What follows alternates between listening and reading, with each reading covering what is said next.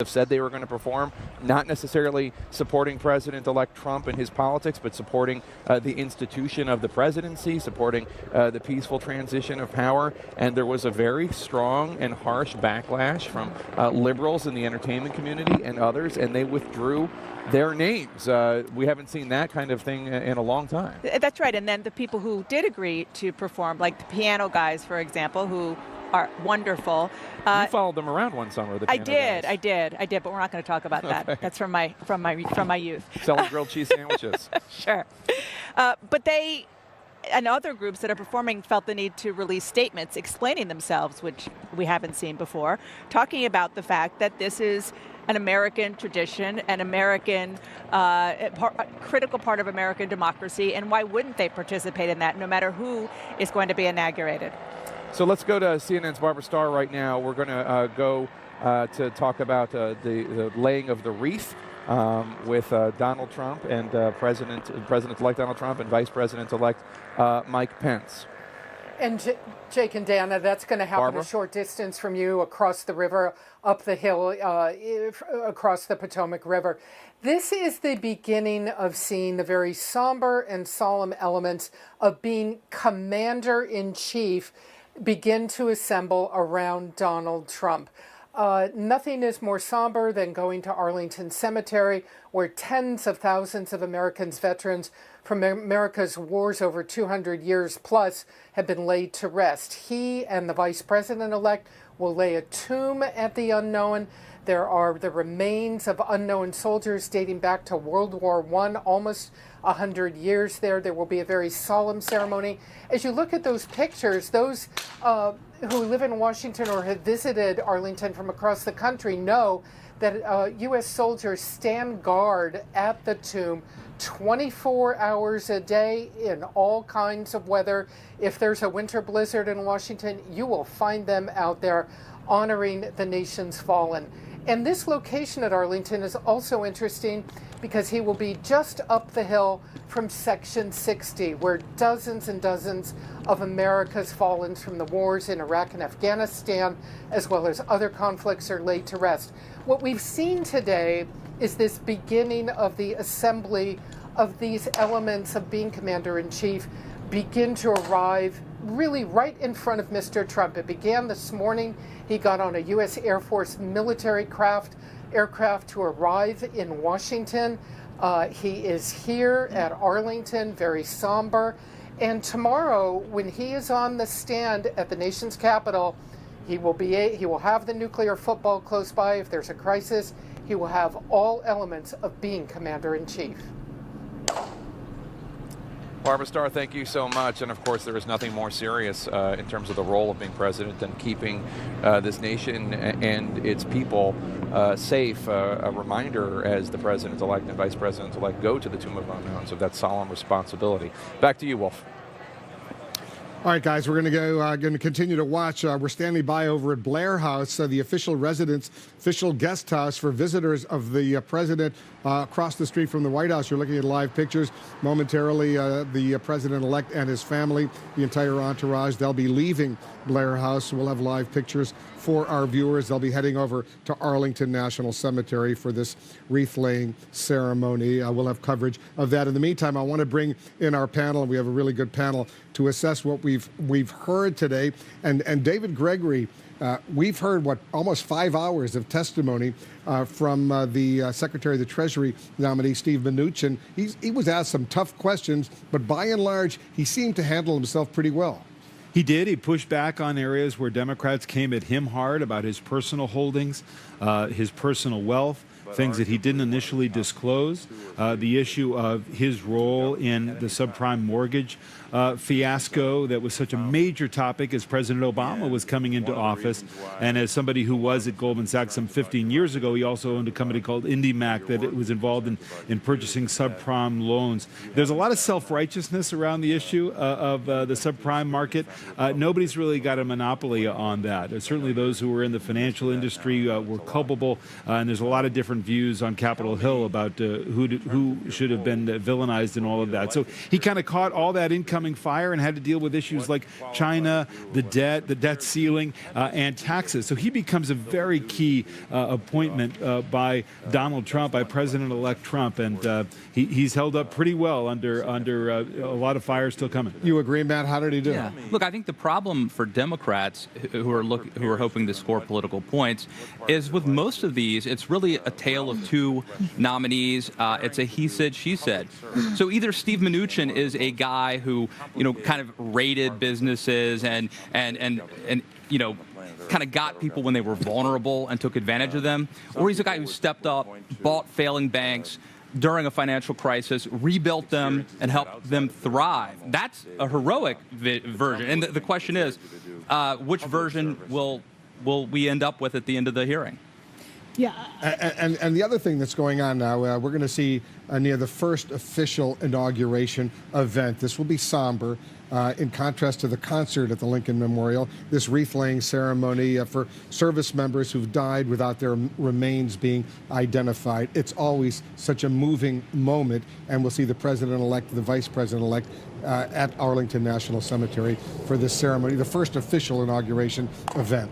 Yeah, and, he has been such an unorthodox candidate, starting in June of 2015 and then running up into being a very unorthodox president-elect, even tweeting all the time and doing things really that I think have set people on edge oftentimes in Washington who are used to establishment Washington. So here he is entering into this moment, which has the trappings of the establishment. I mean, this is a president-elect who basically is just going to go through all of very standard procedures here and very standard rituals. And I think the hope for a lot of people is that this will bring people together. This is a real moment for the country, the peaceful transfer of power, and we'll get to see Trump in a way we haven't seen him It's so also far. one of the first times that the president-elect, where it really starts to dawn on him that he is going to become the president, that he is becoming commander-in-chief of our armed forces. That has got to be an awesome moment for anyone. And as he thinks about all the enthusiasm in the country for him in the military and otherwise, this becomes a proud moment, but no doubt a humbling moment. Yeah, and Tim Naftali is with us, our CNN presidential historian. Tim, we saw a little bit of that at Joint Base Andrews when he arrived on the U.S. Air Force jet, and the military was there to receive him as the incoming commander-in-chief. But now this will be more formal. Well, one thing that we've seen, Wolf, with president-elect who have not had military service or have not been associated with the military, is that it's very important for them early on to establish a connection. President-elect Obama, for example, also paid a visit to Arlington during the day before the election, before the inauguration. It's very important to send a signal that they understand the seriousness of being commander-in-chief. It's not a matter of spectacle or performance. It's a matter of lives and security. It's extremely important, and I would say a good choice on the part of President-elect Trump that he and the Vice President-elect are going to Arlington today. But this is something that's traditional. All incoming presidents usually make an appearance there. Is that right? Some have not. No, some have not.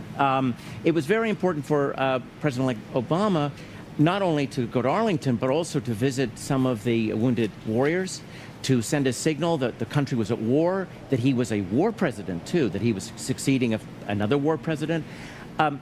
It's extraordinarily important. The symbolism, everyone should be watching the symbolism in the next 2 days. Not only is power passing, but in a sense, the personification of the American presidency is changing. And Donald Trump will change it, but there's much that he cannot change. It's tradition. And this will be an event not just for the president-elect, the vice president-elect, but for their respective families as well. They'll be included. Yes, I mean, as Tim said, there's so much symbolism in these 2 days, especially for the First Lady. We're all waiting to see what kind of a role she's going to play and how she's going to use the symbolism of her position to express really the emotional tenor of the private side of the White House. What are you going to be looking for?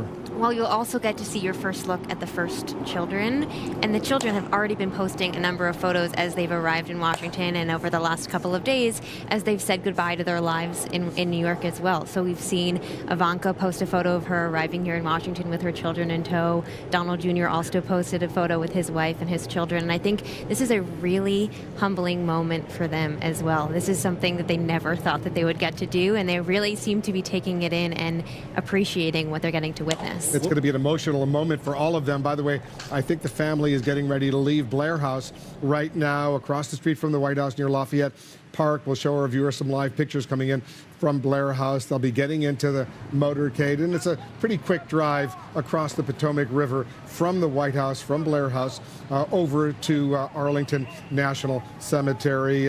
Dana, this is a moment I suspect the president-elect is really looking forward to, the actual beginning of the formal inauguration events.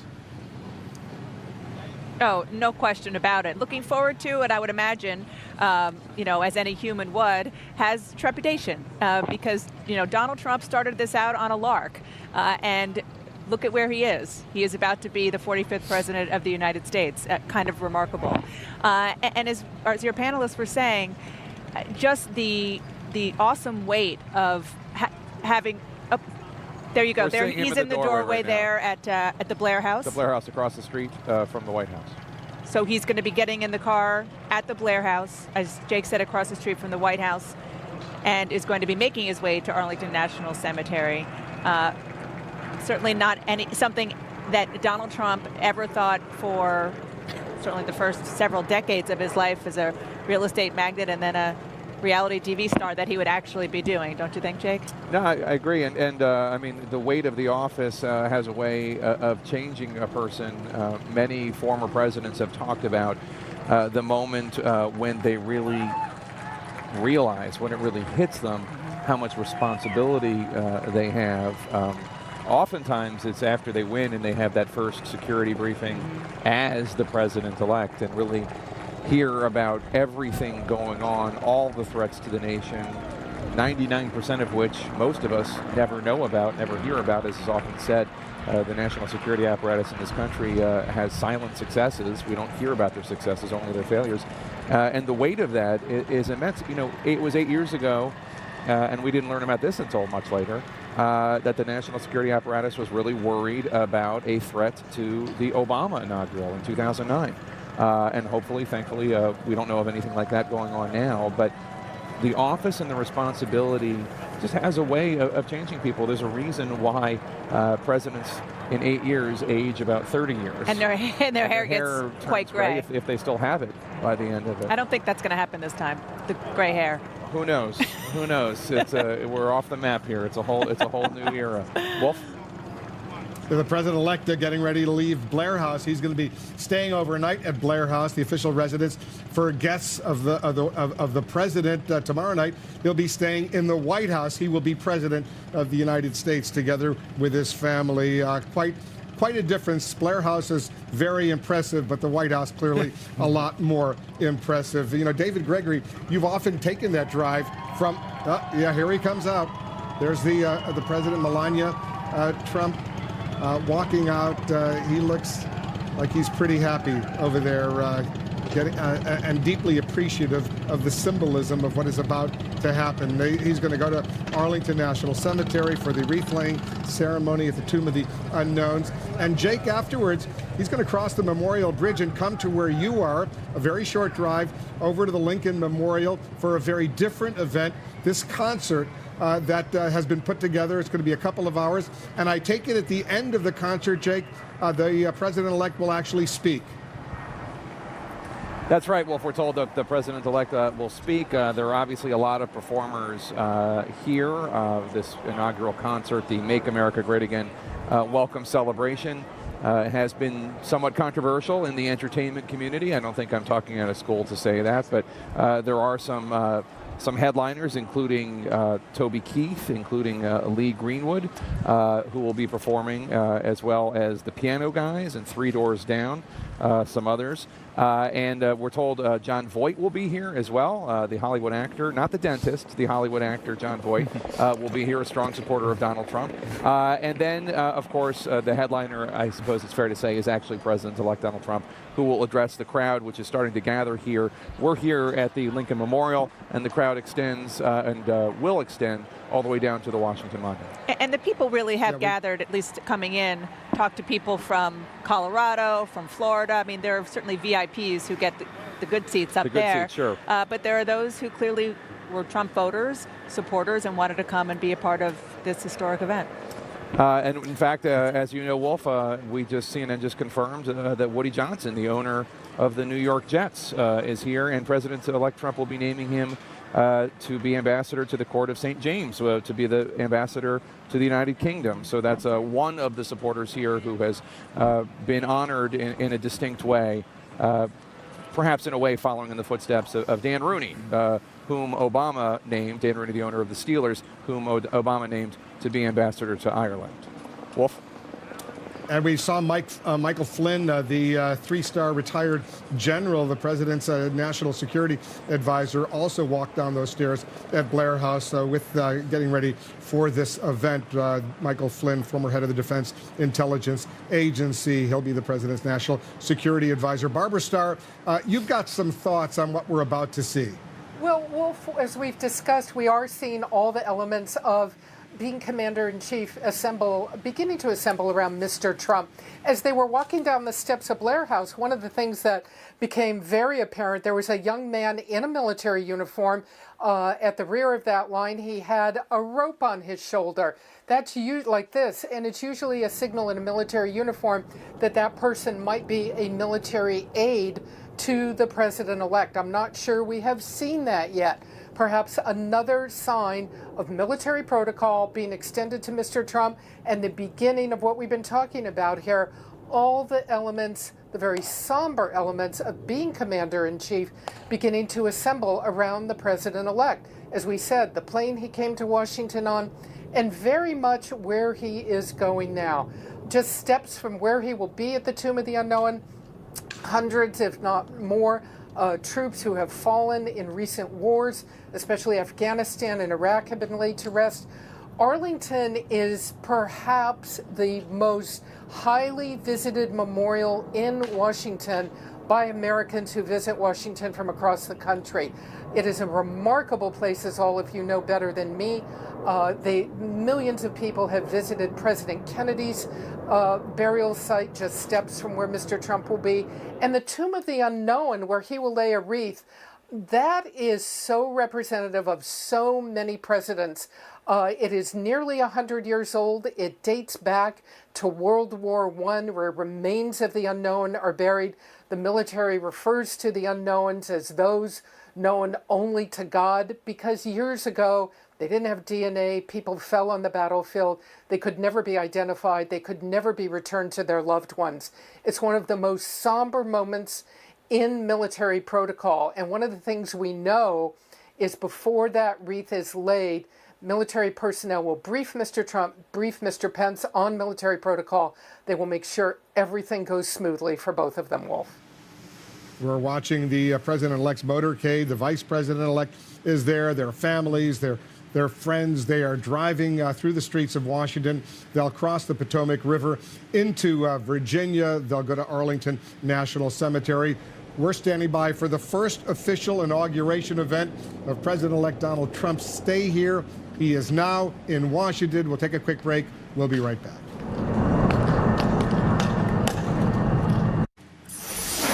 President-elect Trump, his motorcade arriving over at the Lincoln Memorial, at the Arlington National Cemetery. He'll be going to the Lincoln Memorial from there for a concert, a Make America Great Again welcome celebration, as they're calling it. But first, this much more somber ceremony at the Tomb of the Unknowns at the Arlington National Cemetery, the monument dedicated to U.S. service members who have died without their remains being identified. This is the first official inauguration event on the president-elect's schedule. Tim Neftali, our presidential historian, is with us.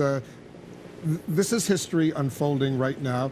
In only a matter of hours, tomorrow, Donald Trump is going to be the 45th president of the United States. And as we pointed out, he won't be staying at Blair House across the street from the White House. He'll be in the White House. I think it's important for all Americans and anyone else watching around the world to keep in mind that the American presidency is very unusual. It combines three positions, oftentimes separated in other countries: commander-in-chief, head of state, and head of government, all three things in one person. For different American presidents, one of those titles is easier to handle than others. We are going to be able to watch today and tomorrow how Donald Trump, in his serious moments, how he's handling those three huge responsibilities. Going to Arlington is his first major act, though he's not yet president, as the future commander-in-chief. It's a major moment. Watch how he acts. Look at his facial expressions. Look at his stature. Look at his poise. He's going to be doing this a number of times. Memorial Days, it's going to be doing it again and again, but this is his first time, and the first time sets precedent. It's an important day. There is nothing more important for a president of the United States than being commander-in-chief, because that president, that commander-in-chief, will have the lives at stake for so many military personnel. The security, the national security of the country will be in his hands. Well, keep in mind, when people talk about who is ready to be president, actually, only presidents are ready to be president. There is no, there's no deputy job that prepares you for it. Being vice president is the same. You're not in the line of command. So tomorrow at noon, he is going to be responsible for everybody, not simply our security, but everybody in the U.S. military. He becomes their commander-in-chief. It's an awesome responsibility, and if we want to know one of the reasons why people age in this job, in this very dangerous world, that's the reason. Yeah, take a look at pictures of President Obama 8 years ago, 4 years ago, and today he clearly has aged with that enormous responsibility. And Obama famously, because he wanted to get the symbolism of the military just right and convey the respect and honor, he famously practiced the salute privately so that he could have it just right. And we'll see today. I don't know if Donald Trump will salute at all, but that's one of the, kind of the gestures and the elements and the symbolism that's so important to this role you're talking about. He did salute the troops when he landed at Joint Base Andrews, David Gregory. When he got there, when he walked off that U.S. Air Force jet, no longer flying Trump Airlines, he's flying a U.S. military plane. As of tomorrow at noon, he'll be flying on Air Force One, which is clearly the mark of the presidency, if you will. So he's got to get ready for this new assignment. He does, and it's humbling and it's awesome. For those of us, you fly on Air Force One, you realize what a big deal that is if you're covering the presidency. And Wolf, as you've covered presidents, I don't know any president who's come into office who isn't so taken aback by that moment of realizing what it means to have all that power vested in you, as Tim was saying, to be the commander-in-chief. And it also comes at a time when Donald Trump is, as he takes office, a wartime president. We have troops committed in Afghanistan, some additional troops committed in Iraq, but also at a time when he campaigned rethinking what America's role should be in the world, how power should be projected around the world, and in many ways has harkened back to a pre-World War II time when American power was used very differently. This was a Senate that never actually ratified the Versailles Treaty, that was staunchly isolationist in the run-up and the beginning of World War II. He harkens back to that time in national security. So he's going to figure all of this out, even as he looks at a threat matrix that really is very difficult for America, very challenging time. And Matt Lewis, as the president-elect, soon to be president of the United States, he's already receiving these military briefings. He's got to obey certain military protocols as the president-elect at this event, at this ceremony, at the Tomb of the Unknowns. That's right. All of a sudden, things become much more serious. His words have even greater implications than they've always had. I would say I think one of the things that's really kind of grand about this is this year has been really crazy for those of us who follow politics, who cover politics. And there have been a lot of unprecedented things and things that, in the olden days might not have been done.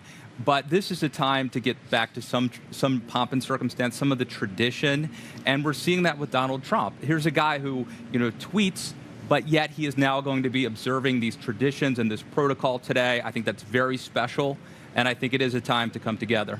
Kate, you spent a lot of time studying the families and the new responsibilities they're going to have, not only the spouse, but the kids, the grandkids as well. Yes, it's interesting because it's been reported, obviously, that Ivanka is going to have an office in the East Wing, which is traditionally the First Lady's office. But even just on today and tomorrow on this stage, taking these first steps in this very traditional ceremony, they are a tableau of our nation, and we're looking at them. I think it was Oleg Cassini, who designed for Jackie Kennedy, who said he imagined her as if she was in a movie, and of course he was a costume designer for Paramount, but it's almost like they're in this tableau, and we're looking at this extended family, really, which it's really one of the largest families I've seen on this stage, I think. Yeah, all the kids and all the grandchildren are there, and the incoming First Lady, Emily, she's wearing sunglasses, which is not unusual, even though it's not all that sunny here in Washington today. But she's got an enormous amount of responsibility as well. It is unusual. She's not going to be moving here right away. She wants their son, Barron, to finish this semester before they come to the White House. In fact, she's going back to New York on Sunday after all the festivities, and Barron will be at school bright and early on Monday morning, just like any other normal kid in New York City. It's very interesting what's going to happen with the first family. Ivanka, you saw her moving to D.C. Jared will serve in the White House. But his two eldest sons will remain in New York running the Trump Organization. It's just a very different kind of first family that we'll get to see, and I'm excited to see the first look at what that will look like. Tim, historically, it's pretty unusual, isn't it? Oh, yes. There have been first ladies that have not enjoyed being in Washington. Bess Truman preferred to be back in Missouri. And in fact, Margaret Truman was a very important helper to President Truman. So the fact that the First Lady likes to be somewhere other than Washington, that's not news. What's going to be interesting is the fact that what is clear is that the President-elect, soon to be President Trump, has enormous respect for his children's advice. That's what's really different. Some people might remember how much trouble President Carter got into when he referred to Amy's thoughts on nuclear weapons. Well, Amy was about 8 years old or 9 years old at the time. But the point was, we are already prepared for the fact that his children are going to give him advice, and they're going to be seen as sources of advice. That's a big difference. We do remember from the Ronald Reagan presidency, his wife Nancy Reagan, she played an incredibly important role as a senior advisor to her husband. Yeah, but Ron Jr. was not a source of advice to Ronald Reagan. The opposite. So that's... But it is true. I mean, in terms of first ladies, and it does seem like Ivanka is going to play that sort of role as first lady, even though she doesn't really like us to say that. I want to watch this wreath-laying ceremony. Now, let's just listen and watch.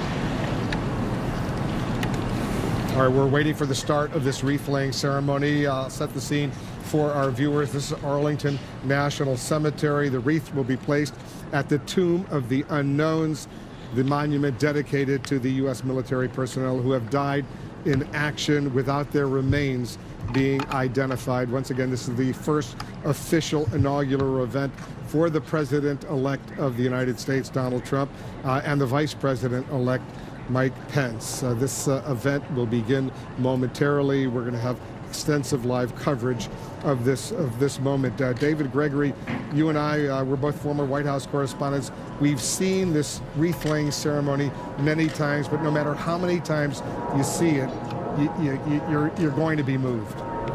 It's moving to watch as a citizen. It's moving to watch as anyone who's got a role of responsibility in Washington. It is beyond that. It is a different level of humility for someone who is on the eve of becoming the commander-in-chief. Because of all the power you have, of all the pageantry that surrounds you, the loneliest part of being president is that it is your job and yours alone to be the last one to order men and women potentially to their death. That's what this represents. It's unvarnished. There's no way you can sugarcoat it.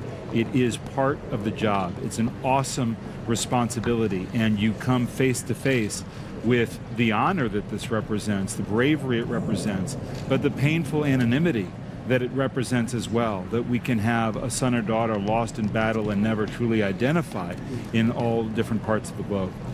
We're seeing some of the staff there, the military personnel, others. We're awaiting the president-elect of the United States will be walking down those stairs. And there we see some of the family members, Ivanka and Jared, walking down, some of the other adult children of the president-elect of the United States. Matt Lewis is with us as well. Matt, this is a moving moment for them, for the family as well. Absolutely. You think about, you're talking about the history, the tradition, the pageantry, the responsibility, and then other presidents throughout history. John F. Kennedy, of course, is buried there, but other presidents from George Washington to Abraham Lincoln who have sent, service members into harm's way. And Donald Trump, maybe he started this as a lark, it's unclear, but he is about to put his hand on the Bible and about to be the person in charge of those decisions. Emily, we see the family there. We see Ivanka, we see her husband Jared Kushner, who will be a senior advisor to the President of the United States. The two adult sons, Don Jr., who will not be in the White House. They will be taking care of the family business. But now we're seeing the family beginning to walk down, including Melania, the next First Lady of the United States. Emily, you studied this family for a long time. Yes, absolutely. You see the eldest grandchildren of Donald Trump there. You don't see the youngest members. I would find it hard to imagine that this family has actually visited Arlington before today. So not only are they visiting this somber, incredibly emotional scene, but they're visiting it as the first family for the first time. That has to be a tremendous amount to take in. Family has been brought down. Pretty soon the president-elect of the United States and the vice president-elect of the United States, they'll be walking down with military escorts, and they will be presiding over this wreath-laying ceremony. Interesting. Well, when President Kennedy looked at this space and toured it with the superintendent of Arlington, he actually said out loud, this would be a marvelous place to be buried someday. Of course, so premature in his own life. The view itself is stunning. And of course, the Kennedy brothers are there as well. So to take in the view as someone who's going to be sworn in as president tomorrow, on top of the honor and the awesome responsibility this represents, again, one of the earliest pieces of the pageantry where I think the president-elect is getting steeped in the history of the country and the history of what it means to be the President of the United States. He was at Blair House, where he learned of the old Kentucky newspaperman who ultimately became an advisor to Andrew Jackson. He'll be now living in the house where the Gettysburg Address resides. There is so much history to get caught up on that he is now part of. Well, let's bring in the presidential historian, Tim Neftali, who's watching all of this as well. You've studied these presidents for a long time. The 45th president of the United States, as of tomorrow, will be Donald Trump. Well, every individual who's become our president shapes the office in a certain way. And we have a sense of how Donald J. Trump may well Here he comes. But we don't know with the for military sure. escort. Tomorrow, we'll start seeing it. All right, let's watch the president-elect of the United States, the vice president-elect of the United States, as this wreath-laying ceremony at Arlington National Cemetery at the Tomb of the Unknowns is about to begin.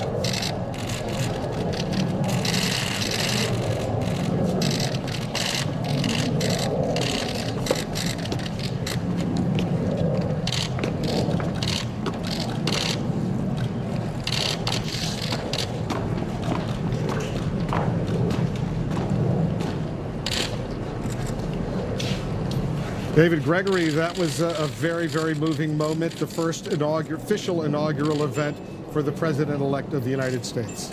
Yeah, we've been reflecting on it. Again, this is one of the set pieces for the President-elect to pay tribute to the Tomb of the Unknowns, to the sacrifice as the Trump family looks on. It's the first time we've seen young members of the family, so young as children, who are a part of a presidential family. We've watched the Obama girls grow up in their time in office. But this is a moment where he really prepares, does President-elect Trump, to become commander-in-chief and really come to grips with the enormous sacrifice of our men and women in our armed forces in all branches over the years. And I think brings home the importance of all of the decisions he'll have to make with regard to national security threats and challenges that he'll face as president. And I think one of the things that we know from presidents past, the reason the former president's club is known as that, they can all appreciate the lonely experience it is to be in the position of commander-in-chief and have to order people to potentially give the greatest sacrifice that you can give, the ultimate sacrifice. The depth of difficulty of those decisions is now part of what Donald Trump will share with others who have come before him. Jake Tapper is over at the Lincoln Memorial, which will be the next site, the next official event, a concert there, what's being called a Make America Great Again welcome celebration. I'm anxious, Jake, for your thoughts on what we just saw. Well, I'd be anxious to hear the thoughts of the president-elect, because beyond the trade deals, beyond the campaign barbs, that moment that we just witnessed really represents the most serious and consequential trust that a nation can bestow in someone. Lives are about to be in Donald Trump's hands, not just the lives of U.S. service members, but as commander-in-chief, his primary responsibility is keeping the American people and the American homeland safe and secure. And what we just witnessed, the wreath-laying ceremony at the Tomb of the Unknowns, represents that grave responsibility in a way that words fail to describe. But since we don't have the president-elect with us, let us turn to one of the next best things we have with us, with me and Dana here at the Lincoln Memorial, Tom Barrack, who is the chairman of the Presidential Inaugural Committee. He is responsible for what we're about to enter, the celebration of the peaceful transfer of power, as well as the celebration of the 45th presidency, and also a dear friend of Donald Trump since 1985. Thanks so much for being here. We really appreciate it. Glad to be here, Jake. Thanks. So congratulations on everything that's about to unfold. Let me ask you, as somebody who knows Donald Trump and is watching him go from a civilian to the commander-in-chief, what are you witnessing behind closed doors? Goosebumps. You know, the weightiness of the moment, of transitioning from candidate to president is momentous. And I think what you're seeing, and if you just look in his eyes at Arlington, you see in that moment, in that anticipation of that peaceful transfer of partisan power, that the rhetoric of a campaign moves aside, and that responsibility of saying all of these lives, as we look over these incredible monuments, and say we're just players on the stage, and now he's the lead actor. I think you're going to see a shift from candidate to world leader, and I think he's feeling the weight of it. Text INAUG. Before coming on, and we were watching, and you were noticing the guy that you have known for so many decades, the look in his eyes and look on his face change. How so? Can you be more specific? What did you see that was different? Yeah, look, the man is intense. I don't think you've ever had a harder working candidate in history.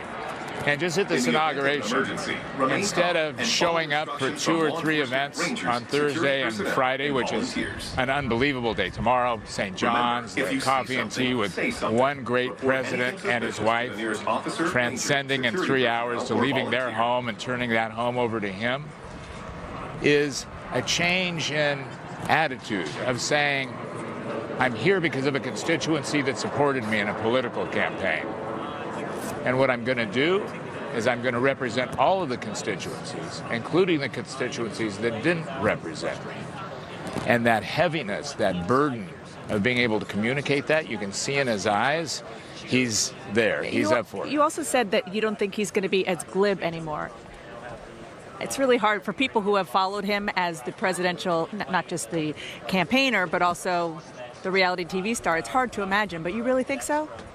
No, absolutely. You know, the glibness in 144 characters. When I say glib, what he's done is he uncapped something that none of us saw, right? Polls are irrelevant. There's another answer to media in short quirps.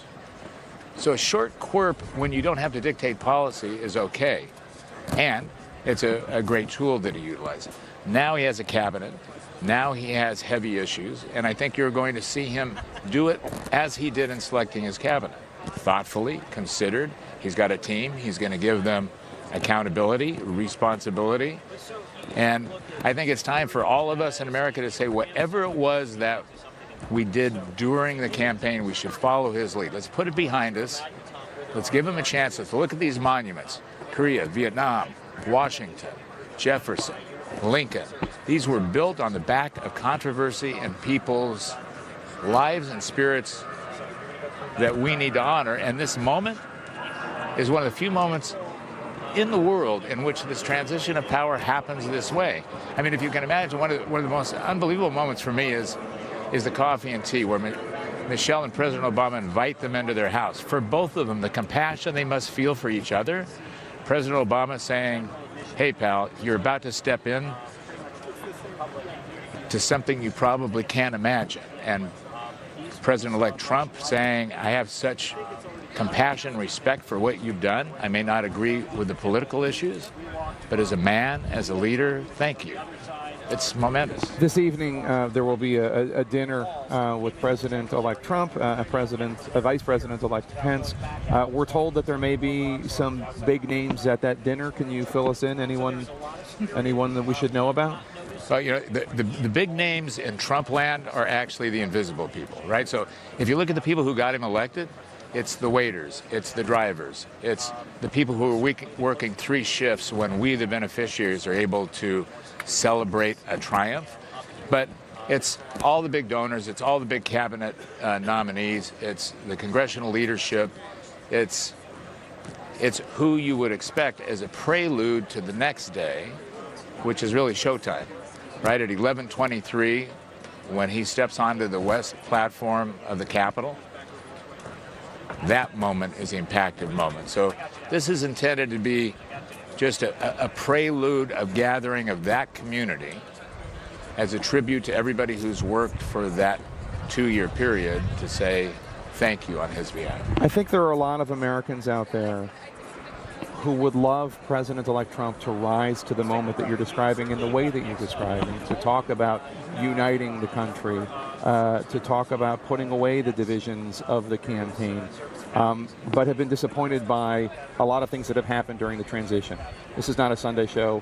I'm not going to ask you a million tough questions, but you understand what I'm saying. Is he ready for that moment? There are a lot of people that would love to rally behind him. Yeah, he's totally ready, and he gets it. And I think what we have to do is give him a chance. So he hasn't got his team in place, right? The frustration is he's president-elect. And if you look at the cabinet selections, I mean, people criticize it saying it's all billionaires or it's only successful people. And I say, well, would you like him to have unsuccessful people, right? If we're having cardiac surgery, you go to the best cardiac surgeon in the world. Or if you're going into a war, you would prefer to have a general, you'd prefer to have General Mattis than a West Point cadet. And that's what's happened.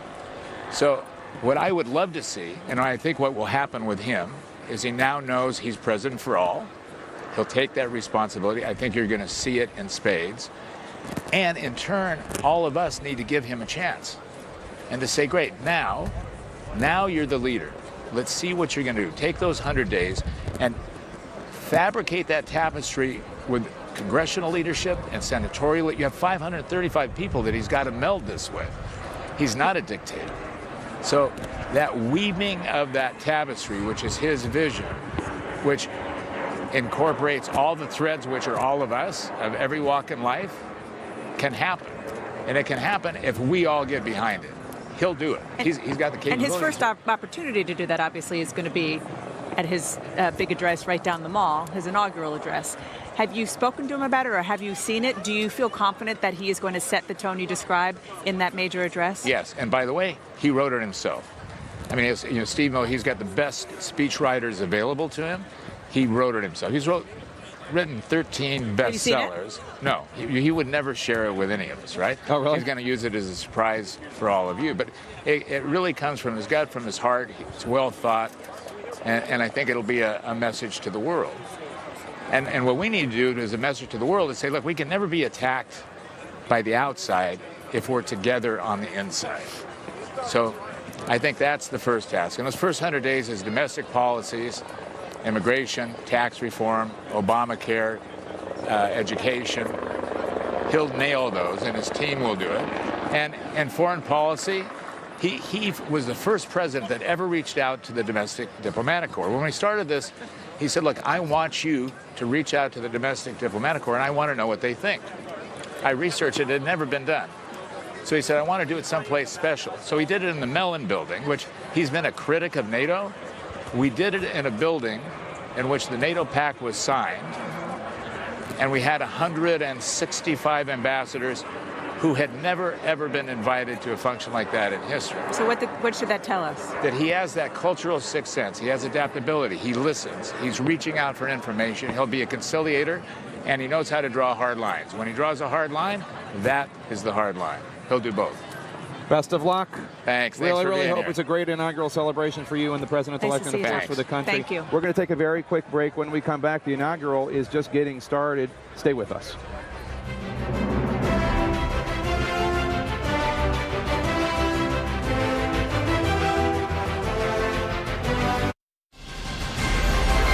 Ladies and gentlemen,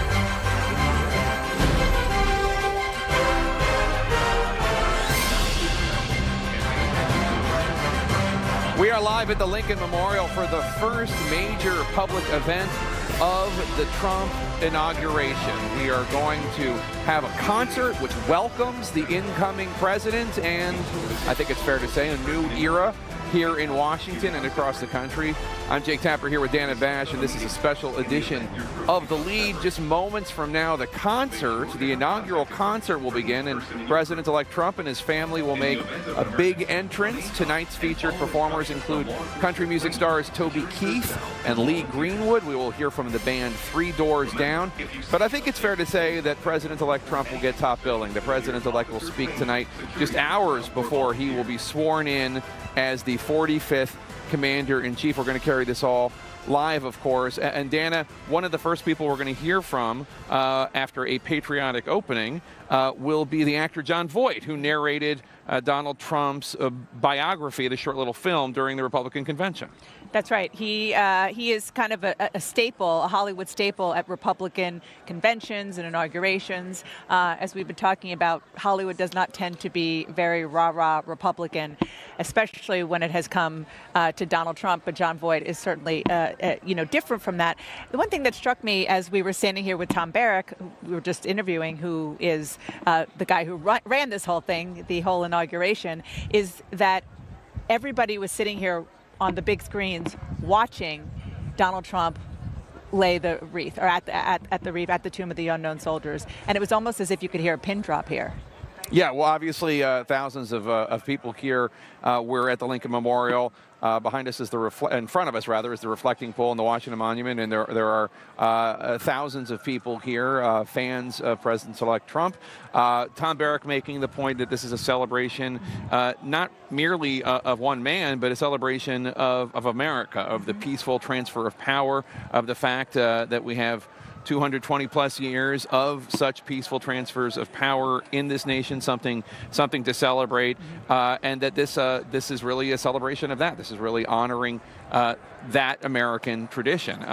But in addition to Jon Voight, I believe one of the first big ones we're going to have is Lee Greenwood. Lee Greenwood, of course, is going to be here. For those of us who go to Republican and Democratic rallies for a living, we hear a lot of Lee Greenwood.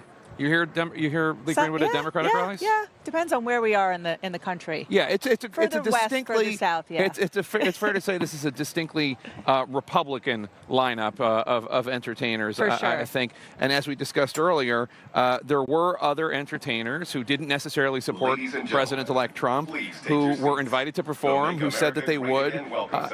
Let's listen in. Begin in 5 minutes. We're being told. being told that it's 5 minutes. 5 minutes away. Yeah, thanks to my executive producer for making me interrupt that. So anyway, what I was saying was just like there is this idea of that a lot of entertainers agreed with of just coming to honor the presidency. Absolutely. Honor the peaceful transfer of power, honor the event, honor the nation. But there was a backlash, and a lot of liberals were very critical of those entertainers who said they were going to perform, and a number of them pulled out. But we will hear from some of them. Sam from Sam and Dave, the famous blues group Sam and Dave from of Soul Man fame. They're the ones who you followed around for a summer. I followed Dave. Oh, I okay. didn't follow Sam and Dave. He will be performing, and then in between different acts, DJ Ravi Drums will be performing as well. You know, you talked about the people who said that no way, no how, I'm not going to show up. The people who did are saying, and who are going to be performing, and it is going to be a lively concert, are performing in some cases because they genuinely support Donald Trump, but in other cases it's because they genuinely support this country. And they say this is about a peaceful transfer of power. And as we're talking about this, what struck me is we talked so much over the past 18 months about this unconventional guy, Donald Trump. This is as conventional and traditional as it gets.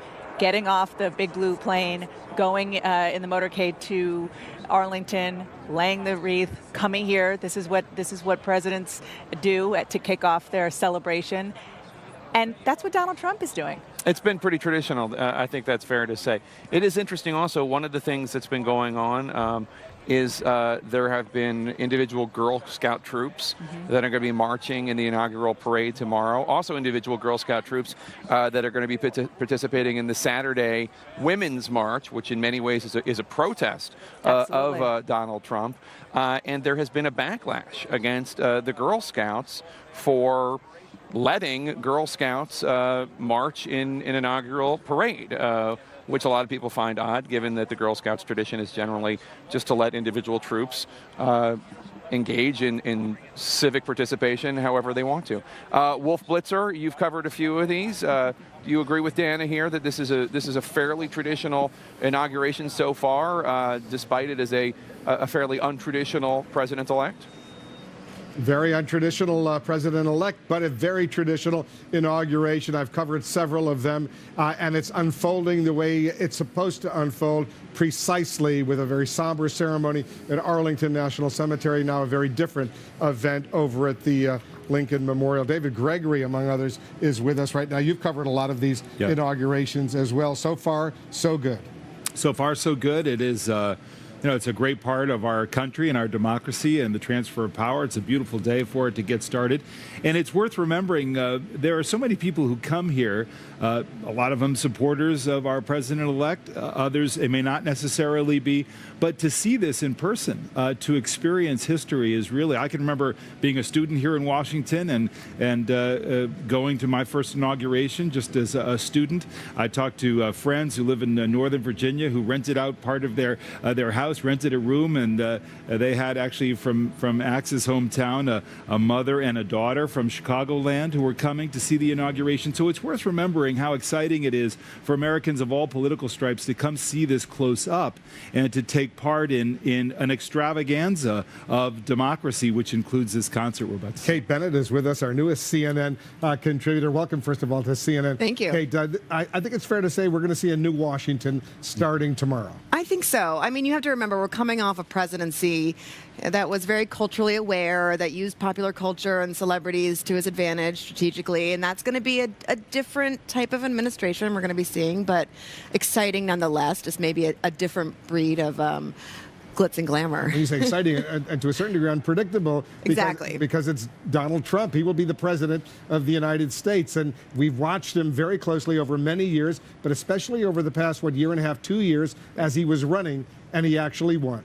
Exactly. I mean, maybe most of us might not have predicted this moment, but as I'm walking over here, Americans were filling in and people had their banners and the guys were rolling up their carts to sell the Trump paraphernalia on the street corners, and it was feeling very exciting, and electricity was happening, and it's going to be here all weekend. David Axelrod is with us as well. What's going through your mind right now? I can't claim with a straight face to have predicted that he would be here today, so let's just get that straight. A couple of things. One is, I was a 9-year-old at Lyndon Johnson's Biden's inaugural and came to see it. I was one of those young people who was, pie-eyed and watching an inaugural. That's one of my early political experiences. But I'm thinking today also of the White House, the incoming White House staff, the incoming cabinet and their staffs, because as people are celebrating this moment, they are contemplating that at noon tomorrow, the responsibility of running the United States government will be theirs. And so there's always that in the back of your mind. It's an exhilarating moment on the one hand. On the other hand, it's you're a bit, daunted about what's about to happen. You were with President Obama exactly 8 years ago when that responsibility all of a sudden dawned on him. He was then the president of the United States, no longer simply president-elect or a candidate. It's quite a transformation, and that particular one, I've told this story before, but there was a threat of some action on the inauguration, and so there was quite a bit of activity behind the scenes that nobody was aware of. But for those of us who were about to step into office, the realization of the enormous responsibilities that we were about to undertake were very clear from the moment he stepped on that stage. Emily, you've been covering the soon-to-be first family for a while now. Give us a little insight. What's going through their minds? Well, I think this is incomprehensible for most of the family. This is a role that they never thought that they would play, and I think that they're awestruck. These are traditions that this is a show business family, right? These are not strangers to the spotlight. The children have been in the spotlight their entire lives, but this is a very different kind of spotlight, a tremendous amount of responsibility, and I think that they are really, you're seeing them really appreciate that and watching that dawn on them, and they're letting it play out in the public. They're posting about how awe-inspiring this is for them. So this is really a millennial version of the first family that you're seeing for the first time. These are adult children, and it's just really interesting to watch that play out. Jake and Dana, this concert where you are over at the Lincoln Memorial getting ready to begin. That's right, and beyond the individual acts, I have to say, this is really a moment for the country. This is going to be the first time that the American people see President-elect Donald Trump in the role of Commander-in-Chief with the first family. We will hear from him at the end of the concert. He will address everybody, and it's just a big moment. I think a lot of people are used to seeing President-elect Trump in campaign events. They're used to seeing him in certain settings. In the Tower of Trump Tower, in the lobby of Trump Tower. In the boardroom for The Apprentice, exactly. etc. This will be, I mean, for every time there's a new president, it's a little strange at first to see him in the new role and try to adjust your brain around the fact that this person is the one we're going to hear from for the next 4 to 8 years. This is this person who didn't seem prepared for it, is now in charge, ready or not. But this is somebody who has not been a governor, has not been a senator, is the first person to be elected president without ever having held public office or a military rank in the history of this nation. It's so true. You think Barack Obama had been sworn in before as state senator, as United States senator. George W. Bush had been sworn in before with his hand on the Bible as governor, and it went on and on and on. He's never been sworn in before for anything. No, well, and while there was a tradition service, in the 19th century of people who had been generals who were then elected to the presidency, he is the first person who has neither been a public servant or an officer in the military. So this is really new in the sense of he's never really been in charge of a public sector or military enterprise. Now, of course, he's a very successful businessman with a global business empire, but it's just going to take a little adjustment for people to wrap their heads around. You heard Tom Barrack, his dear friend and the chairman of the Presidential Inaugural Committee, talking about how he has seen the transformation begin as the weight of this office has started to settle on the shoulders of Donald Trump. That's right, but before that happens, which is going to be very soon, there is going to be a celebration here. He's going to appear as the celebration is beginning, and it's going to end, not surprisingly, with a firework display, which is the ultimate show of celebration in America. And I should say that the company doing the firework display holds the Guinness world record for the largest fireworks display. You have to be to be involved in this inaugural. You have to be associated with a reality TV show or in the Guinness Book of World Records. I think it's a role. But in fairness to him, this is the 7th consecutive presidential inauguration that they're doing. And if you hear the announcement behind me, they're saying that this is a celebration that's about to begin. It's about to begin, and as soon as it begins, we will shut up and let it begin. We should also note Lee Greenwood, who is going to be one of the first performers that we hear from. This will be the 4th president for whom he performs at their inaugural, having performed at the inaugurals of Ronald Reagan, George H.W. Bush, and George W. Bush. So when we talk about President-elect Trump in his inaugural, if nothing else, keeping with tradition, Lee Greenwood is part of that family tradition, to quote a different country music star. As is the Mormon Tabernacle Choir. They've done this before. The Rockettes have done this before, and we're going to see both of those behind us. But I think, as you said, the most fascinating thing as Americans and really people around the world, it's going to be to get to lay our eyes on Donald Trump and Melania Trump and watch them watching the celebration and try to imagine what's going on in their minds. Yeah. I mean, as we all know, and as President-elect Trump has discussed, they did not think this was going to happen. No. They were not expecting it. They wanted it to happen. He worked very hard for it to happen, but they were not expecting it. So there's a certain reality that takes place with any president-elect. We talked about this, the first intelligence briefing that one undergoes as president-elect, when you hear about the actual threats to the nation and the responsibility you have. You know, before coming on with Tom Barrack, the president-elect's very good friend, he was saying not only does he think that the president-elect is going to be less glib when he actually takes the oath of office, he said, we just had to get him out of Trump Tower. We just had to get him out of his comfort zone, out of his familiar surroundings where he does things as candidate Trump and before that businessman Trump. And being in the Oval Office is definitely not a familiar surrounding for Donald Trump or anybody. No, and it's true. I mean, there have been different moments throughout this process where you have seen humility in President-elect Trump, who is not particularly known for humility. To be fair, neither was his predecessor, but he has really shown moments of saying, I'm honored. I'm honored to be here. I'm proud to be here. He did that early on in the process quite a bit when he would do interviews and people would take him seriously. He was honored to be taken seriously along with others in terms of his policy positions and others. And then, of course, it was a wild ride through the primaries and through the general election. And I think we have seen glimpses of that same humility as the weight of the office and the realization of what he's responsible for. Let's listen in. It's beginning.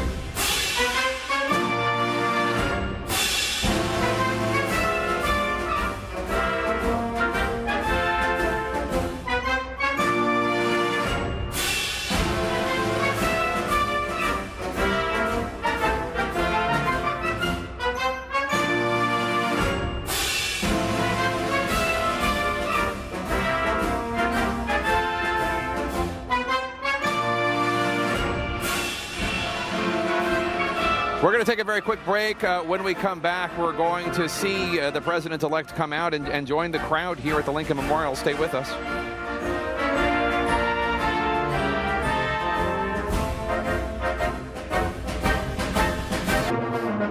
Barron's not here.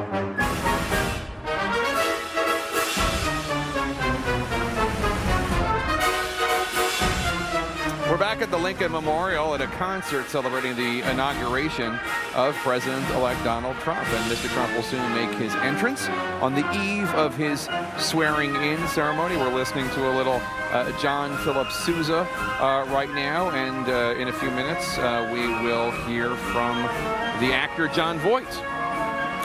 That's right. He's just going to kick off the festivities here. I think what's going to be interesting is to watch how Donald Trump comes in. He likes to make an entrance. He's a man who enjoys a big entrance. He does. He does. He understands the beauty of stagecraft and of theatrics. We saw that the first night or the second night of the Republican convention, and we understand that he's going to come down the stairs. Come on the stairs here, of the Lincoln which Memorial. I don't remember other president-elects, almost presidents doing. Do you? We're going to listen to the national anthem. Ladies and gentlemen, please rise for the presentation of colors, the playing of the national anthem, and the retirement of the colors.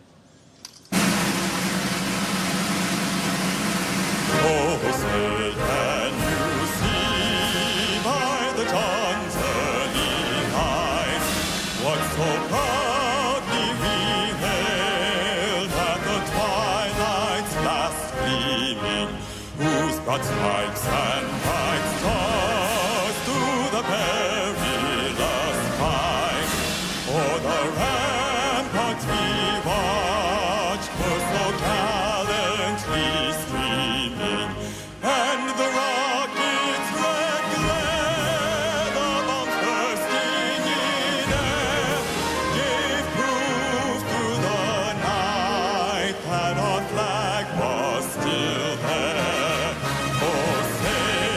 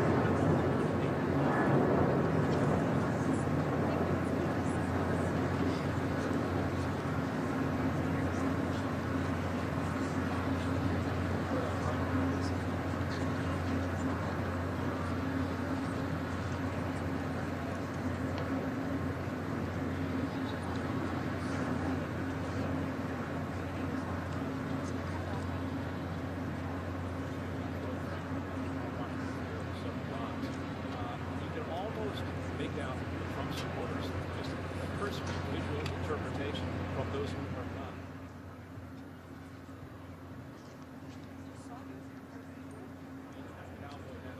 Just smoked a cigar. I talked to a big, tall guy who had a Boston Patriots beanie hat on, and he was smoking a cigar, and he goes,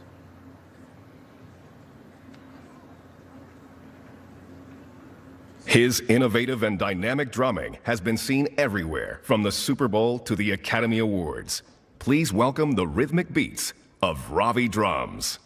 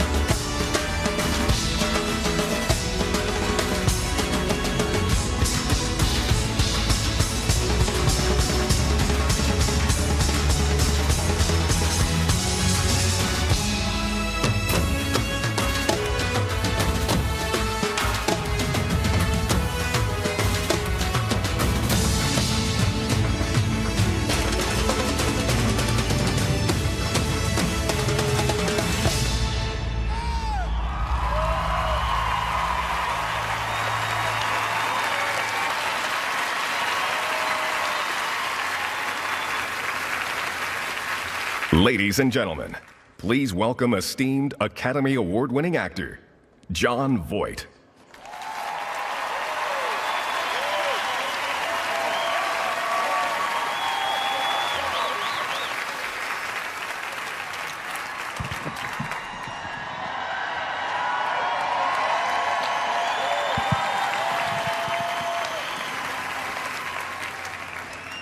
This is some day. Dear friends, fellow Americans, I'm so honored to be here to welcome you all to the inauguration of the 45th President of the United States, Donald J. Trump.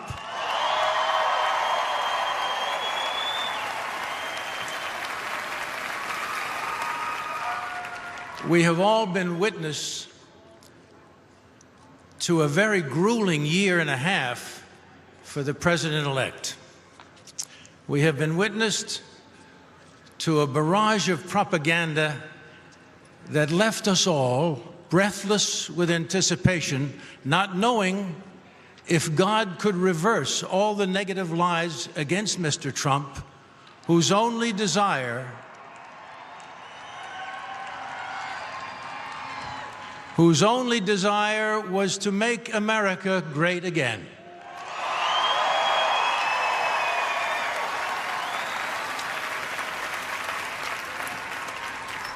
He certainly didn't need this job. And yes, God answered all our prayers. Because here it is.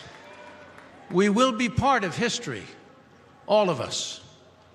And President Lincoln, who sits here with us, I'm sure is smiling, knowing America will be saved by an honest and good man who will work for all the people, no matter their creed or color.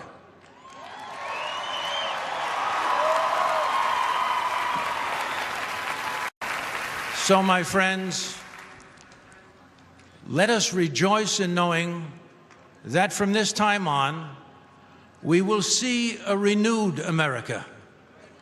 The spirit of America is perhaps best captured by one of our country's most beloved patriotic songs, written over a century ago, America the Beautiful. And here to perform his own version of this truly American classic is a Grammy Award-winning Rock and Roll Hall of Fame member and a soul music legend. And it gives me great honor to introduce the legendary Sam Moore.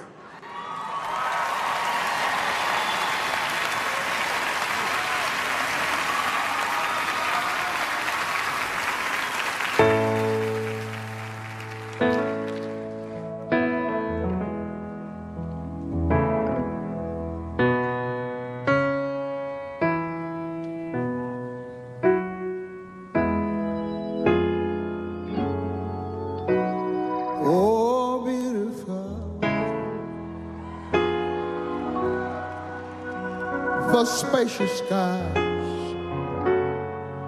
for amber waves of grain, for purple mountains, majesties above the fruited plain. Listen, listen, listen. America, sweet America, God shed his grace on thee and crowned thy good with brotherhood from sea to shining sea. This is me, this is me. Oh, beautiful, for Patriot Street, that sees beyond the years, thine alabaster cities gleam. Undone by human tears. America, I'm talking about America. My God and your God shed his grace on thee. Oh, and crowned thy good with brotherhood from sea to shining sea. If you want to help me sing it, America, oh America, my God done shed his grace on me. Why don't you listen to me when I say and cry? With just a little bit of brotherhood from sea to shining.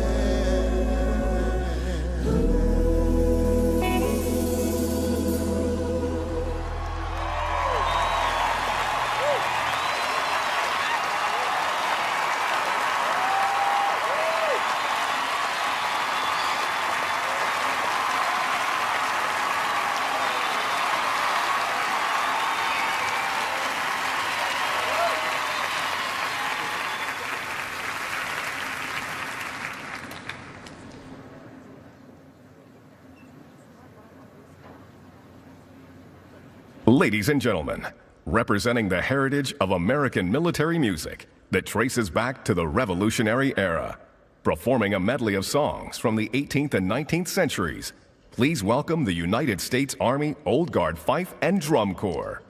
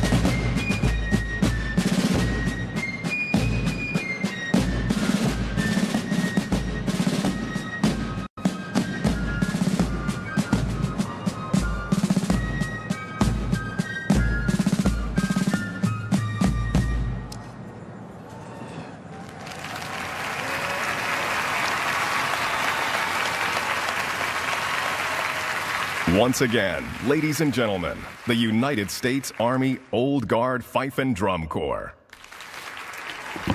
We're going to take a quick break. When we do come back, we expect to see President-elect Donald Trump descending the Lincoln Memorial stairs and joining the festivities here. Stay with us. We'll be right back.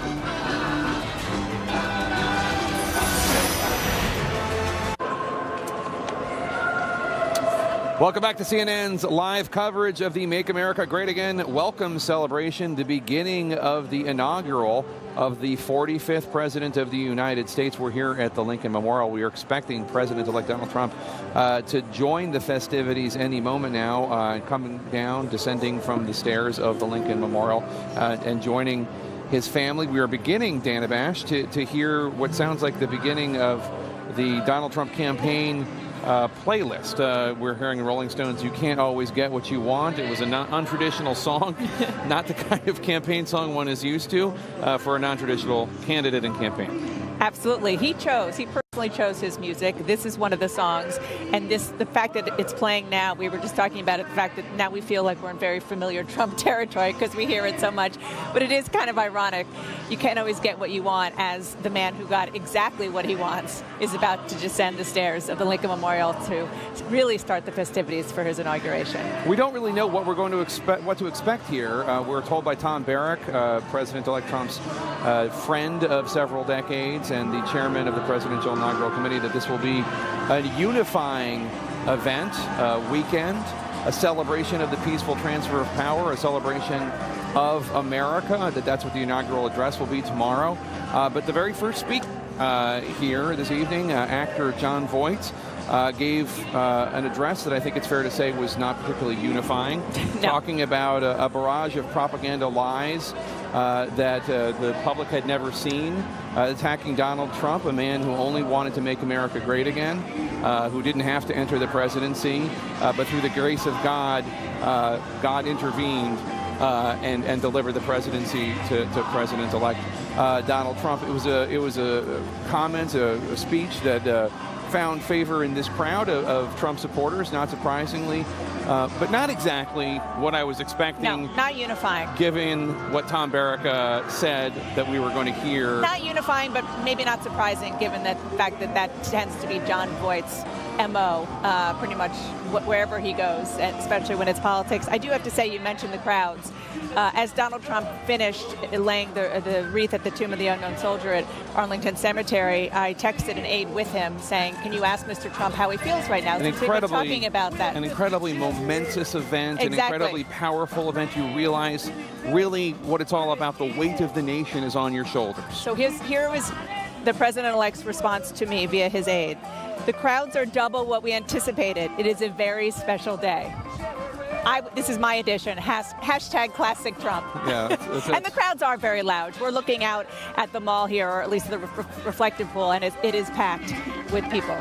Oh yeah, thousands of people definitely here to celebrate the inaugural of President-elect Donald Trump, and that's no surprise, but certainly not what you were looking for in when you about the weight and the weightiness. Although we should note that Tom Barrack told us that he is seeing his dear friend Donald Trump transform, change as he goes from private citizen to the commander-in-chief, and as he stands right near the memorial for the 16th president and looking at the memorial for the first president, surrounded by memorials for the brave men and women who have given the ultimate sacrifice in the wars abroad, in Korea, in Vietnam, in World War II, World War I, and of course that moment at the Tomb of the Unknowns, honoring, long before DNA testing was available, honoring the people that we don't know what happened to them, but they were lost in battle.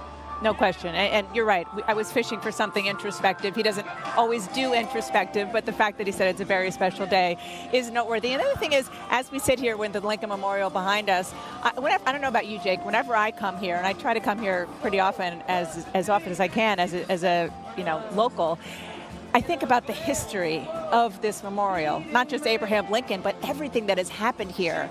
You know, this is where people come to march to the March on Washington. The March on we just Washington. celebrated Martin Luther King Day. Precisely.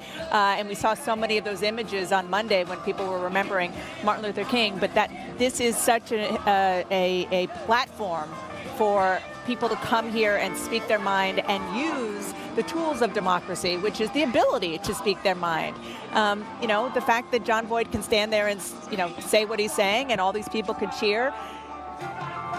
I know this is going to sound maybe really cheesy, but this is what democracy is all about, and this is what this 2-day span is about, is celebrating that democracy. Sure, and 8 years ago, when there were stars like Beyonce and others performing behind us, celebrating President-elect Obama at the time. Ladies and gentlemen, it is our honor Here to comes present President-elect to you Trump. Let's watch. the President-elect of the United States, Donald J. Trump, and his wife, Mrs. Melania Trump.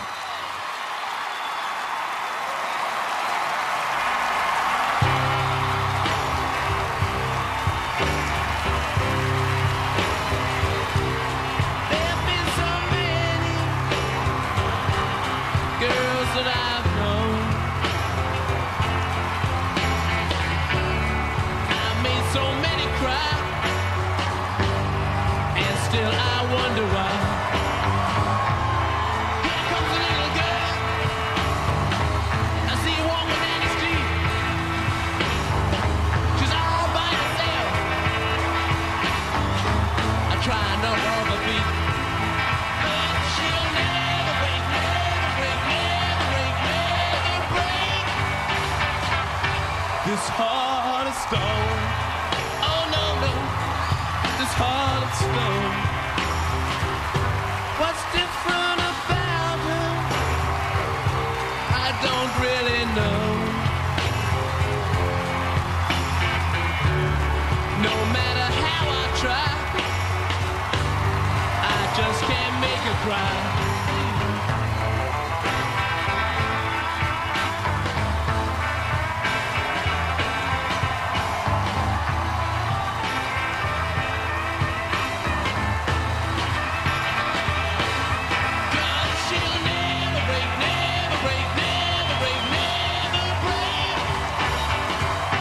This heart of stone.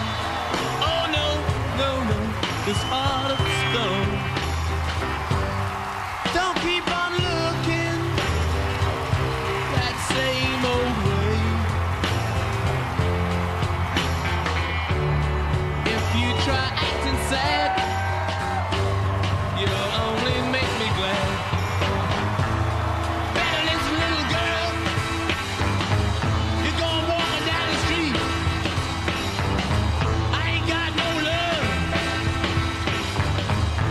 I ain't the kind of me. God, she'll never break, never break, never break, never break. This heart of stone.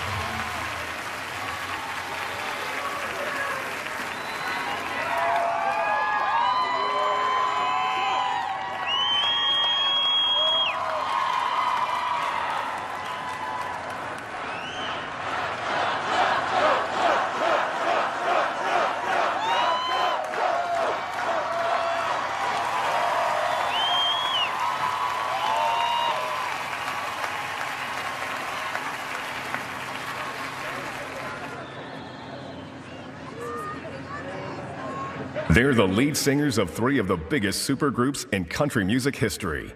From Lone Star, Richie McDonald. From Little Texas, Tim Rushlow. And from Restless Heart, Larry Stewart. Here to perform a medley of their greatest hits, please welcome the frontmen of country.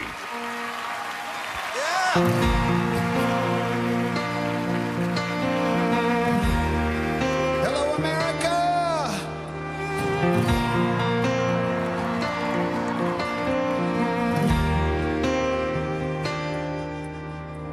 That lonesome Texas sun was setting slow, and in the rearview mirror I watched it go. I can still see the wind in her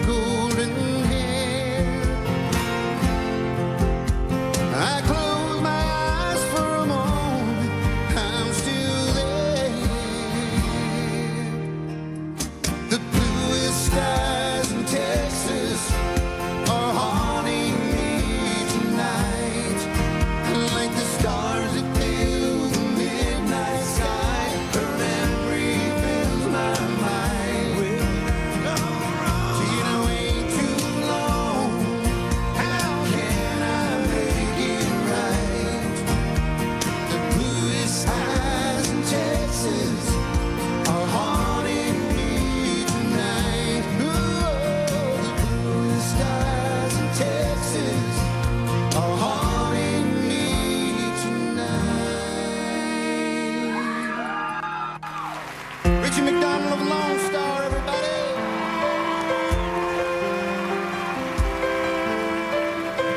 Put on my blue suede shoes and I boarded the plane. Touchdown in a land of Delta blues in the middle of a pouring rain. WC Handy, won't you look down over me? 'Cause I've got a first class ticket and I'm blue as a boy can be. Walking in Memphis, walking with my feet 10 feet off a bill. Walking in Memphis, do I really feel the way I feel?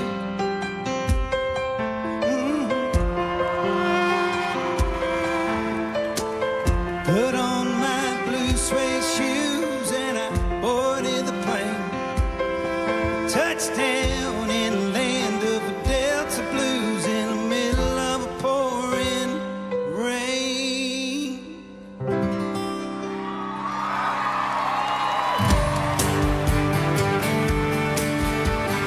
How's everybody feeling out there? We doing good today? Oh yeah.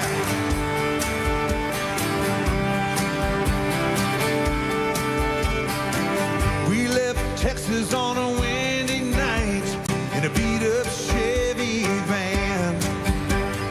Loaded it up with our innocent dreams and all the love we had. We didn't know then how hard it was living on our own.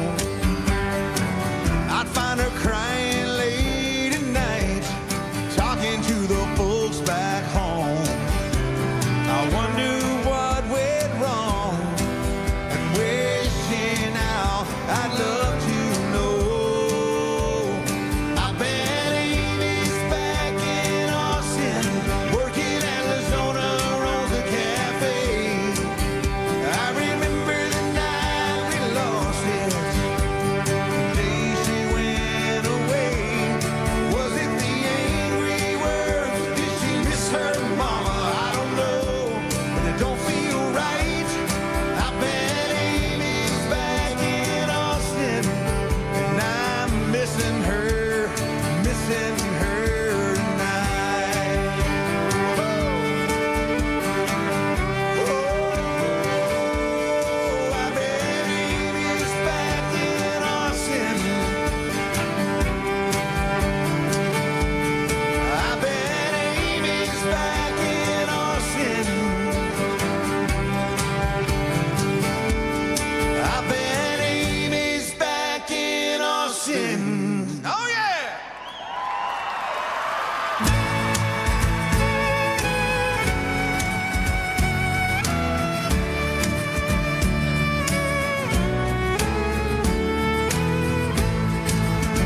No secret, somebody waits at home for you.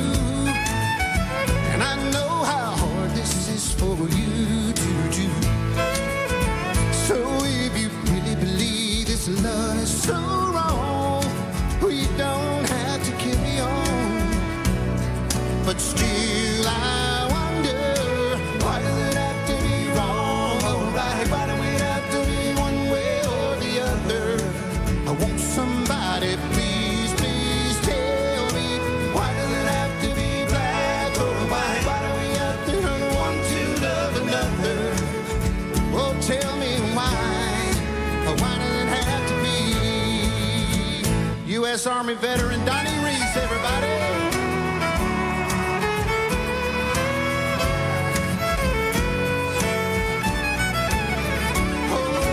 Why does it have to be wrong or right? Why does it have to be one way or the other?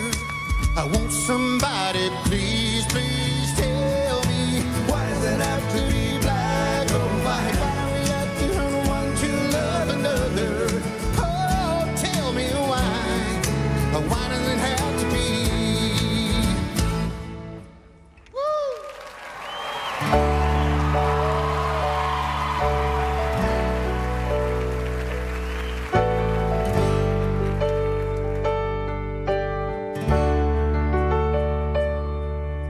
He called her on the road from a lonely cold hotel room just to hear her say I love you one more time. When he heard the sound of the kids laughing in the background, had to wipe away a tear from his eyes. A little voice came on the phone, said, Daddy, when you coming home? He said the first thing came to his mind, I'm already there. Take a look around. I'm the sunshine in your hair, the shadow on the ground. I'm the whisper in the wind, and I'll be there till the end. Can you feel the love that we share? I'm already there. I'm already there.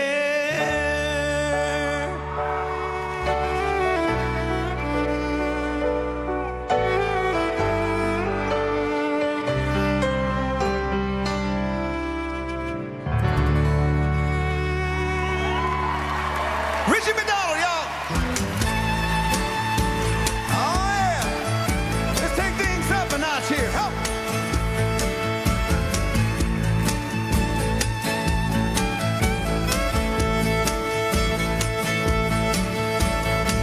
I've seen a lot of places. I've been around the world. I've seen some pretty faces. I've seen some beautiful girls. But after all I've witnessed, one thing still amazes me. Just like a miracle, you have to see to believe. I'll sing it if you don't, y'all. Here we go. Well, God bless Texas with his own hand. Brought down angels from the promised land. He gave them a place where they could dance. If you want to see heaven, brother, here's your chance. I've been sent to spread the message. I'll sing it with me, y'all. God bless Texas.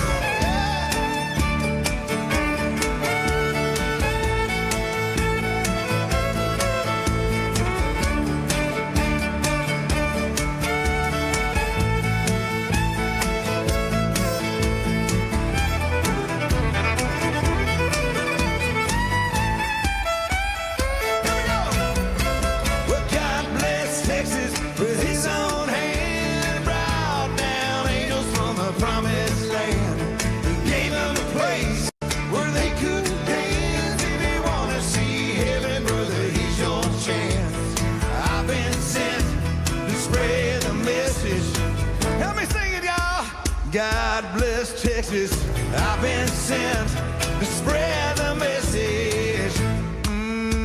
God bless Texas. And God bless you guys for being out here with us today. Oh, yeah. Woo!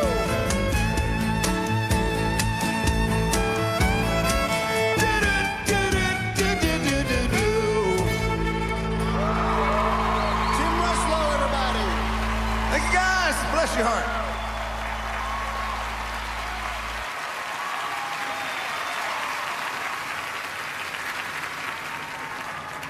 Wait for it. I feel it coming on. It's a good song. Hang on. You're gonna know this song, you're gonna love it.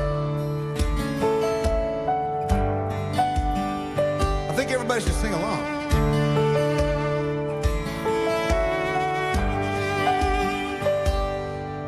And I'm proud to be an American, where at least I know I'm free. And I won't forget the man who died, who gave that right to me. And I gladly stand up next to you and defend her still today. 'Cause there ain't no doubt I love this land. God bless the USA.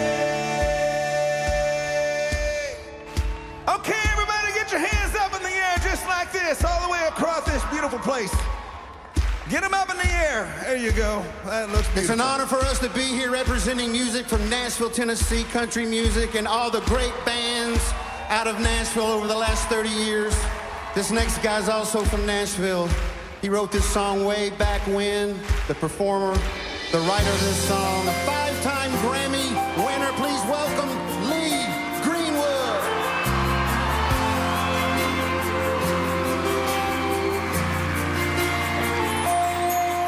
If tomorrow all the things were gone, I'd work for all my life, and I had to start again with just my children and my wife. Thank my lucky stars to be living here today, 'cause the flag still stands for freedom, and they can't take that away. And I'm proud to be an American, where at least I know I'm free.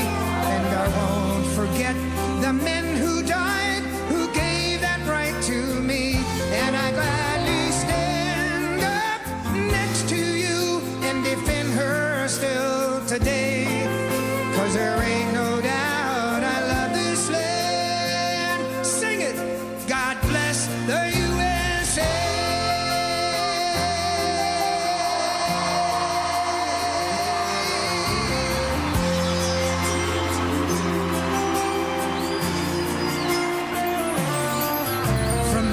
Of Minnesota To the hills of Tennessee.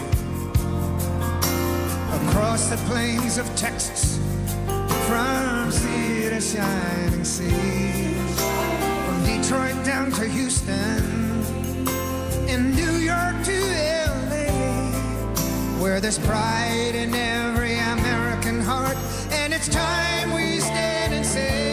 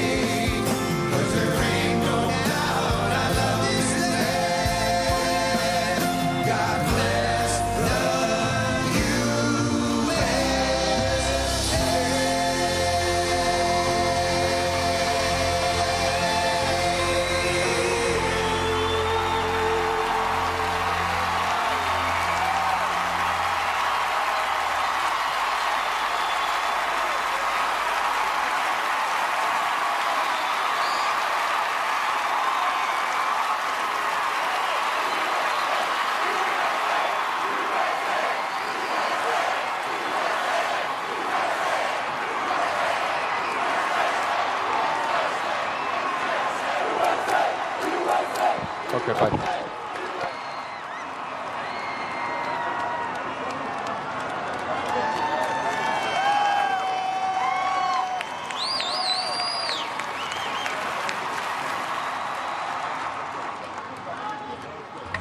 From their humble beginnings in the tiny town of Escatawpa, Mississippi, to their global success in rock and roll, please welcome multi-platinum recording artist, 3 Doors Down.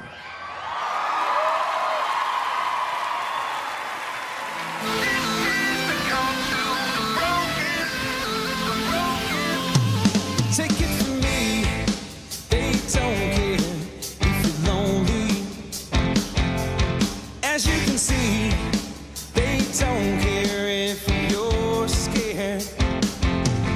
Your heart is the only friend you have in this whole world.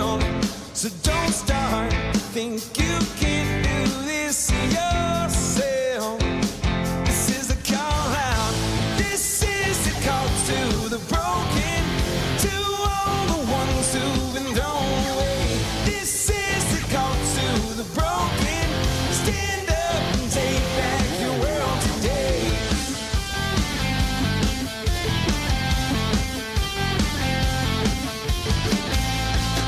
I know what you're thinking when you say that you're tired of keeping score.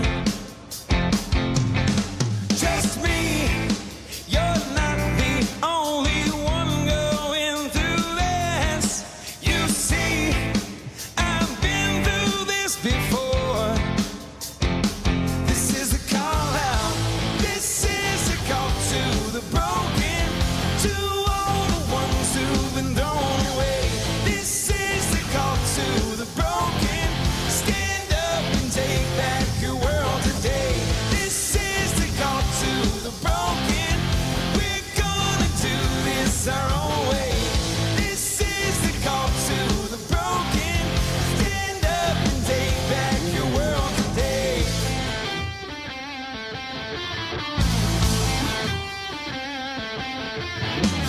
They found their strength in our weakness to keep us there when we fall down. But now we hold on to pieces to change the world. This is the call out. This is the call to the broken, to all the ones who've been thrown away. This is the call to the broken. Stand up and take back your world today. This is the call to the broken. We're gonna do this our own way. This is the call to the broken. Stand up and take back your world today. Thank you so much. God bless you.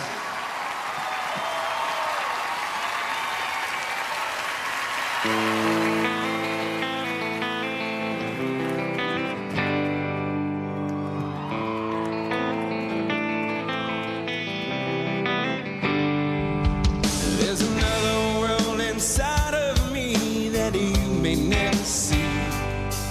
There are secrets in this life that I can't hide. And somewhere in this darkness there's a light that I can't find. Well, maybe it's too far away.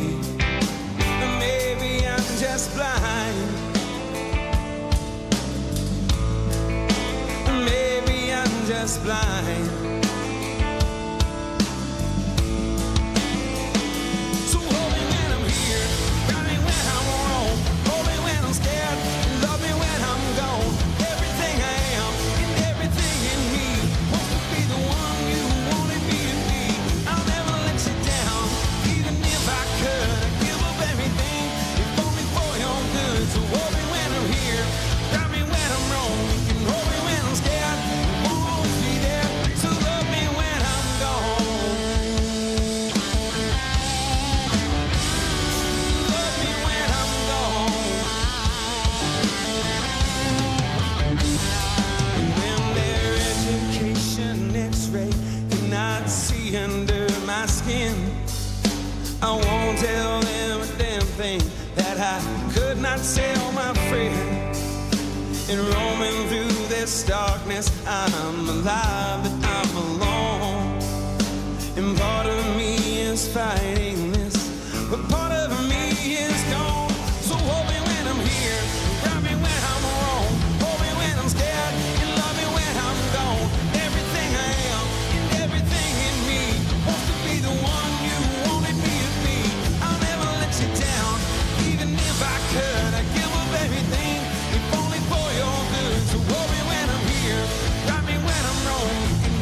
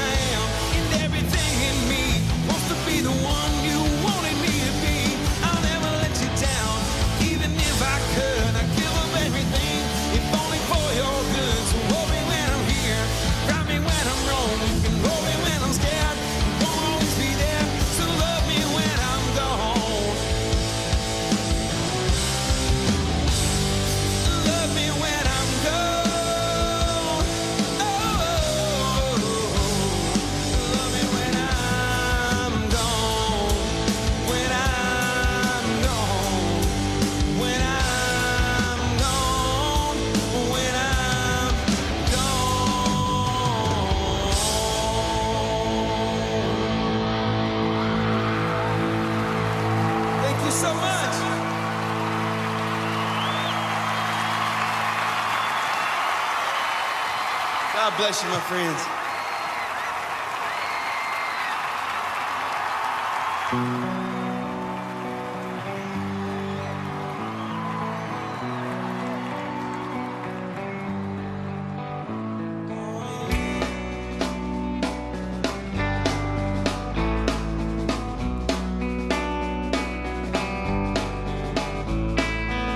Well, I took a walk around the world to ease my troubled mind. I left my body lying somewhere in the sands of time. And I watched the world float to the dark side of the moon. But I feel there's nothing I can do. Oh, yeah.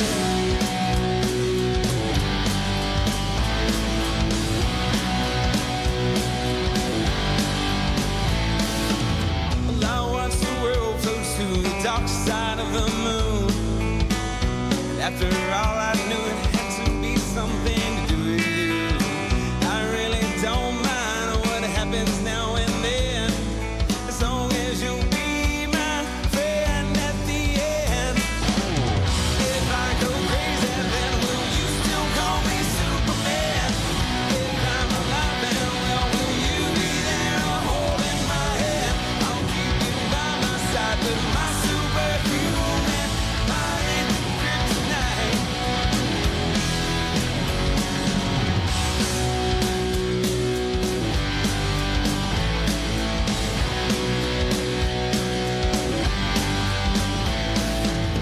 You call me strong, you call me weak, but still your secrets I will keep. You took for granted all the times I never let you down. You stumbled in and bumped your head. If not for me, then you'd be dead. I picked you up and put you back on solid ground. If I go crazy, then will you still call me Superman? If I'm alive, then well, will you be there holding my head? I'll keep you by my side with my superhuman mind, kryptonite. Oh, no, no, no, no, no, no, no.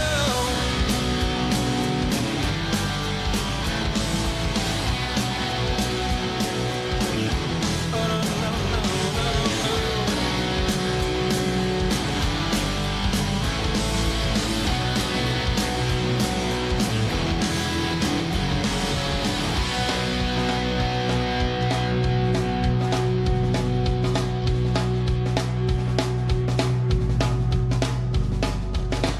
If I go crazy, then will you still call me Superman? If I'm alive, then well, will you be there holding my hand? I'll keep you by my side with my superhuman mind, kryptonite. Yeah. If I go crazy, then will you still call me Superman? If I'm alive, then well, will you be there holding my hand? I'll keep you by my side with my superhuman mind, kryptonite. Oh, no, no, no, no, no, no, no. Oh, oh, oh,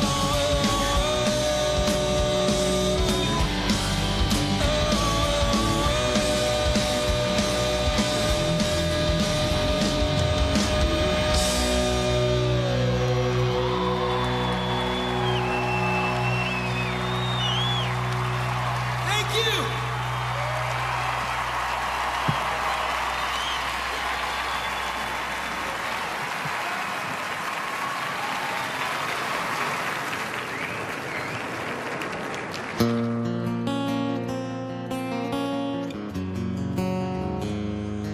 Hundred days have made me older since the last time that I saw your pretty face.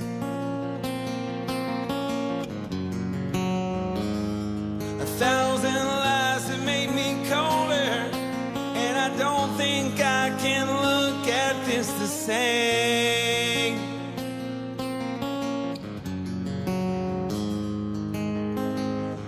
But all these miles that separate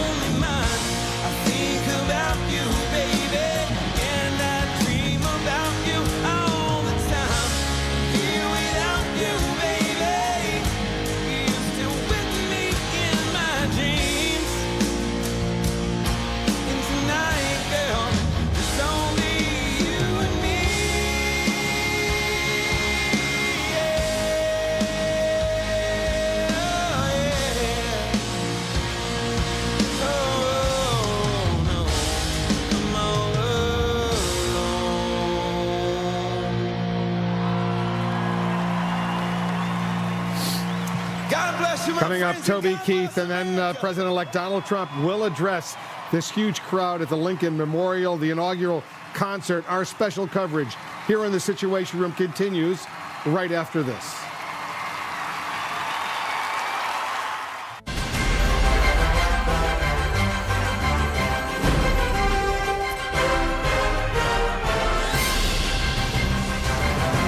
Welcome back to our special Situation Room coverage of the Lincoln Memorial Make America Great Again Welcome Celebration. The concert underway right now. I want to go on the scene. Jake and Dana are there for us. Jake, this is a concert that clearly the president-elect and Melania Trump, all of them are very much enjoying. Well, it is a concert for them in many ways. Three Doors Down, one of the songs that they played, I believe, was written in honor of President-elect Donald Trump. And we saw him singing along with Lee Greenwood, of course, to God Bless the USA.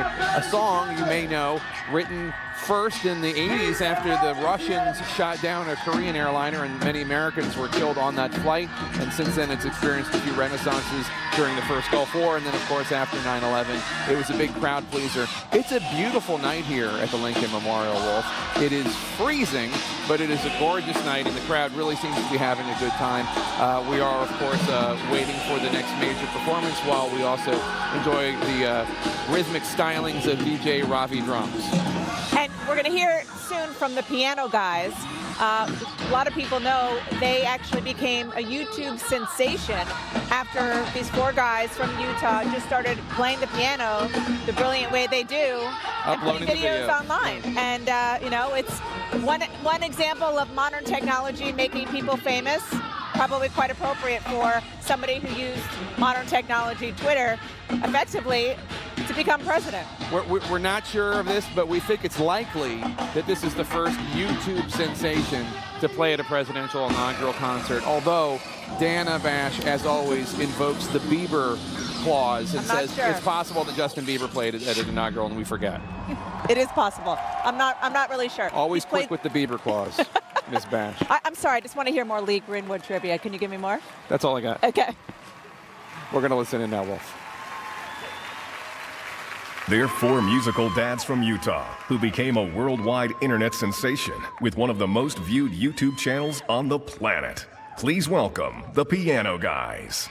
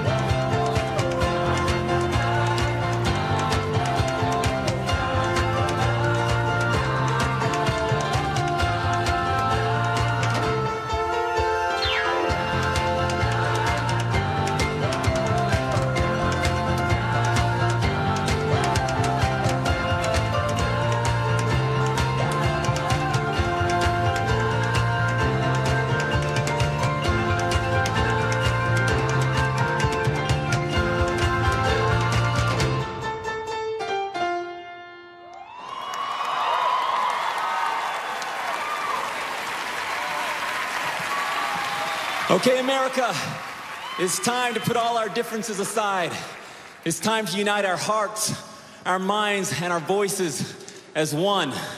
Because when we do, it's going to be okay.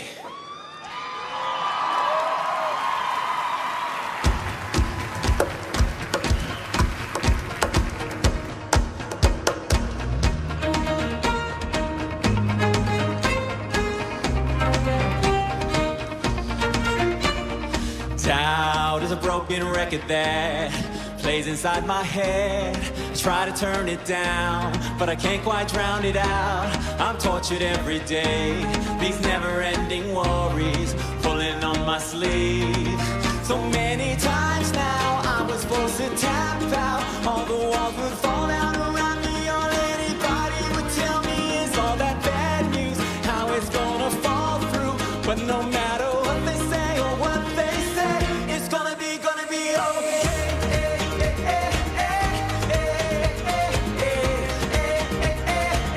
It's gonna be okay.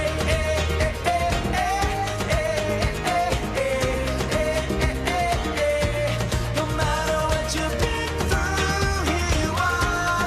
No matter if you think you're falling apart, it's gonna be okay. Woo!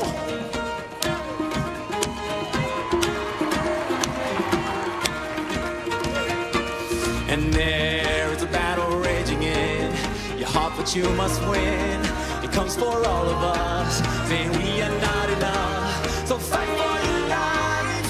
The world's gonna try to sell you some lies. So many times now I was supposed to tap out. All the walls would fall down around me. All anybody would tell me is all that bad news. Now it's gonna fall through. But no matter what they say or what they say, it's gonna be okay.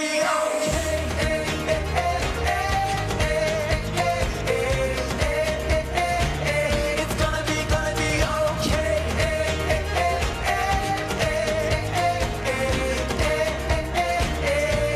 No matter what you've been through, here you are. No matter if you think you're falling apart, it's gonna be okay.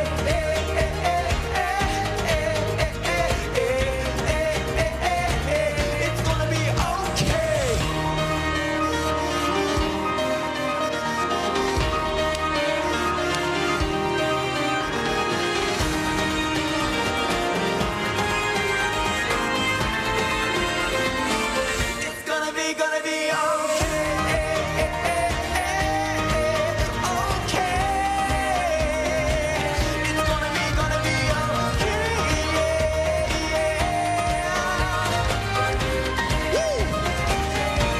No matter what you've been through, here you are. No matter if you think you're falling apart, it's gonna be okay.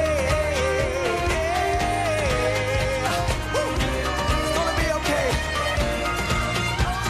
All right, if you love America, we need to stand up and we need to all lift our voices together as one. We're gonna split you down the middle here, and we're gonna all sing along in harmony, okay? So this side over here, this is what I want you to sing. Listen to this. Here we go. Whoa, whoa, whoa. Here's the second part. Here it comes. Whoa, whoa, whoa. Let me hear you sing it now.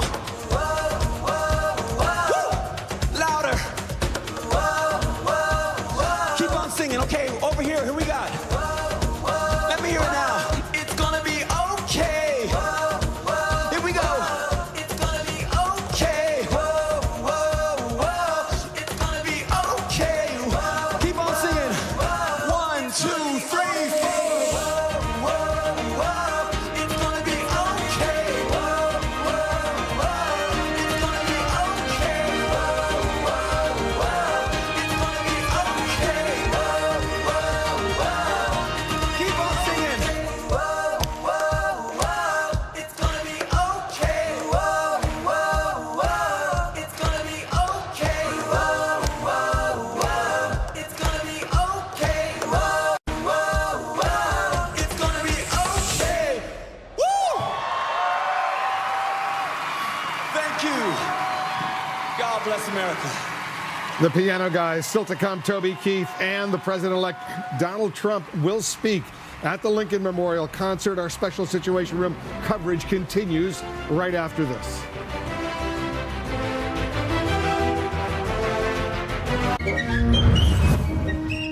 The U.S. Army Band Pershing Zone performing Stars and Stripes Forever.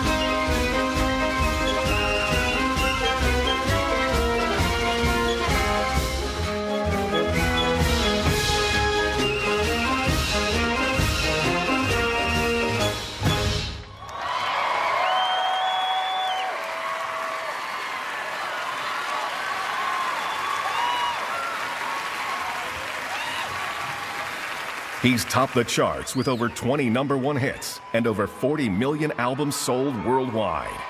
Please welcome a country music legend and one of the most popular artists in history, Toby Keith.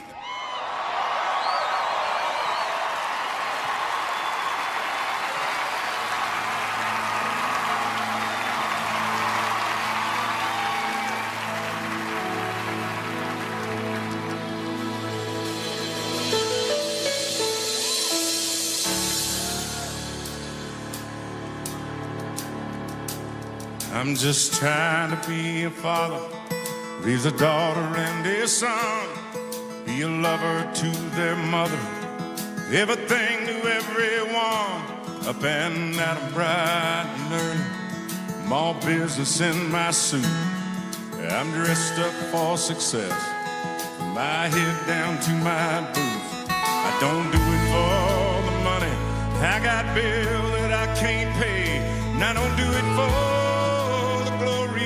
I just do it anyway. Providing for our future, my responsibility. I'm damn good under pressure, being all that I can be. I can't call in sick on Mondays when my weekend's been too strong. I work straight through our holidays, sometimes all night long. You can bet that I'll stand ready when the wolf growls at the door. 'Cause I'm solid and I'm steady and I'm true down to the core. And I will always do my duty no matter what the price. I've counted up the cost, I know the sacrifice.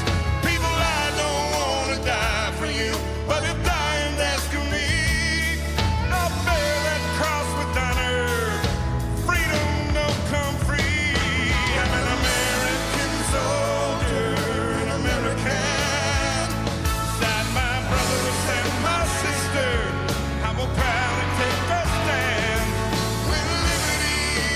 Jeopardy, I will always do what's right. I'm out here on your front line. Sleep in peace tonight, American soldier. I'm an American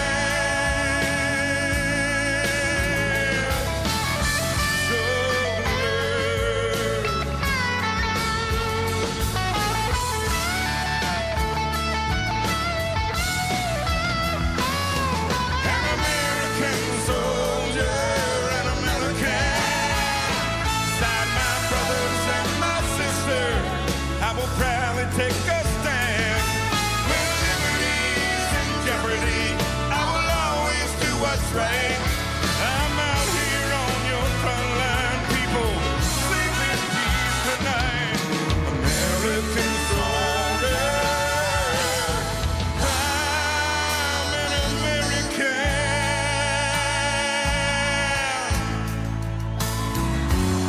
An American.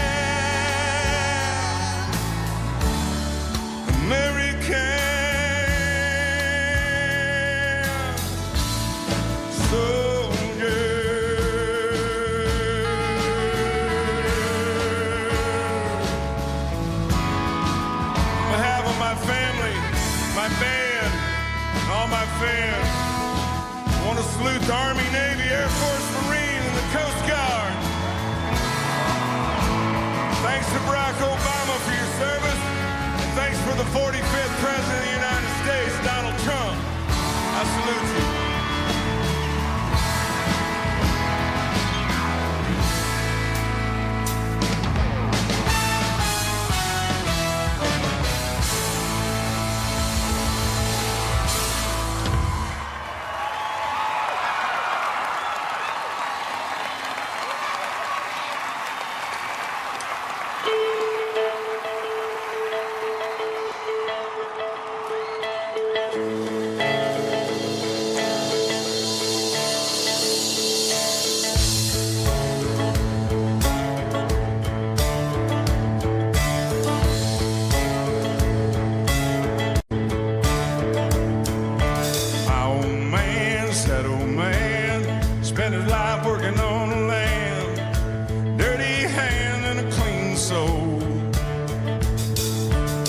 His heart seeing foreign cars filled with fuel and at night, wearing cotton we didn't grow.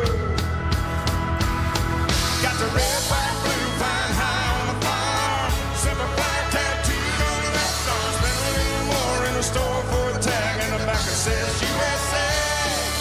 He won't buy nothing that he can't fix. WD-40 and the Craftsman wrench, he ain't president. He's just made in America.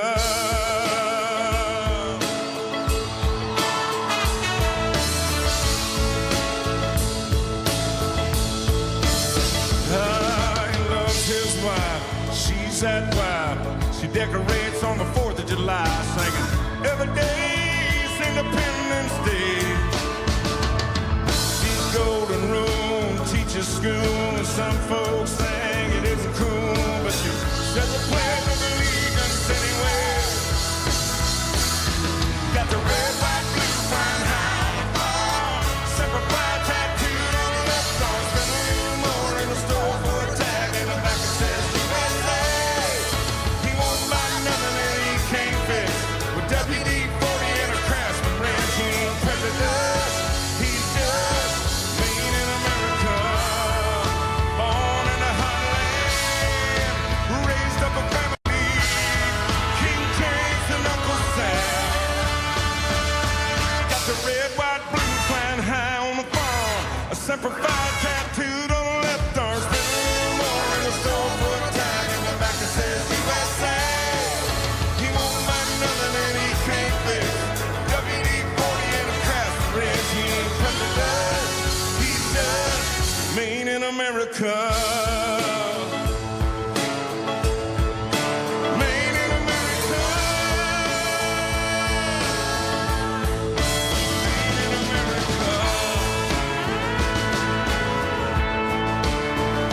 You know, my old man said, old man, made in America.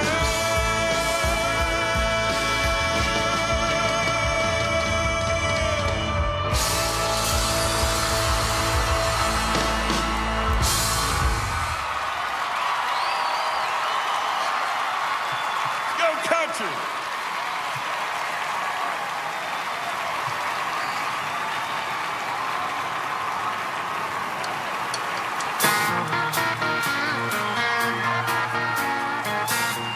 Here we go.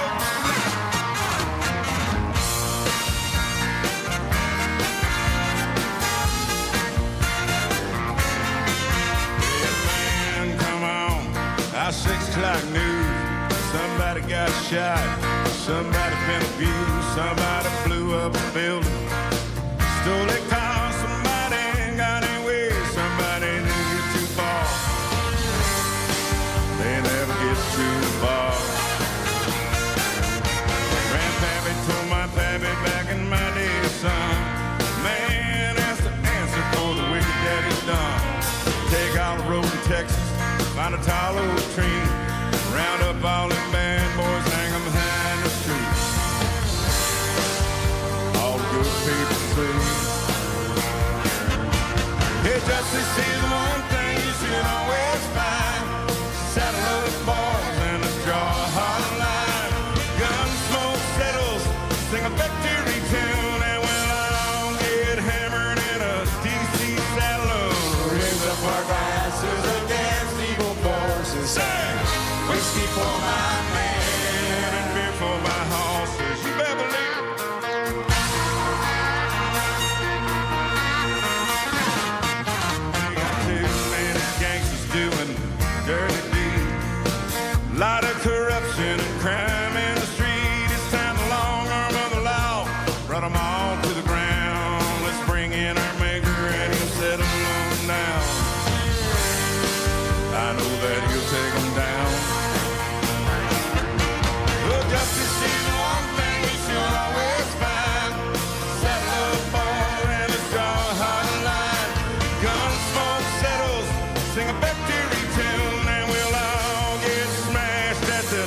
celebration.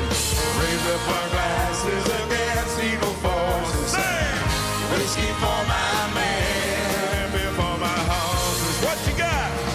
Whiskey for my man, beer for my horses.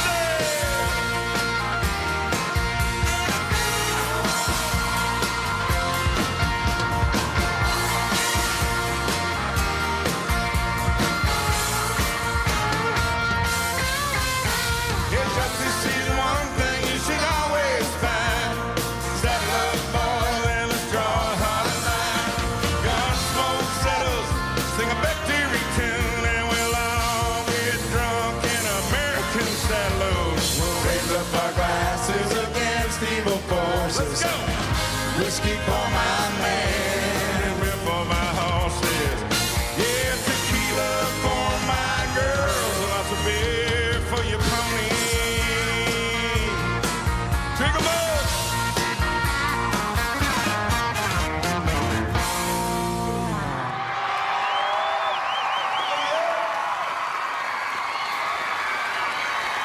That song's from my old one-eyed father.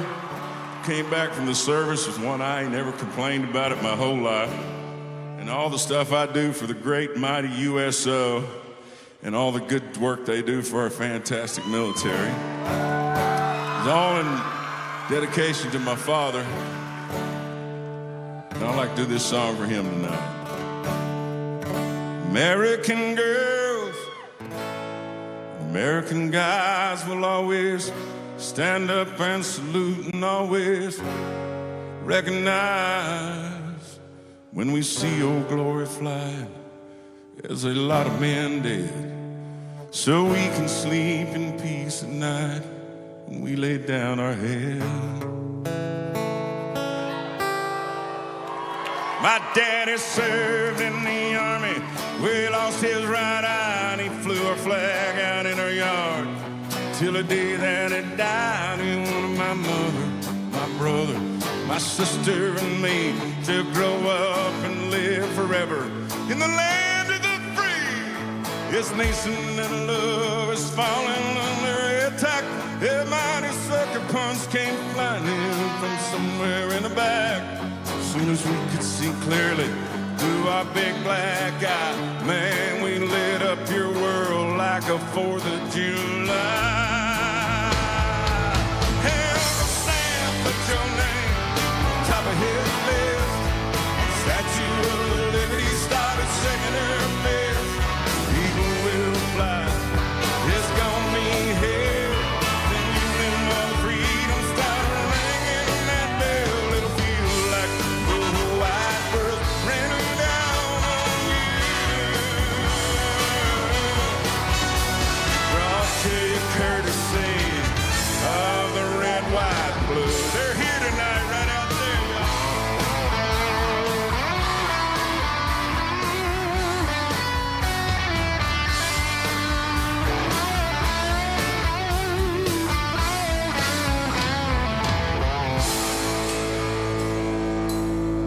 oh, and justice will be served, battle will rage. Good guys win every time you rattle their cage. Man, you'll be sorry you mess with my US of A. We'll put a boot in your ass, it's the American way. Hey, Uncle Sam, put your name on top of his list. The Statue of Liberty started shaking her fist. The eagle will fly, it's gonna be hell when you hear more freedom start ringing her bell. It'll feel like the whole wide world raining down on you. And it's brought to you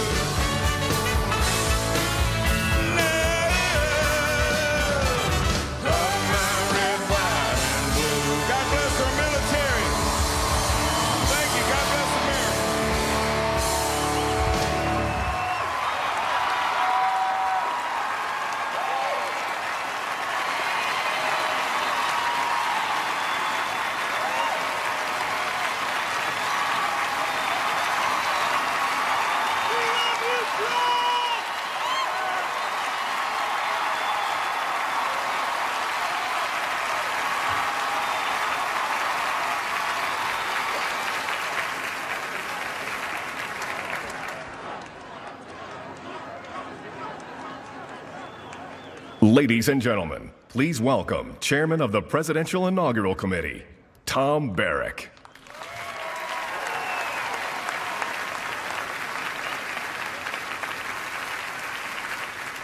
Good evening, everyone, and welcome to the 58th inauguration of the President of the United States, to welcome the 45th President of the United States, Donald Trump.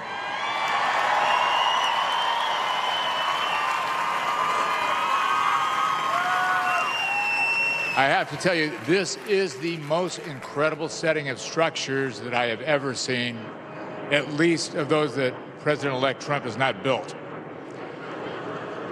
But, you know, when this started, an inauguration is a typically American event, and it's the only time in the world that you have this passage of partisan power that transpires in the snap of a finger. Tomorrow at 11:27, when the president-elect, his wife, and his family are sitting on the west end of the mall looking at us,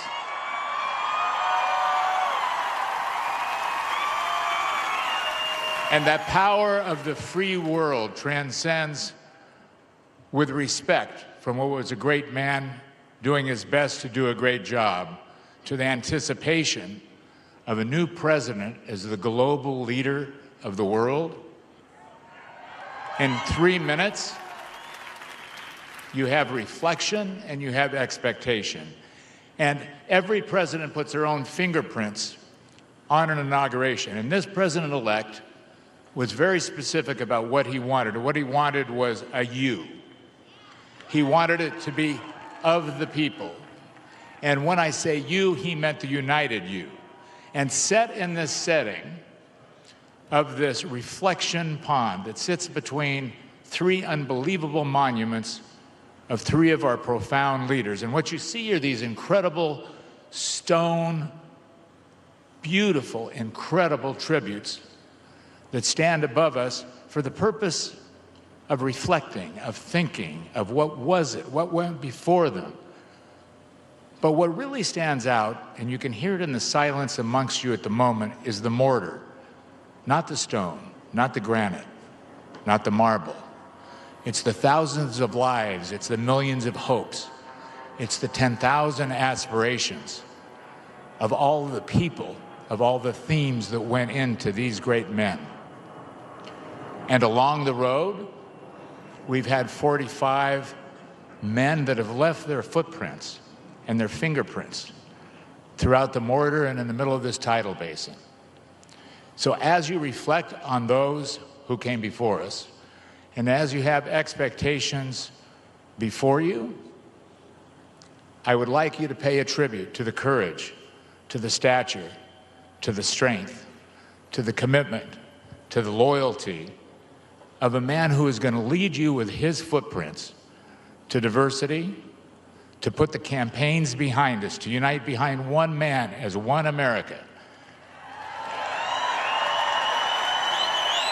He will show the rest of the world that we can argue, we can fight, we can debate, and tomorrow at 11:30 we're one country, and he will be the 45th President of the United States of America, Donald Trump.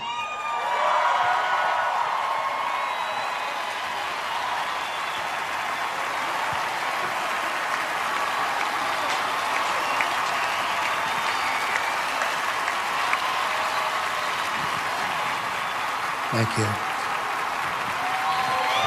Thank you very much.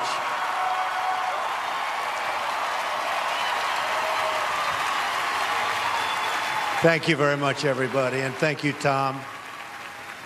I'd like to congratulate our incredible entertainers tonight, Toby and Lee Greenwood, and all of the great talent. It was really very special.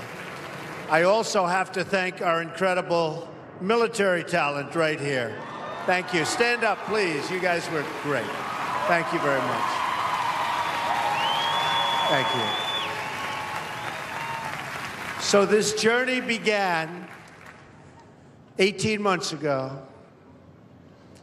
I had something to do with it, but you had much more to do with it than I did. I'm the messenger. I'm just the messenger. And we were tired, and I love you. Believe me, I love you. We all got tired of seeing what was happening. And we wanted change, but we wanted real change. And I look so forward to tomorrow. We're going to see something that is going to be so amazing. So many people have poured into Washington, D.C.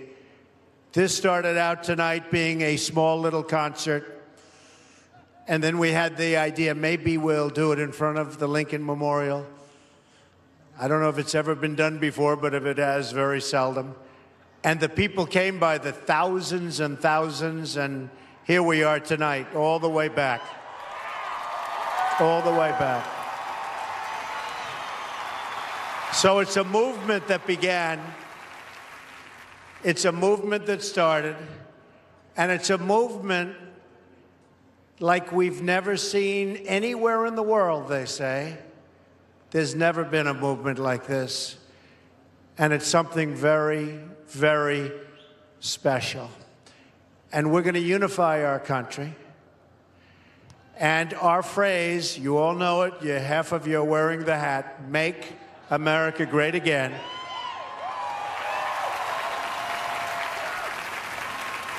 But we're going to make America great for all of our people, everybody throughout our country.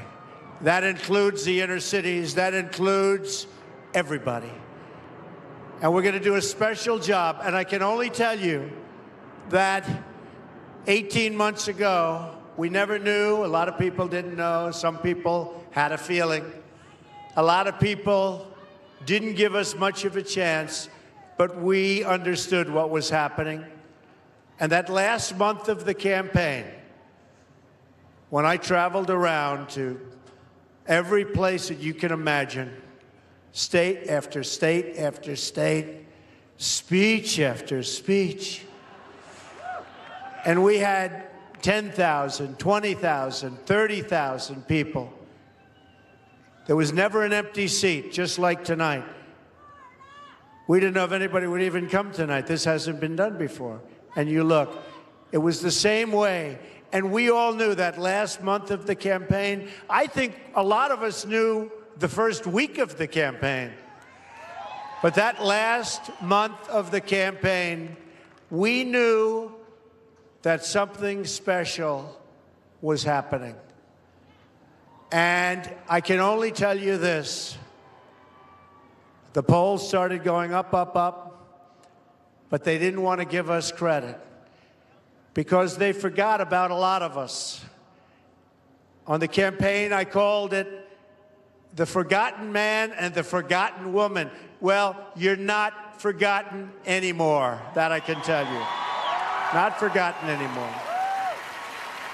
So I want to thank my great family, my incredible wife, Melania. They've been so supportive, and it wasn't easy for them, but they have been so supportive. I want to thank you most importantly, and I promise you that I will work so hard. We're going to get it turned around. We're going to bring our jobs back. We're not going to let other countries take our jobs any longer. We're going to build up our great military. We're going to build it up. We're going to strengthen our borders. We're going to do things that haven't been done for our country for many, many decades. It's going to change. I promise you, it's going to change. So I'll see you tomorrow.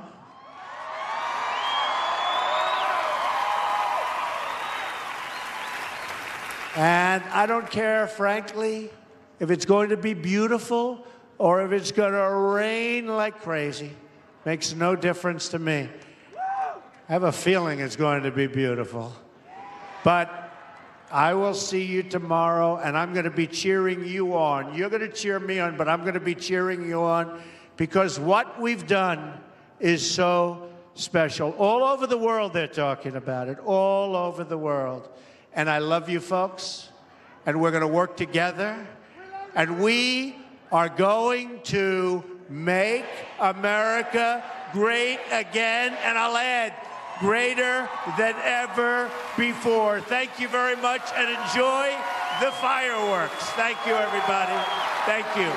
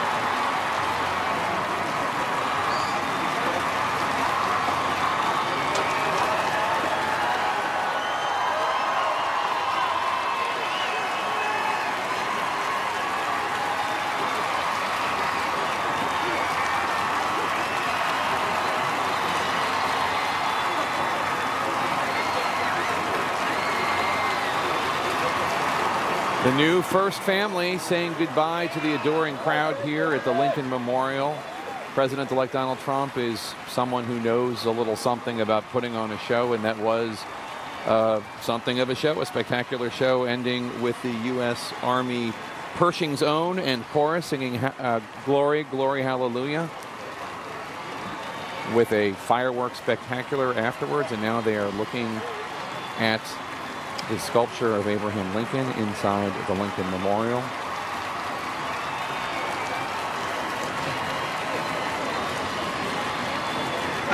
Donald and Melania Trump and their adult children. Ivanka, there's Jared Kushner, who will be a top aide at the White House. It is kind of remarkable for anybody to sit there and look at the giant, gorgeous statue of the 16th president, but to be standing there looking at that thinking, I'm about to be the 45th president, must be absolutely mind-blowing. It was not an official speech. He seemed to be speaking extemporaneously, President-elect Trump, talking about how he was just the messenger, speaking to the crowd. And then afterwards, a lot of cheers of USA, USA from his supporters here at the Lincoln Memorial, extending down all the way to the reflecting pond. How about After those a spectacular fireworks load. I mean, have you been down here for the 4th of July? I have, but those fireworks I thought were better. So much better. Than the... They were. I mean, that was we talked about maybe sometimes being a little bit jaded with fireworks. Even for the jaded, that was a firework presentation. It was remarkable. And now we're hearing Don't Stop Believin', almost as if this is the last episode of The Sopranos. Wolf Blitzer, back to you.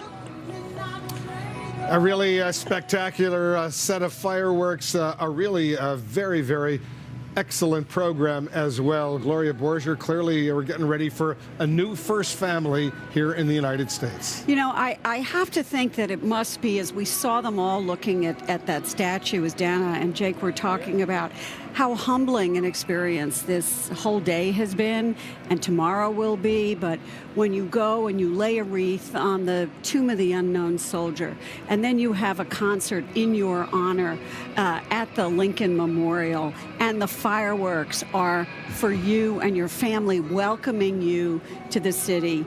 And tomorrow, the president-elect will be sworn in, get a note in the Oval Office from the outgoing president wishing him well. He will get the nuclear codes, which is a sobering experience.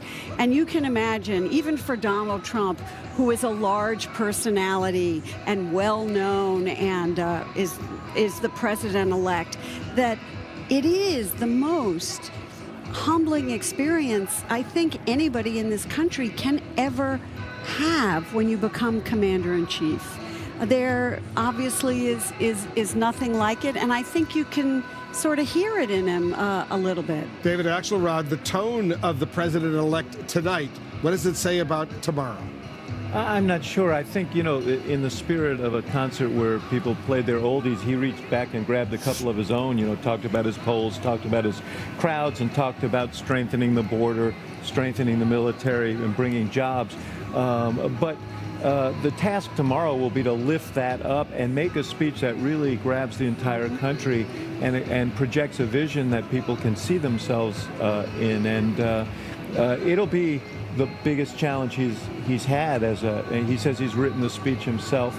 It's going to have to go beyond this. You know, and Toby Keith was great because he saluted the outgoing president and thanked the outgoing president for his service and welcomed the new president. And I think that should be the spirit here. As did Tom Barrack. As did Tom Barrack. Exactly. John Voight was the only guy who was off script here. But you talk about this being a humbling experience, and indeed it is. I remember it very, very well. And humility is going to be an important quality here, and hopefully the speech will reflect that as well.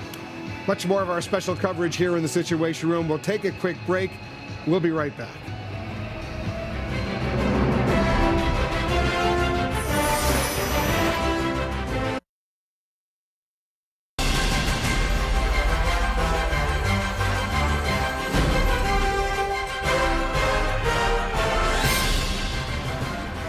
Live pictures from the Lincoln Memorial, where we just saw the Make America Great Again Welcome Celebration concert. We want to welcome our viewers here in the United States and around the world. I'm Wolf Blitzer reporting. We're counting down our special coverage of the Donald Trump inaugural concert. The president-elect just wrapped up brief remarks on the steps of the Lincoln Memorial following the concert, thanking his supporters and vowing to take action on his campaign promises. Our senior White House correspondent, Jim Acosta, is with us right now. Jim, Trump has had a full day already, but he has a full night ahead of him.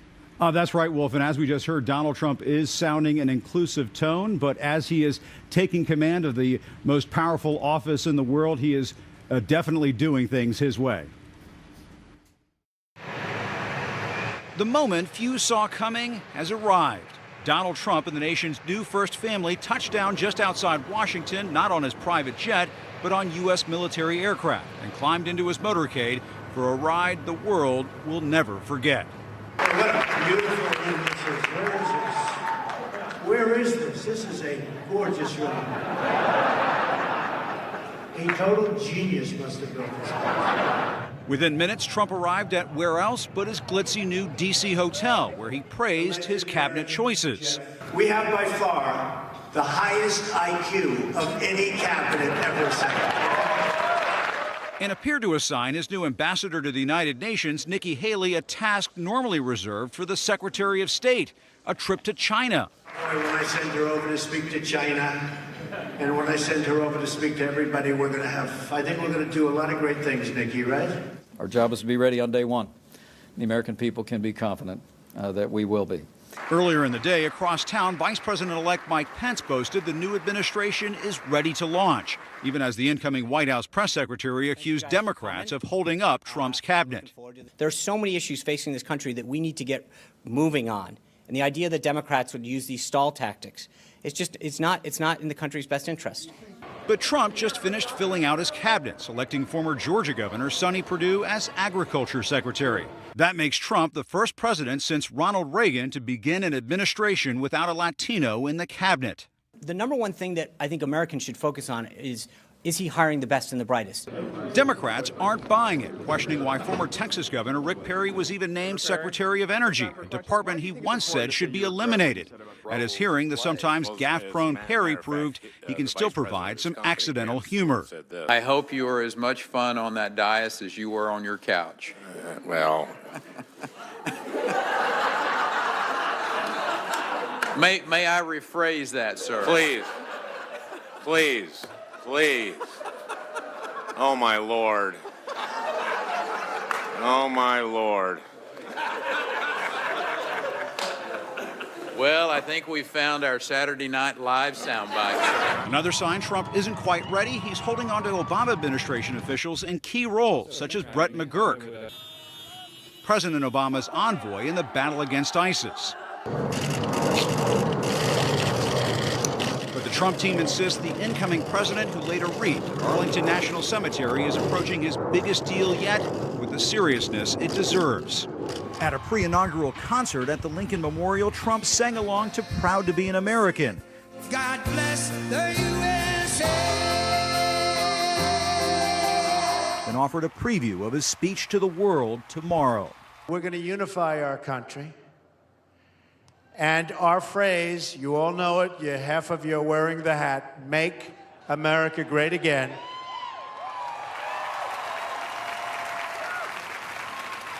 But we're going to make America great for all of our people. Trump's children are making it clear their father will adhere to some presidential norms, with Ivanka declaring her stepmother, Melania, will indeed be First Lady. Well, I think it's an inappropriate observation. There's one First Lady, and she'll do remarkable things. Even as Trump's team concedes, this will be a presidency like we've never seen before. Their first dance, what song? Probably My Way. And there were other unusual moments today, like when Trump gave a shout out to New York Jets owner Woody Johnson as the next ambassador to Britain. We didn't see that one coming before his transition had announced it, but transition officials have confirmed that. And I'm told after tomorrow, Trump and his team will get right to work after the inauguration. Aides say they are all expected at the office, as in the White House, this weekend. And Wolf, as for his inaugural speech tomorrow, they are saying look for Donald Trump to be, quote, philosophical. That's not a side of Donald Trump that we've seen very often. And he says he actually wrote his speech tomorrow, although I'm sure some of his aides helped him. That's right. He's had the help of his aides. Stephen Miller, his domestic policy advisor and main speechwriter, has worked on this as well as Steve Bannon, who is going to be a very influential advisor inside that White House. That new team getting ready. The transition is concluded tomorrow. Jim Acosta, thanks very much. It was a spectacular set of fireworks, a very impressive concert, and earlier at Arlington National Cemetery, a very moving ceremony at the wreath-laying ceremony at the Tomb of the Unknowns. David Chalian, it's a whole new world right now here in Washington that we're about to see. It is, and I think what we saw looking at Jim's piece, the images of today coming off the military aircraft, going to Arlington, being up there in the shadow of Abraham Lincoln, we saw for the first time Donald Trump start wearing the cloak of the presidency.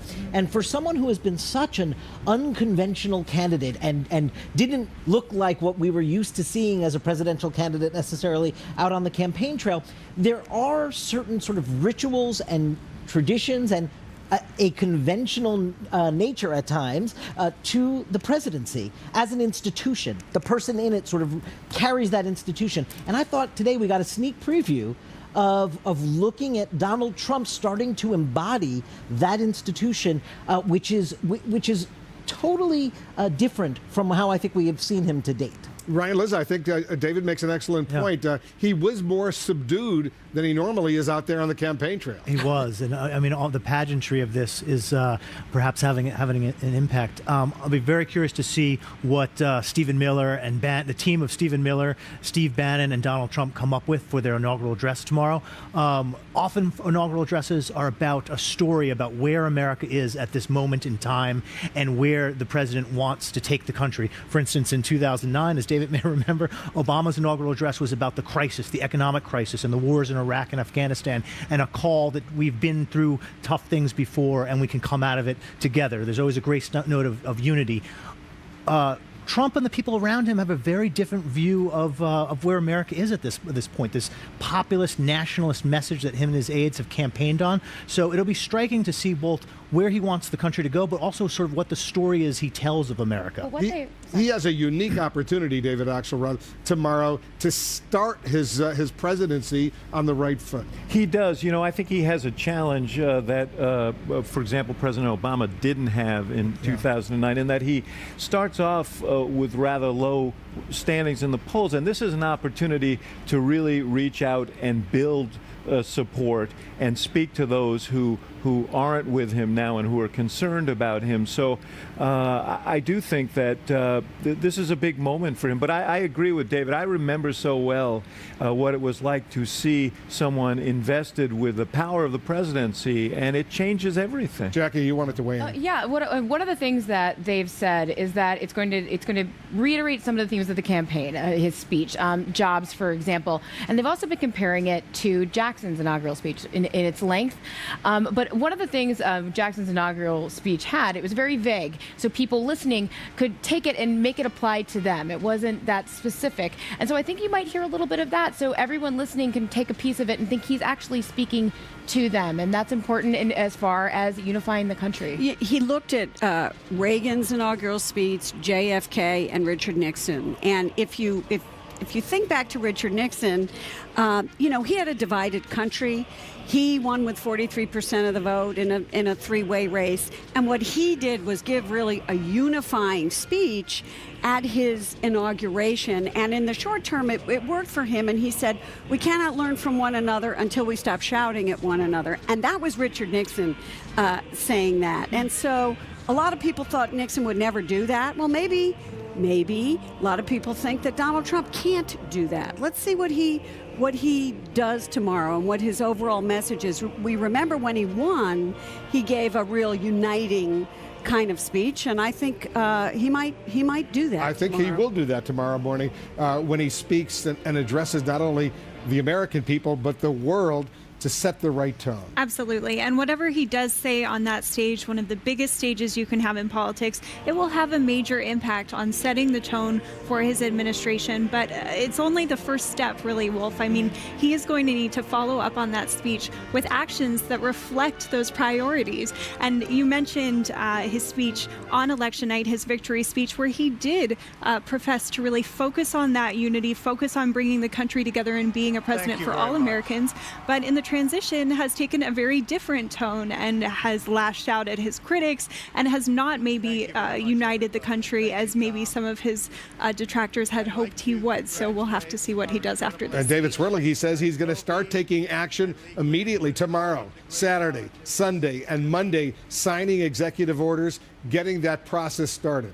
Yeah, I mean, the Trump administration, I think, both from the point of view of wanting to get things done early on before, you know, the natural rhythm of Washington politics sets in is one reason. And then another reason is that they want to send a message that this is not like a typical politician's administration. They've branded themselves as businessmen. And the idea of, look, we have a ceremony and then let's get to work, right to work, goes along with the Trump brand and the Trump message. Everybody stand by. Our special edition of the Situation Room continues. I want to show our viewers a spectacular set of fireworks at the end of the concert over at the Lincoln Memorial. Let's take a quick break. We'll resume our special coverage right after this.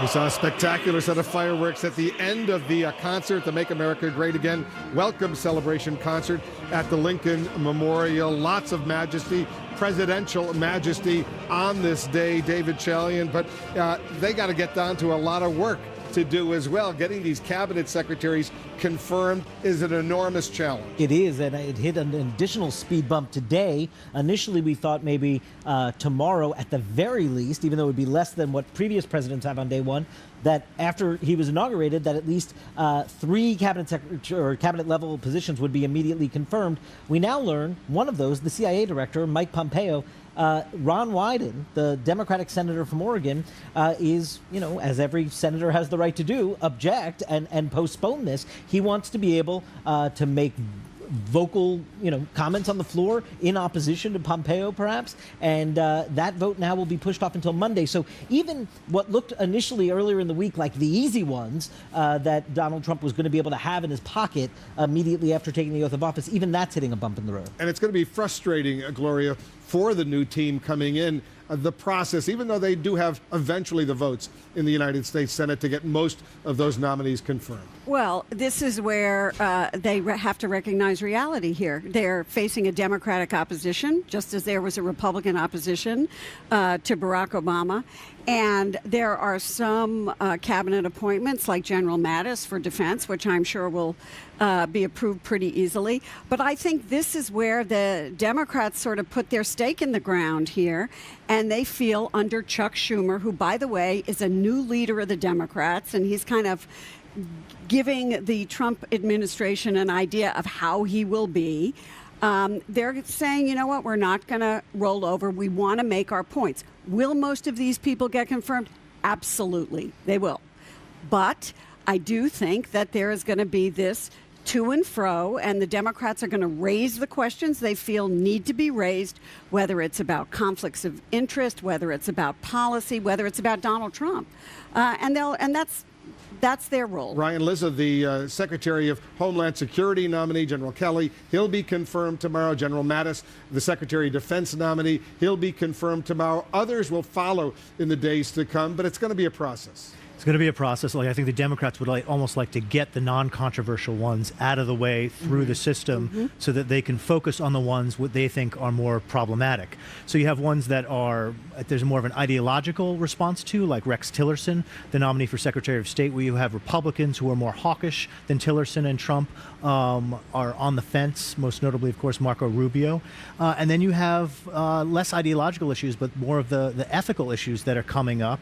I think partly because the Trump transition didn't do the sort of initial vetting that historically you do. You work with the Office of Government Ethics and you do sort of a pre-vetting before you announced. They announced and then did vetting, so they didn't catch some of these issues early on. And look, the Democrats, the way, from their perspective, they're looking at a president-elect who has historically low popularity, who didn't win the popular vote, and they have a base that is extremely agitated and wants Chuck Schumer and the Democrats on the Hill to be very, very aggressive in opposing Trump.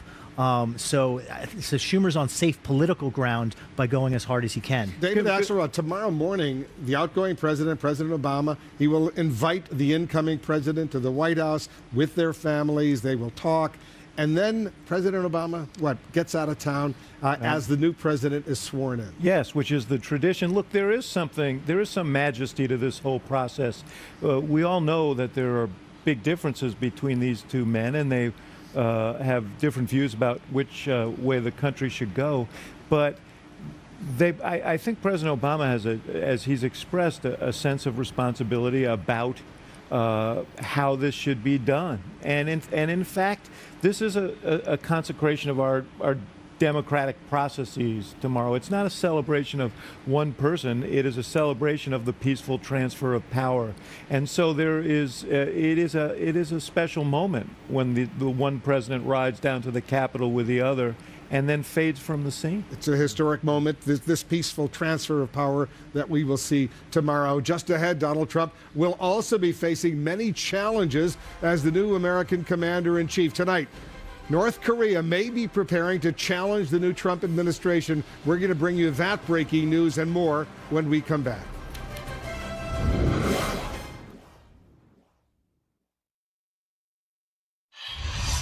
As Washington prepares for the inauguration, there are important developments unfolding right now. North Korea may be preparing to challenge the new Trump administration very quickly by testing new ballistic missiles. Our Brian Todd is tracking the latest developments for us. Brian, what are you learning? A few developments tonight. Wolf, there are ominous signs that Kim Jong-un is gearing up for a provocation, possibly, as Wolf mentioned, to test Donald Trump sometime around this inauguration. There are signs of activity tonight at a North Korean facility which produces plutonium, the key element for nuclear bombs. And U.S. officials believe Kim's regime could be preparing for a long-range missile test. Tonight, 2 U.S. officials tell CNN U.S. intelligence satellites have picked up signs of activity at a North Korean missile factory, a signal, they say, that Kim Jong-un's regime is preparing some kind of ballistic missile test in the coming days, a possible provocation against the new administration. South Korean officials told the Yonhap news agency the missiles being prepped could be intercontinental ballistic missiles, or ICBMs, which could, at some point, be capable of hitting the American mainland with a nuclear-tipped warhead.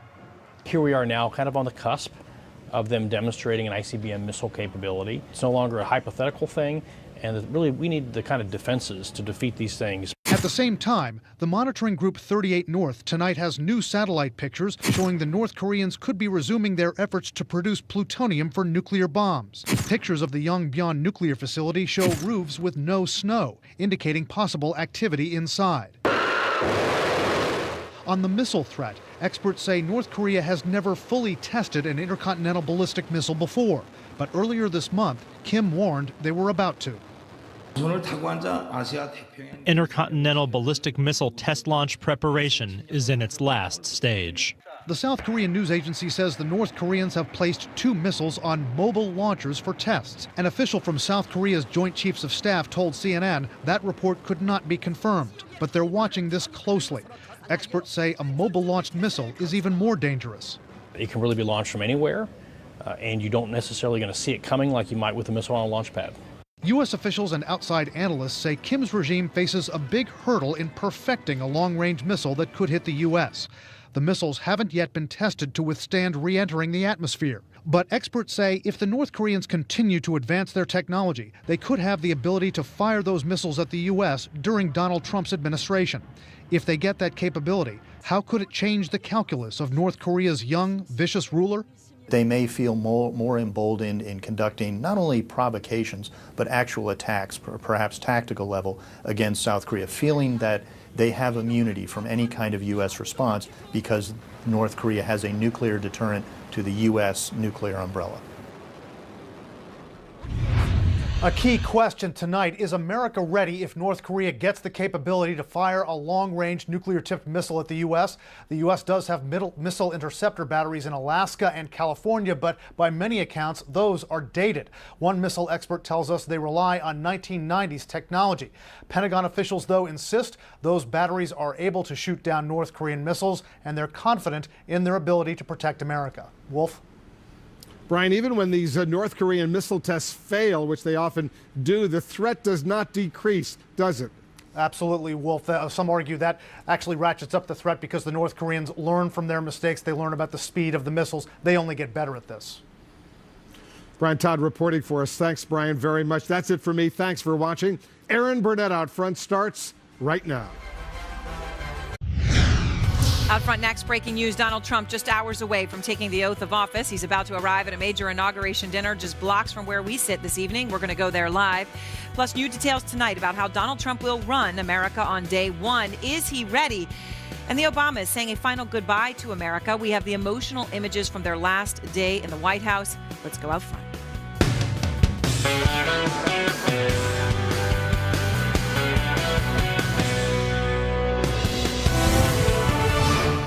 And good evening to all. I'm Erin Burnett. Welcome to a special edition of Out Front. We are live in Washington tonight. And out front now, breaking news. President-elect Donald Trump on the eve of his inauguration as the 45th president of the United States, about to arrive at Washington's Union Station for a black tie, candlelit dinner. It is a beautiful venue, and it has been a day filled already with some extraordinary moments.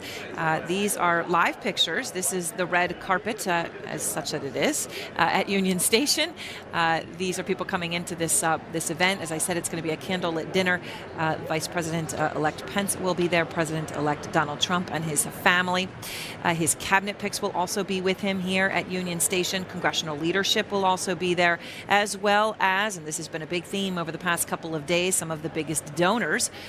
The soon-to-be first family arrived in Washington earlier today. They flew in for the first time, not on Trump's plane, his Boeing 757, but on a U.S. military plane. His daughter Ivanka carrying a 10-month baby, her boy Theo, behind her husband Jared, their two older children.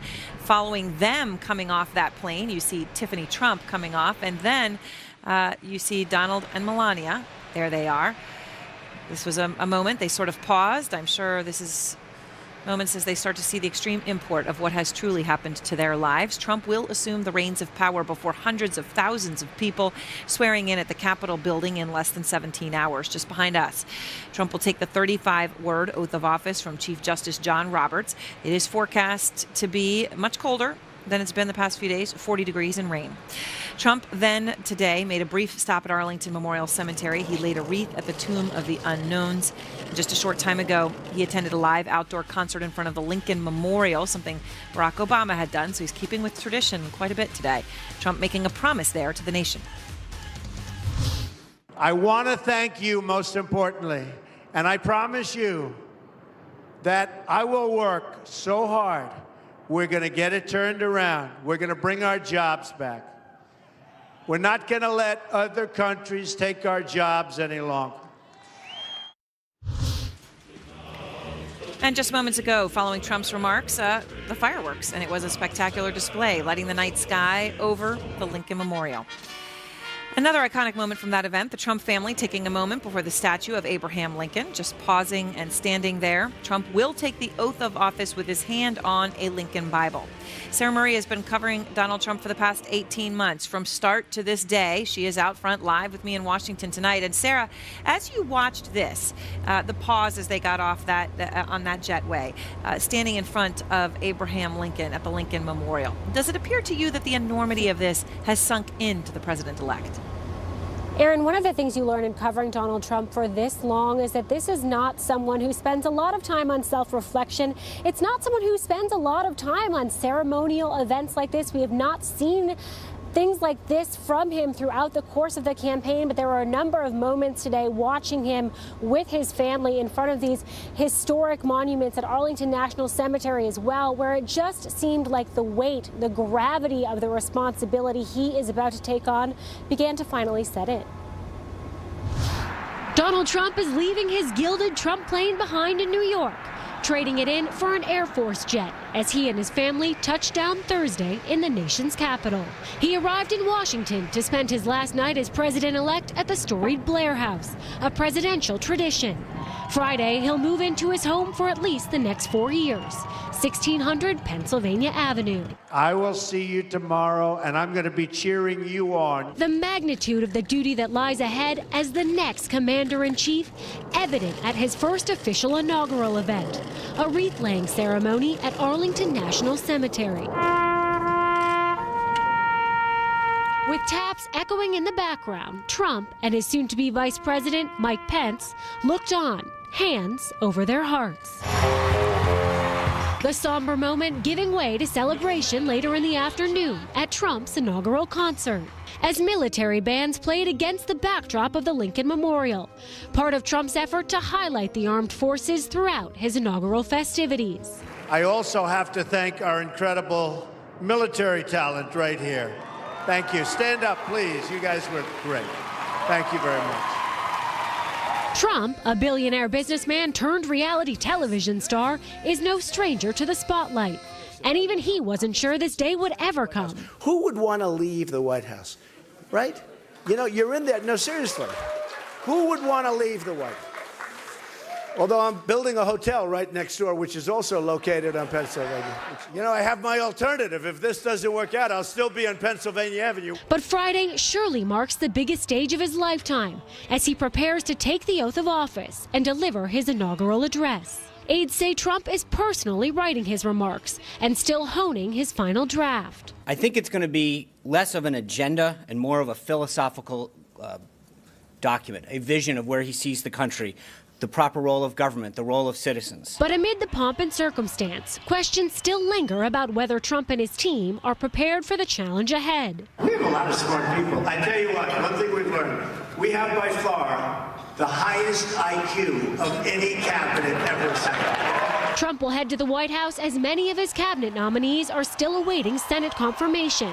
And gaping holes persist in key leadership roles across the government. Trump's team downplaying those challenges as they insist the next president is prepared to kick off his agenda on day one, beginning with executive actions. So it's going to be a robust, not just day one, but I think first week, first month, and probably first term. Now, of course, the real work begins on Friday when Donald Trump does become the next president of the United States. And we are expecting there could be executive actions as soon as tomorrow. We know that Obamacare, repealing it, moving the ball in that direction is high on Donald Trump's list, as well as a number of immigration actions. So we will see exactly what order those come out in and just how quickly. Aaron? All right, Sarah, thank you very much. And obviously that would be a break with precedent as well, depending how quickly he moves tomorrow. Out front now, Mark Preston, senior political analyst, David Gergen, former presidential advisor to 4 presidents, Nia Malika Henderson, our senior political reporter, Doug Brinkley, our presidential historian, John Avlon, the editor-in-chief of the Daily Beast and author of Washington's Farewell, the Founding Fathers' Warning to Future Generations, Jamie Gangel, our special correspondent, the former senator from Pennsylvania, Rick Santorum, and Bakari Sellers, former member of the South Carolina House of Representatives. Doug, you know, I was just commenting on those moments already where you see Donald and Melania Trump pausing as they get off that plane, pausing in front of Abraham Lincoln, which is sort of a sobering moment for anyone who approaches that memorial, never mind for them and the position they are in. 17 hours to go. Do you think it has sunk in for him? You've spent some time with him. Well, you know, Ronald Reagan said about this whole inaugural that it's both commonplace and miraculous. And I think that sounds like giving birth. It did. Well, there you go. I actually think it's a beautiful description. We're giving birth to a new administration, and it's a great American tradition. So I think for part of it, he's still being Trump, but obviously it's going to sit in. All of us here have been looking at the Capitol, looking at the fireworks, and we've all been touched by it. So he certainly is a person who's going to be touched. And I think today at Arlington, when he was there looking at Washington and recognizing he's in charge of our armed forces, the Navy, Army, Air Force, Marines are counting on him that's a heavy responsibility. And you know, it is just behind us. You heard them practicing some of the singing, and you know, it sounds sort of ethereal as it comes off the Capitol, and we hear them getting ready for tomorrow morning, Mark. But he is not, you know, it's not as if he's going to just kind of enjoy the moment tomorrow. He is not ruled out coming in and starting to sign executive orders and getting straight to work, which would be a break with tradition. Well, in many ways, and he said today in a closed luncheon that he was going to sign some very meaningful pieces of paper. What those paper is, we have no idea. The irony is he's taking the oath here at the U.S. Capitol, but these executive orders allows him to bypass Congress to try to exert his power, you know, as the commander-in-chief, as the executive branch on many issues that Barack Obama pushed, whether it's going to be on the environment or on terrorism or on immigration. He talks about building that wall. That will be started by executive order. And, of course, internally for himself, the lobbying limits that he's going to put on those who work for him about never being able to lobby for a foreign government, and also a ban on how much they can lobby once they leave. And you know, he has talked about this, not just what he's going to do when he comes in, David Gergen, but what he's going to do on day one, whether that is Monday or Saturday or actually the day he's sworn in. Here's what he said. On day one, I'm going to begin swiftly removing criminal, illegal immigrants from this country. Day one, we're going to announce our plans to totally renegotiate the worst trade deal ever made, NAFTA. I'm also going to take a series of actions on day one to protect American workers. We will also repeal and replace the total disaster known as Obamacare. We're going to stop it day one. Okay, it could be a verbal tick here, is sort of what it's sounding like to me. I mean, but in all honesty, these are very serious and big things that he said he would do at the instant he took office. Sure. The day will open as ritual, as one of the most important civic rituals we have. I think all of us will show a great deal of respect. Power is passing to Donald Trump. He won it, and he's our president, and we need our presidents to succeed. I think after the parade ends and he goes inside and he gets his team together and starts signing orders, that's when political controversy is going to break out. Reuters is reporting tonight, I haven't seen it elsewhere yet, but according to Trump aides, he's going to let that DACA, the program for Dreamers, right. There are 750,000. Yeah. He's going to let those authorizations expire. No more. This is it. That is going to be hugely controversial in a community where there's been no Latino named to a cabinet. He told an Israeli reporter today that he's definitely going to move forward with moving the capital to Jerusalem. Yep. That is going to be very controversial if he tries to do that. He's clearly going to try to do the wall quickly. There are a lot of things he's going to do. I think he's going to show the American people he's serious. He meant it. He's going to do this. And a lot of his supporters will cheer because that's what they're looking for. There are going to be other Americans who say, oh, my God, he's going to be worse than I thought. Yeah. No, I think that's right. And that's 65 million, essentially, that, of course, voted for Hillary Clinton. Tomorrow will be about Donald Trump, who's been this very unorthodox candidate, really following the rituals of Washington. So that's going to be fascinating to watch. It's also going to be fascinating to watch whether or not, and we've heard from some of his advisors that it is dawning on him, the weight of this moment. And Obama, of course, talked about that, too, the sobering moment when you go into that Oval Office. And it's also about, is Donald Trump himself transitioning from the Donald Trump who is the private citizen and used to certain rituals and used to certain behaviors. I remember, for instance, Obama famously thought he could go back to Chicago every 6 to 8 weeks after he became president. Of course, that didn't happen. So it'll be interesting to see how he's transitioning from Donald Trump private citizen to president. And of course, Barack Obama had taken oaths of office before. Sure. I mean, this is amazing that Donald Trump never has, right? And this is an unprecedented moment in so many ways. We're reporting the outgoing administration, though, is concerned that Trump's administration overall is not ready. They haven't had the points of contact. They haven't been talking. That he isn't actually ready to assume the reins of power, which, if true, is a very concerning thing. All Americans should hope that he is ready. Whether you like what he's going to do or not, he's ready. Everybody in his office is ready to go. Absolutely, and that should concern. Now, we've had chaotic transitions before. We've always gotten through them, and we will again. But I think with so many senior positions still open, and Donald Trump, uniquely among American presidents, not having a civic background, whether it's elected, political, military, or cabinet appointed, that raises the bar to surround himself with people who are really connected to government. And many of the cabinet people also share with Donald Trump a lack of executive or government experience. So that raises the onus, especially as we just saw if North Korea starts to test the new administration from day one as well. You can sign a lot of executive orders. The mandate he has, he still needs to unite the American people, and he has to do it beyond just the inaugural address. So when politics and policy come after that inaugural address, that's going to be where the rubber meets the road. And do you expect, Senator, lots of signing to go on tomorrow, or will he perhaps just do a couple of things for ornamentation? It all depends on whether they want to do shock and awe or whether they want to. I like shock and awe. Well, by nature, he would do shock and awe. And I like it because it just befuddles everybody, because what do you focus on? You have so much, you can't really focus on anything. And I actually think that's a good idea. But even if they just do what David suggests, number one, he's keeping his campaign promises. Number two, he's following the law. The things you just mentioned are the law. It's just Barack Obama's decided not to enforce the law. And so what Donald Trump, if you listen to the folks who came up here on Capitol Hill, one after another said, I'm just going to follow the law, sir. That's what Sessions said. All these nominees said, we're not going to do what this other president did, which is if the Congress doesn't do what I want, I'm just going to make it up and do it myself. I'm actually going to follow the law. And if you want to change the law, if you want to do an immigration, then change the law. But until that law is changed, I'm going to follow it. All right. And that's what his people are looking for. We hit pause until, of course, Republicans won't work with him, and then he has to govern the same way Barack Obama governed. But, all right, next, Democrats threaten to slow down the hearings for Trump's cabinet picks. None have been confirmed so far. None. We're going to talk to one leading Democrat with breaking news tonight, plus a special preview of what to expect and when. It all starts, as I said, in 17 hours, less than that, as Donald Trump becomes the next president of the United States. And for a second day, both President Bush, 41, his wife Barbara, remain hospitalized in Texas. The latest on their condition tonight.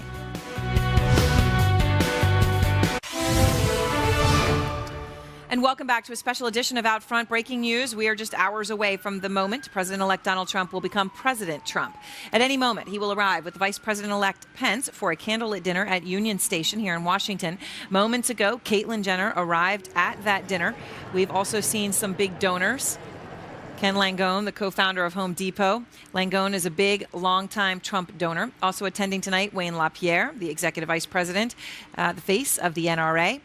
Just hours ago on Capitol Hill, though, it was a rough hearing for one of Trump's most controversial nominees. Democrats warning that Trump's administration will be missing many of his picks on day one. Manu Raju is out front.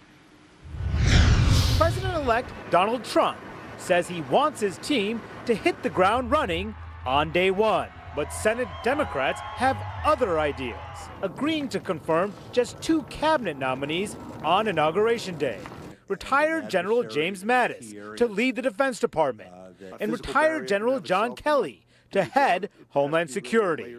And they're threatening to block 8 other nominees, accusing them of ethical lapses in pursuing policies out of the mainstream. If Republicans continue to stonewall and cover up the serious issues that many of these nominees are trying to avoid, they should be prepared to have those debates on the floor of the full Senate. If only 2 nominees are confirmed on the day Trump takes office, it would be the fewest of any new president since George H.W. Bush in 1989. And it would be a far cry from January 2009, when the Senate confirmed 7 of Barack Obama's nominees. Well, I'm more worried about the impact it will have on the country. It serves no useful purpose for our Democratic colleagues just to delay for delay's sake. But some Trump nominees have self-inflicted wounds, including Congressman Mick Mulvaney, who acknowledged that he failed to pay taxes on a sitter taking care of his triplets.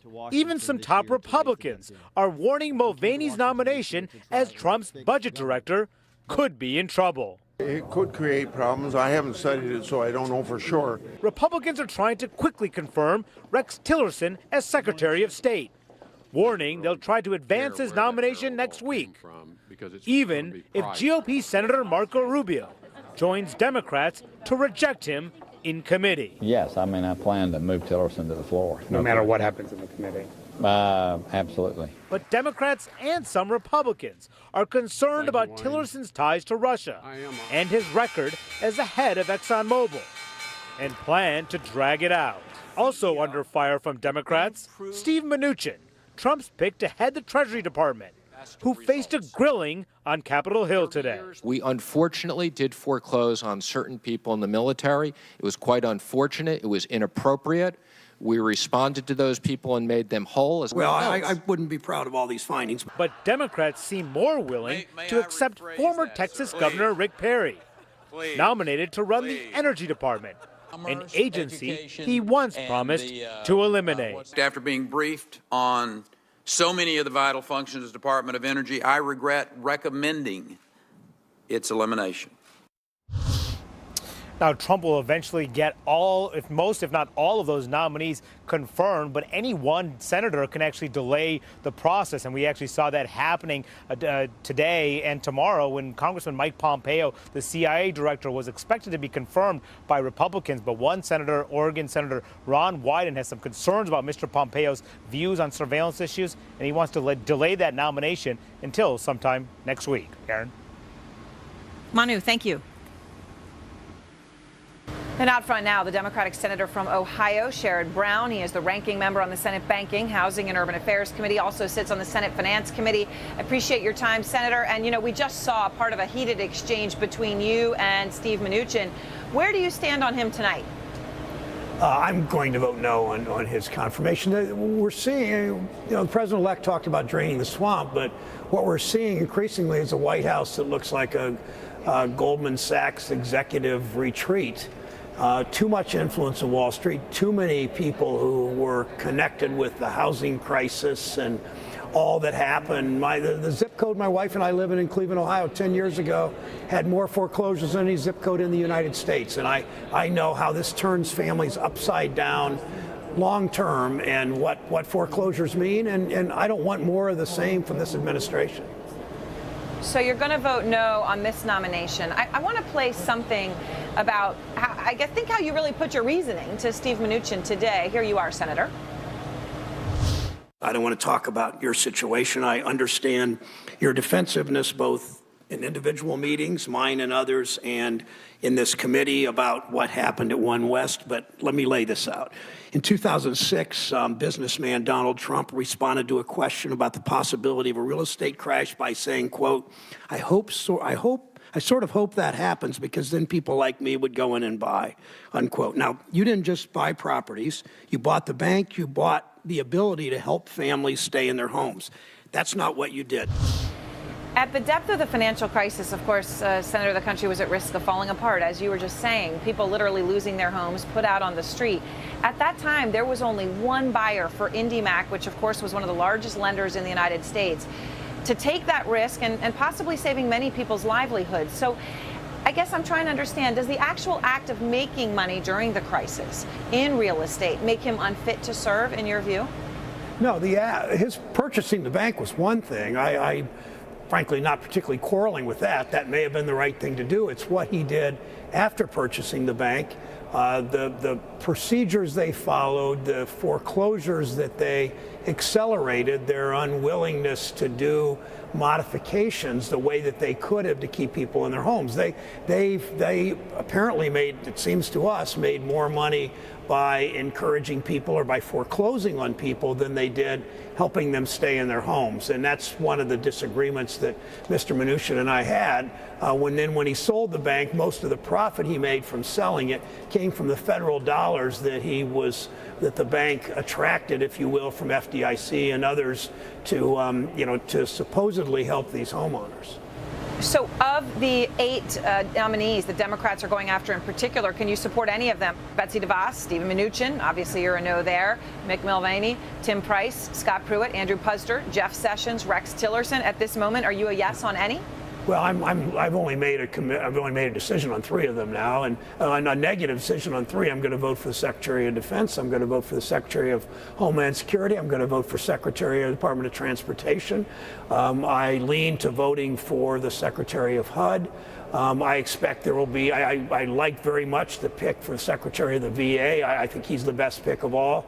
So I assume I'll vote for more than half of them. But when he nominates somebody that's a climate denier for EPA, or nominate somebody to run Medicare who believes we should raise the eligibility age for Medicare, thinking about the barber, the person that works retail, the construction worker, the restaurant worker, waiting till they're 67 or 70 to get on Medicare is just cruel. All right. Thank you very much, Senator. I appreciate your time tonight. Thanks again. Thanks. Thank you. All right, my panel is back with me. Bakari, let me start with you. You know, Democrats here, you heard him say he's going to vote for some, but there's 8 nominations that they are actively trying to stop. Are they being obstructionist just for obstructionist's sake, just to stop Trump nominees? I mean, that's a rich question when you look at the last 8 years of Barack Obama. Are you being obstructionist for obstruction's sake? But let's look forward. I think that General Mattis, General Kelly, I think Mike Pompeo, outside of some issues with the collection of data, I think if you look at Nikki Haley and even Ben Carson, to a certain extent, and Rick Perry are going to have an easier time in the United States Senate than some would imagine. Tom Price has problems. Tom Price he doesn't just have ethical problems. I, like Chuck Schumer, believe that he may have legal problems. I think Rex Tillerson has problems. You also look at Mr. Mnuchin there, and I hope I got his name correct because Bakari gets butchered all the time. Thank you. If you look at Mr. Mnuchin, he has problems. He is a part of the reason that we faced the economic crisis and the housing crisis that we did. And so, yeah, Democrats, we don't have the ability to stop much over here, but to not fight is a greater sin. And so you're going to see the Democratic leadership, you're going to see many Democrats who are going to fight, and many of these individuals have issues. And to not raise those issues, I think, is counterproductive. So are we going to end up in a position tomorrow, as the senator was pointing out, you can't get confirmed until he's president. So he becomes president in the morning, the Senate can start voting. They can start voting. You're not going to have 7 confirmations tomorrow. It doesn't seem like it, like Barack Obama did. Maybe right. 2. So how troubling is that you're going to have so many vacancies still on day one? So there are going to be vacancies, but I want to go back to what Bakari said about there's one thing to fight, and there is no question they're going to bloody them up, and they're going after them, and they're going to delay, and they're going to try. But I've spoken to a number of people who still think that all of these nominees are going to get through. At the end of the day, it's math, and the Republicans have the votes, and David wants to fight with me about it, but that's what we're hearing, that, it's going to be ugly, but he can get them through. It's also about leverage. I mean, Marco Rubio, and I haven't talked to Marco about this, so I'm just putting him as an example. Marco Rubio is making a point, and he's trying to... You're talking about Tillerson. He's on Tillerson. Yep, right. And I'm sure Wyden is making a point on collections. Yeah. This is what senators do. You plant your seed, you get leverage, you get concessions from the nominee, so you have a working relationship with that. It looks like they're fighting. What they're actually doing is making a deal. Which, of course, is very appropriate given the situation we're in. Okay, we are waiting the president-elect, black tie candlelit dinner, as I said, Union Station in Washington. Moments ago, Trump spoke after a concert at Lincoln Memorial, and he spoke about uniting the country. We're going to unify our country. And our phrase, you all know it, half of you are wearing the hat, make America great again.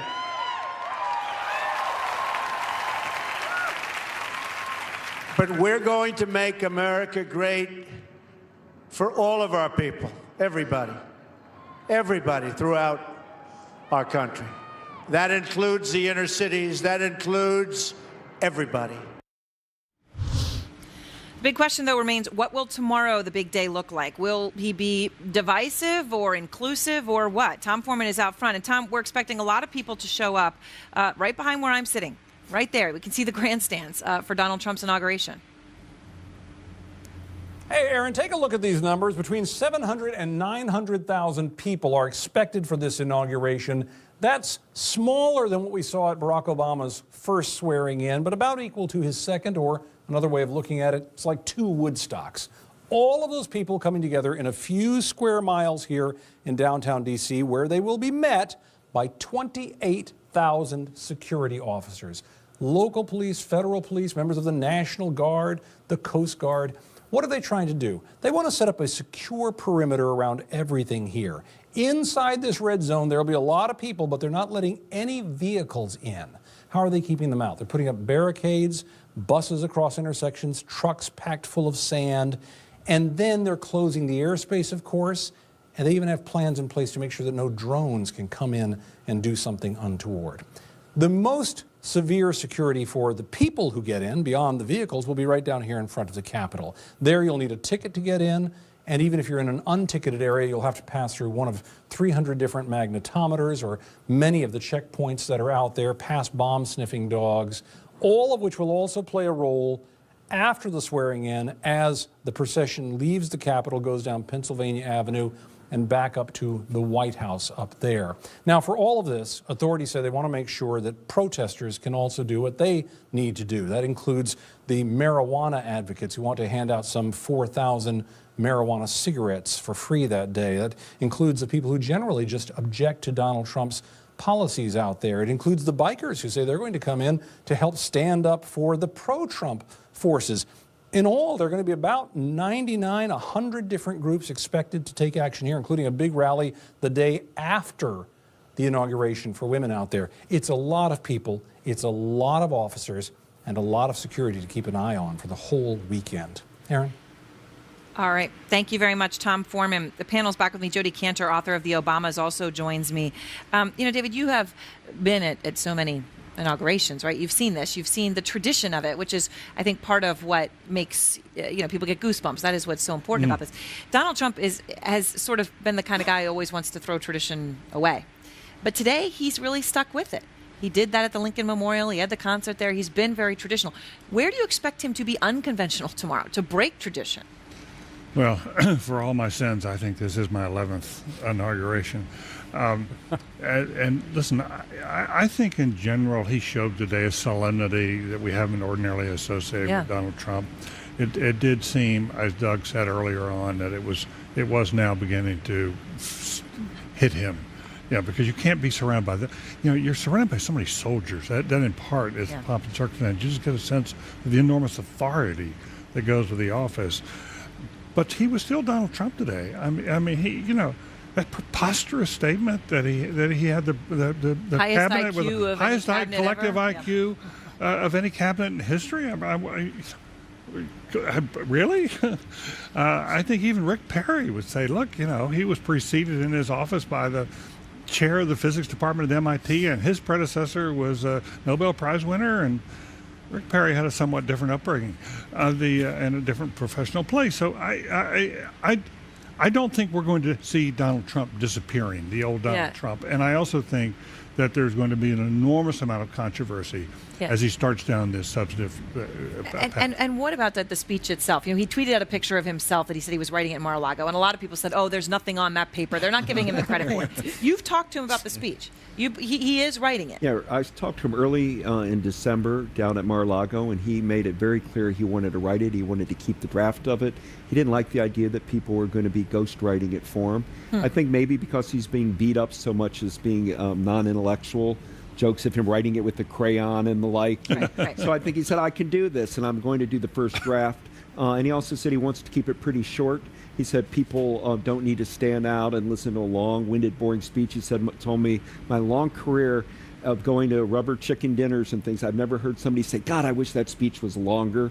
So I think you're going to Well, he's right about that. You're going to probably going to anybody going to disagree? And it could be raining tomorrow. When you go 10, right? it should be 5. When you go 15, it should be 10. I mean, the weather is also the not going to be is probably not going to be so bad. Not so good. It was horrible for Obama's first inaugural. Donald Trump is someone who likes a show, who likes to feed off the crowd. And it'll be interesting to see if he's trying to feed off that crowd or if he's imagining sort of really a larger American community, that crowd of people. Or the international community. The international community, something we haven't seen him do. And you've been a speechwriter for Rudy Giuliani. I mean, what do you expect? What tone will we hear? Well, look, I mean, normally presidents campaign on being uniters, not dividers, in W's phrase. That has not been Donald Trump's jam. And this is a real challenge for him. He's promised simultaneously a short speech under 20 minutes, and also you saw Sean Spicer saying it was going to be philosophical about the proper role of government. We haven't seen Donald Trump focus on philosophy a lot. But because he lost the popular vote by an unprecedented amount, I think the key question will be, does he genuinely try to reach out? Does he try to unite? Because that is an obligation of an American president. The peaceful transfer of power is nothing to take for granted, but inauguration speeches have a special place. Well, the pomp and circumstance of tomorrow morning is very significant, Mark. I mean, it starts off, and it's going to be very much traditional, right? The Trumps will go meet the Obamas. That will be on, the world will see it. Then they will have a private meeting. Then they will go together to Capitol Hill. It is it is going to be a very solemn morning when you actually think about what's going to be in his head.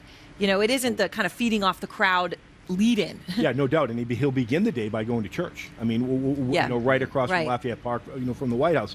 You know, I think David said it correct just earlier in the program, is that it is going to be very ceremonial. It is going to be very rah-rah America up until about 4, 5, 6 o'clock in the afternoon. And when the parade ends, the pen comes out. Then the pen comes out, the Senate goes into session, people start fighting. But you know what? That's what democracy is, and you know. And if you look around the world right now, there are issues where there is the transfer of power is not going so well, specifically in Africa right now, in a specific country. So, you know, people don't like Donald Trump, but he was elected president. I actually spent the evening of Obama's inauguration with his Kenyan relatives who had come for the day. They were so amazed by the peaceful transfer of power. As you know, Kenya is a place where power has not always been transferred peacefully. They couldn't believe their eyes that George W. Bush, with so much politeness and decorum, was handing the keys of the White House to Barack and Michelle Obama. It took their breath away. All right, that's what we're going to see tomorrow. Next, on the eve of an historic transfer of power, President Obama writing a poignant final goodbye to the nation. And hundreds of thousands of women from across the country ready to march on Washington with a message for Donald Trump. That we're not going away, that we're here, that we're going to fight.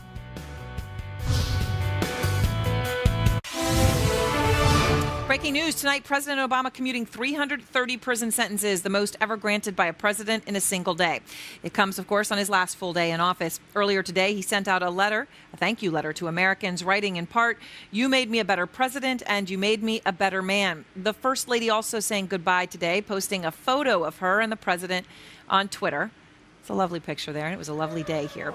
And a video. She put the video of her walking through the White House with the dogs, Bo and Sunny, for one of the last times. Well, my panel is back with me now. Bakari, look, those are poignant moments. Whatever your politics are, it's sort of a bittersweet moment when you see this change of power, what you've become accustomed to. It is change. Well, there's a whole generation of individuals who grew up on Barack Obama. I mean, that's the only president they've ever known. He served admirably for 8 years. One of the things I was looking at today is that he had no senior level executive officials who've been indicted, who've been convicted of anything. It's no drama Obama. I know that bar is really low. I was about to say, if you go back and you look at Bill Clinton, if you look at George W. Bush, if you look at H.W. Bush, if you look at Ronald Reagan, you look at Richard Nixon, they all had executive level officials who were indicted for a particular crime. Barack Obama leaves this White House scandal free. But even more importantly, there are a ton of people who are going to recognize tomorrow that Barack Obama, when he leaves in Marine One, I believe it'll be called Executive One, he leaves with a 60% approval rating. Donald Trump tomorrow has the lowest approval rating of any president-elect in modern history. His task tomorrow is to attempt to begin to unite the country. It's something that he hasn't been able to do throughout the campaign, but we can't deny that he comes in here with the backing of very few people in this country. So let me ask you, Jody, though, because this moment, it is a poignant moment. And if you've been on the streets or walked in front of the White House over the past few days, as most of us have, you know, you see tourists coming. I mean, so many people are here watching this. For the Obamas, you see Michelle Obama's video that she put out. How emotional is this for them? Well, this last night. Well, so President Obama has a really unusual writing assignment. He is going to write a letter to keep in the Oval Office for Donald Trump to find. And think about what a complex task that is, right? In keeping with who President Obama is, he will probably be very politic, very inspiring. But this is his last chance to whisper into Donald Trump's ear and leave instructions for him and for history. So what does he say? What does, and Senator Storm, does Donald Trump listen? Because it's private and it's a letter and he's reading it, does it sink in a way that other things perhaps have I guess not? it all depends what he says. I mean, if he goes out there and lists a laundry list of things that he wants Donald Trump to do in his administration, no, he won't listen.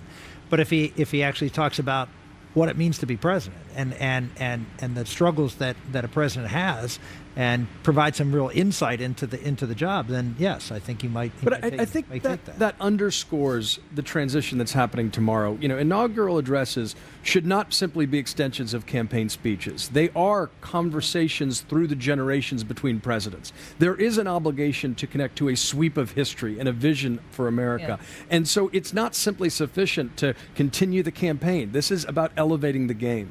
So elevating the game, and yet, David, Barack Obama, I mean, look, time isn't on his side, okay? But he's put these letters out, a thank you letter to Americans, very poignant. But at the same time, he commuted more people in a single day than anyone has in American history. Chelsea Manning commuted her this week. Is it typical to see so much of this as he comes up to the final moments? No, he's not leaving anything on the field. I think he's always been a very ambitious man. But I must tell you, he's taken a very strong stand on this criminal justice issue as he goes out the door. Drug offenders, because almost all of these people have been nonviolent drug offenders, and he thinks the country has changed its mind about people going to jail, and he's right at the forefront of that and saying, no, you shouldn't be in there for year after year after year. You shouldn't be, 3 strikes and you're out if you're a nonviolent drug offender. He wants to clean the jails out. And I think he's made a remarkable statement here in these final days. In the letter to Americans, Obama wrote today, and when the arc of progress seems slow, remember, America is not the project of any one person. The single most powerful word in our democracy is the word we the people. We shall overcome. Yeah. Is that a message to Trump? Is that a message to the American people? No, I think that's more a message to the American people. I think it was similar to what he ended his press conference with, this message of hope and of optimism, resilience. And, I thought it was one of the most moving moments of his last days when he talked about his daughters and how much he looked to their generation. I think you're going to see some of his energy go into working with the next generation. It was a because he poignant thinks letter, that's it was very poignant. No doubt about that. But I do agree with David too. I mean, look, it is a message to Donald Trump in the sense of you're not going in as a dictator. This is not a monarchy. But at the same time, the fact of the matter is, we are brought together as a nation as a we, and it isn't just based upon the sole purpose of one person. And I think that's very important as we go forward in the Trump presidency. Psychologically, I think it'll be interesting if Trump refers to himself less as Trump in the third person. I mean, actually interesting. He always does, and we'll see if that changes. Okay, next, President Bush, 41, still in intensive care at a Houston hospital. Barbara Bush is also in that hospital tonight. We're live in Houston with the very latest on their conditions. We'll go there next. And the largest protest of the weekend is actually going to be the Women's March right here in Washington, the day after the inauguration. We're going to talk to some of the women preparing to protest.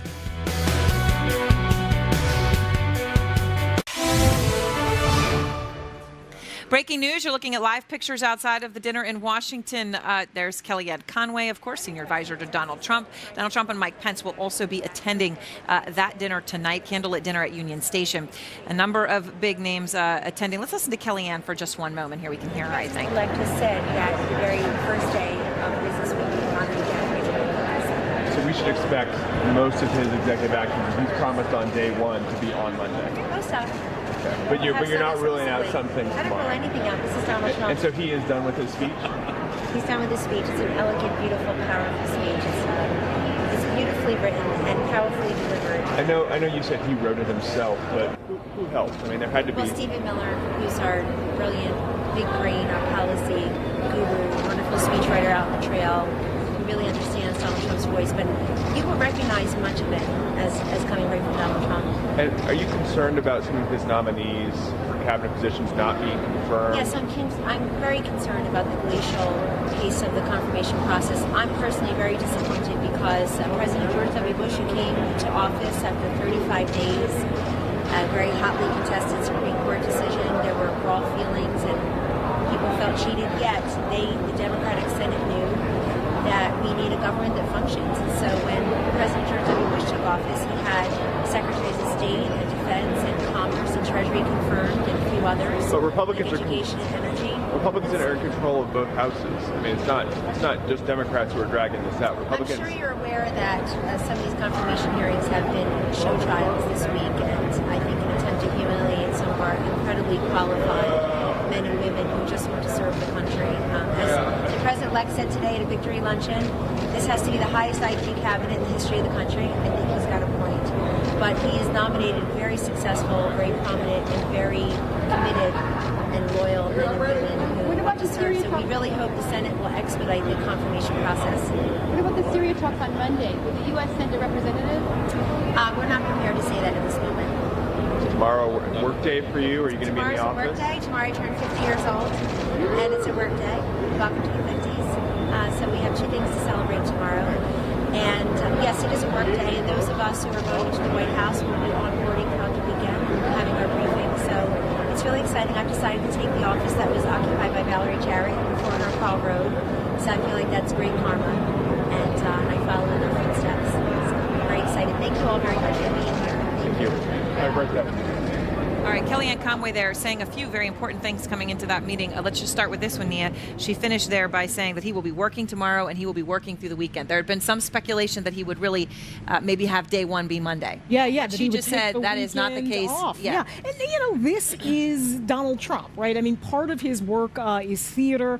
Part of the work is kind of chaos and constant tweeting and constant diversions.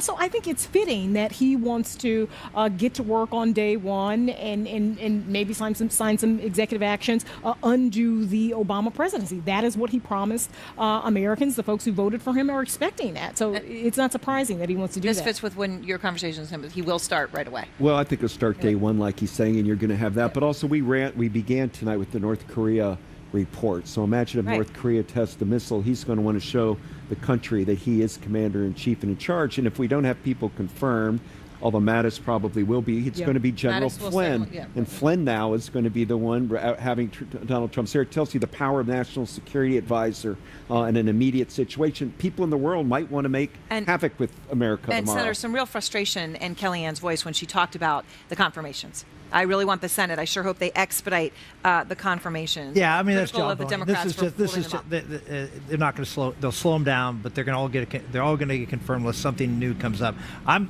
My hope is that Donald Trump really shakes it up and appoints a Supreme Court nominee next week, early next week. You want to change the discussion here? You want to put all these nominations in the rear window? Everyone will start focusing on the Supreme Court. These nominations will sail through. It's a smart move. He needs to get that clock ticking, and he needs to take the attention off these little nitpicking That's things. fine, but I mean, one thing that we haven't talked about is everybody gets caught up on the cabinet nominees and everybody gets caught up on the Supreme Court justices.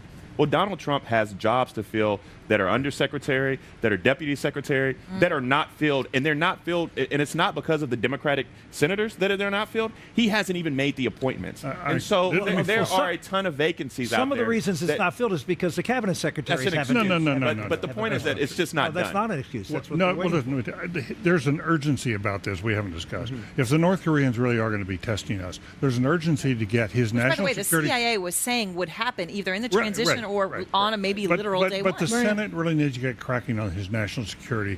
That ought to be the first thing to get Tillerson in there. Tillerson doesn't have security clearance right now. I don't know whether Mattis has security clearance. Pompeo doesn't have security clearance. He can't come together. They can't do anything. But there's an equal, to go to Bakari's point, there's an equal urgency on the part of the Trump team. They are behind. They're not. And Senator, you'll remember when Ronald Reagan came in, the day after he nominated somebody or put the name forward, Penn James, his headhunter, wound up on your doorstep with a notebook saying 3 choices, every major position. Make them now. And they got it moving. And that's what he needs to do. I just quickly want to dispel the myth, the idea of whether he's going to work this weekend or not work this weekend. He is going to take the oath of office around noon tomorrow, and he's going right to work. You are the president of the United States. You work 7 days a week. You do not get a day off. You don't look to Mike Pence and say, hey, by the way, I'm going to go golfing. I'm handing it over to you for a few hours. So while the Trump folks are saying we're going to get right at it, well, of course you're going to get right at it because you have no choice but to get right at it. The question is, does he do some things that are politically explosive tomorrow afternoon? And what happens, the unexpected, right? I mean, you can script out what you want to in terms of the executive actions you want to sign, but the presidency is about dealing with unexpected things, whether it's foreign policy, whether it's, sort of violence, any of those things. Those are the things to watch that he can't plan for, and he's frankly not prepared for. And I do think there's an obligation to expedite, particularly the Secretary of Defense, James Mattis, Kelly at DHS. These are people who are going to sail through. Those seem that they will go through without any problem. And they are. But they need to be for the reasons of stability of governance. Shock and awe is not a domestic communication strategy. We need stability in our government in a challenging time. That's the preeminent thing. I think some of that stability will be when Obama meets, because the warmth between Trump and Obama will surprise people, I think, on their ride down to the inaugural. And tonight, officials are preparing for what could be one of the biggest inauguration protests ever, the Women's March on Washington. Let's get to Kyung-la. We're like, let's go. We got to do this. We got to be part of this. 6 Los Angeles women. Is this just for phone? Plotting their path to the other side of the country for the Women's March on Washington. Across California, women are packing, like Yasmin Diaz. First time in D.C.? Yes, first time in D.C. Why do this? there has been a lot of apathy in the past, but now I think that's a sleeping giant that's been sort of stirred. Enough. Apathy. None of these Generation X women had felt the need to be political before. Donald Trump is not the only reason for this cross-country trek, they say, but he is the spark. We don't know what else to do at this point. The vote doesn't count. The popular vote doesn't count. Then we have to show up in person. Because we're not sitting behind our computers. We're actually physically there, willing to sacrifice. We're going to make them listen. We have to. Why not just do the protest here in LA? I want to be part of getting out of that bubble and to let this administration know that, we're not okay with the choices and the rhetoric they've been saying. If 50,000 or more turn out, they'll match the women's strike for equality in 1970. That march began as a labor protest, but sparked a new women's movement, followed by years of progress in workplace gender equality and sexual harassment. These marchers have a wide variety of causes, from climate change to reproductive rights to racial equality. The one thing I've heard about the Women's March, too many disparate issues. It's not going to accomplish anything. No, it's the start of something. The Women's March is a gesture of our commitment. What do you want to tell the incoming president, since you're going to be in his backyard? That we're not going away, that we're here, that we're going to fight on all our local levels, all across the country, and we're going to make a difference. Is there anything Donald Trump can do to win you over? Listen to what we're saying. And take action for what we're asking for. I do hope he watches. I want him to see us out there and see, the droves, the number of people that are out there, and see it's going to be a very diverse crowd. I think that's really important. It's not just women from California, it's also women from Alaska and as far away as Hawaii. Now, protest organizers are being so bold as to predict they're expecting 250,000 people. Aaron, we should also mention there are some 600 sister marches happening in cities across the country. Aaron? All right, Kyung La, thank you very much. 250,000 people, obviously a stunning size, and the day after President-elect Trump, it becomes President Trump. Thanks so much to all of you. Let's hand it off now to AC360 and Anderson. And good evening, everyone.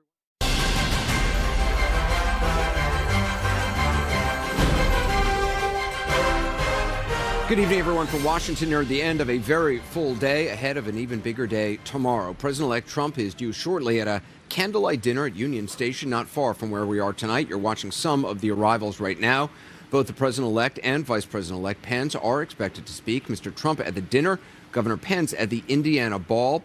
It's the capper to a day that brought moments of quiet ceremony at Arlington National Cemetery and loud celebrations and clear signals that the next 4 years will be very different than the last 8. We also heard from the guest of honor, the President-elect, making surprise remarks in the steps of the Lincoln Memorial. I will see you tomorrow, and I'm going to be cheering you on. You're going to cheer me on, but I'm going to be cheering you on because what we've done is so special. All over the world, they're talking about it, all over the world. And I love you folks, and we're going to work together, and we are going to make America great again, and I'll add, greater than ever before. Thank you very much, and enjoy the fireworks. Thank you, everybody. Thank you. President-elect Trump at tonight's Lincoln Memorial celebration. And take a look at this, a hallway in the West Wing. All of the Obama's photos taken down already, the frames empty, waiting for the Trumps to fill them. More now on this historic day from CNN's Jim Acosta. The moment few saw coming has arrived. Donald Trump and the nation's new first family touched down just outside Washington, not on his private jet, but on U.S. military aircraft, and climbed into his motorcade for a ride the world will never forget. What a beautiful room this is. Where is this? This is a gorgeous room. A total genius must have built this. Within minutes, Trump arrived at where else but his glitzy new D.C. hotel, where he praised his cabinet choices. We have by far the highest IQ of any cabinet ever assembled. And appeared to assign his new ambassador to the United Nations, Nikki Haley, a task normally reserved for the Secretary of State, a trip to China. Boy, when I send her over to speak to China, And when I send her over to speak to everybody, I think we're going to do a lot of great things, Nikki, right? Our job is to be ready on day one. The American people can be confident that we will be. But the Trump team insists the incoming president, who laid a wreath at Arlington National Cemetery, is approaching his biggest deal yet with the seriousness it deserves. At a pre-inaugural concert at the Lincoln Memorial, Trump sang along to Proud to Be an American. God bless the USA. And offered a preview of his speech to the world tomorrow. We're going to unify our country. And our phrase, you all know it, half of you are wearing the hat, make America great again.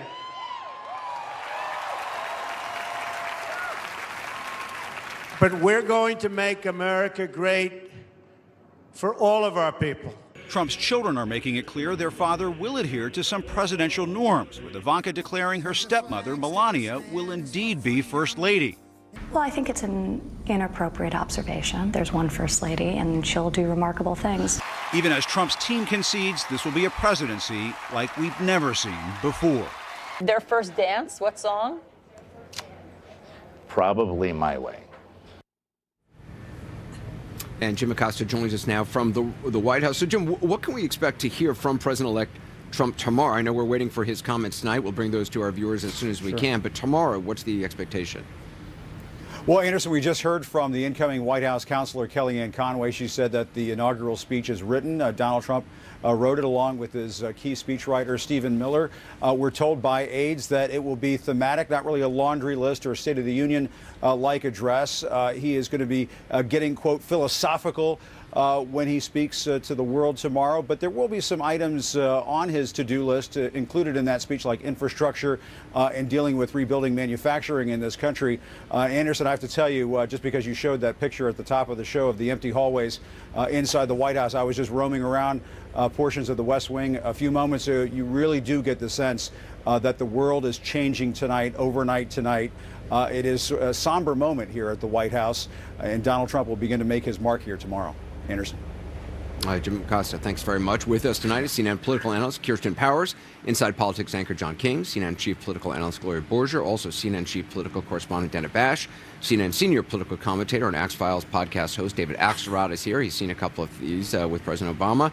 So has Trump supporter, American Spectator senior contributor Jeffrey Lord during the Reagan years, and former Obama senior advisor Van Jones, who joins us as well tonight, along with the Daily Beast's Matt Lewis. I mean, a lot to talk about, but I mean, Dana, just it is happening. I mean, you have a real sense in Washington today, just walking around, you know, the kind of the levers of power are shifting, and the kind of the pomp and ceremony of it all has begun.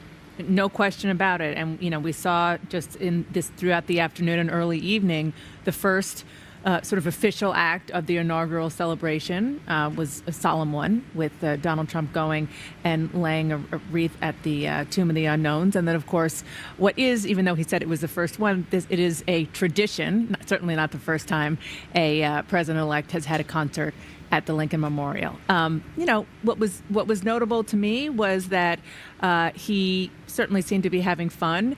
He gave more of a unity-themed speech, or at least remarks, than I think we've heard in recent past.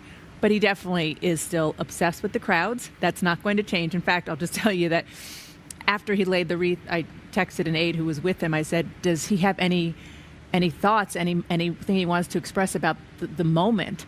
And the response was, the crowds are bigger than we expected. It's a very special day. And he also talked about the polls. And you know, I mean, it was a little extraordinary that he would do that. I mean, you have to think that he's thinking about the size of this job and growing into it. You can't be anything but humble as you go through what he went through today, particularly laying the wreath at the Tomb of the Unknown, tomorrow getting the nuclear codes, getting the letter in the drawer from the outgoing president of the United States. And in one of his children this morning said that it maybe hasn't dawned on him totally. I think it becomes kind of a gradual thing until you get there, and then you're sitting in the Oval Office and something happens. I remember with Barack Obama, it was day one. Day one. Even before day one, we were concerned about a potential terrorist threat on the inaugural ceremonies. We were meeting and discussing that the night before the inauguration. You cannot escape the enormity of this job. It comes and greets you at the door. You know, one thing I just think is interesting, though, we are kind of baffled by him concerned about the crowds and the popularity. But let's not forget, he sees himself as leading a movement. That's right. And movements have a mass phenomenon as well as a governing phenomenon. And so when he's talking about the crowds, that's not, oh, well, he's egotistical. No. He's certainly egotistical. No, and I didn't mean to say that. And I didn't mean to say that it was baffling. I'm just saying it was definitely noteworthy. Yes, because he is that in that way he is the same Donald Trump. I can tell you, I went to the concert and spent a fair amount of time walking and talking to your band performed. Yeah, you were excellent, by the way. Was that you on the drums? That was me on the drums. I didn't think you'd notice. Yeah. You're fourth eye blind. Didn't let you on. Fourth door's down. But these people are very enthusiastic. They are really, really revved up. And, you know, when Lee Greenwood came out there and sang, I mean, which is sentimental for me because it was President Reagan that sort of first focused on that song. Right. And he sang it at the Republican National Convention in 1984, and it sort of became the Reagan anthem. And these people were standing up and cheering. I mean, it was really very emotional. Yeah. The president-elect did a little karaoke there during that song as well. He was singing. I think the moment tomorrow is so important for him and for the country because of the rawness of the moment. I made the mistake earlier today when he arrived in Washington. We were on the air. He was coming down the steps at Andrews Air Force Base, and I said, I know that the emotions are raw out there. I know there are a lot of people who don't like this, who are mad about this, who are afraid of this, who are anxious about this, but I hope all Americans could pause just for a moment and celebrate our democracy, that the world watches this peaceful transition of power. I was lit up in the Twitterverse by people who told me I was nuts to suggest they pause and celebrate anything. Because you're here. normalizing. I'm it. getting. But you know, It wasn't even about him, but they think that you're trying to say that everything's fine. Tonight, you're getting emails from all these Democratic groups right up to the inauguration, trying to raise money of what's going to happen tomorrow. The president of the United States is prepared. The man who will be president, is preparing a speech that we're told will be unifying. And good, that's his job. The question is, to those who have not, he has not reached out a lot during the transition, to those who didn't vote for him, for those he opposed, to those whose temperatures he might be trying to turn down or anxieties he might be trying to lessen. So will they believe it? Even if it's a wonderful, perfect, personal speech, will they believe it? He has to start because he's about to govern. The challenge is very different.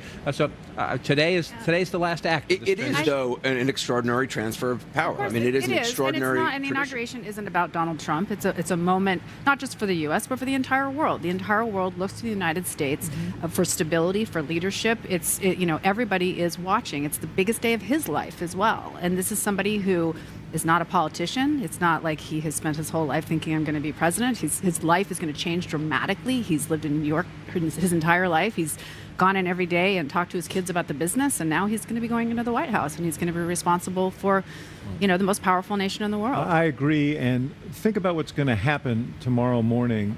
Barack Obama and Michelle Obama are going to meet with the Trumps. Their families are going to meet. They're going to go to a church service together. They're going to ride to the Capitol together. These two men who couldn't be more different and couldn't have more different views on some major issues, and yet this is our rite of passage in our democracy, and it's a distinguishing feature of our democracy. It's also comforting because this campaign has been so unusual, and it's been unprecedented, and people who conservative people who value tradition and sort of a Burkean political philosophy have all of these changes thrown at them. And it is nice that we have this ceremony where there is tradition of civility and people coming together. I think your word comforting is so right. It's serene, it's orderly, it's respectful, and it's so admirable. The way this transition. Twitter's about to tell you they're not going to. But it is interesting. I mean, if Donald Trump, there's a suggestion maybe Donald Trump hasn't fully kind of appreciated the enormity of what he is. But you can't help, if I assume being him today, you're surrounded by military personnel, by Secret Service. You're seeing all these people come out. You're in the nation's capital. I mean, and you are in the midst of this tradition. It was amazing to watch. You will never get the sentence "humble" in Donald Trump past an editor. But he should. But I don't mean that disrespectfully. Barack Obama has a big ego. Bill Clinton had a big ego. George W. Bush. You can't not be president without having. But I do think the history of the moment. How does that settle in him? Because go back in time. Let's go back to Jeffrey's days. When Ronald Reagan became president, he had been the governor of California. By the way, George these are. I was just going to say. That was so mean. I mean his experience. I don't mean this. I knew I saw you in Lincoln. Mine are well preserved. Reagan had been governor of California. George H.W. Bush had been vice president and ambassador to China. Bill Clinton had been a several-term governor of Arkansas on the national stage for years. You know, George W. Bush, of course, had been around the White House all of his adult life, and then was governor of Texas. Right? Barack Obama was a senator, a newcomer, but if you've had the good fortune to speak to any current or former president or read their memoirs, they all talk about that moment when they realize, wow. It'd be fascinating to talk to Donald Trump a month from now to see about the wow. We got to take a break. Well, a lot more with our panel ahead over the next 2 hours. There's also more breaking news tonight. El Chapo, Mexico's most notorious drug lord, has now been extradited to the United States to face multiple charges. There's a reason why it's happening before tomorrow's inauguration. We'll talk about that. Plus, Donald Trump's picks for Energy and Treasury Secretary in the hot seat on Capitol Hill. What Rick Perry had to say today about heading the department he once said he wanted to abolish. And President-elect Trump expected to talk any minute tonight. We're going to bring it to you on this historic evening.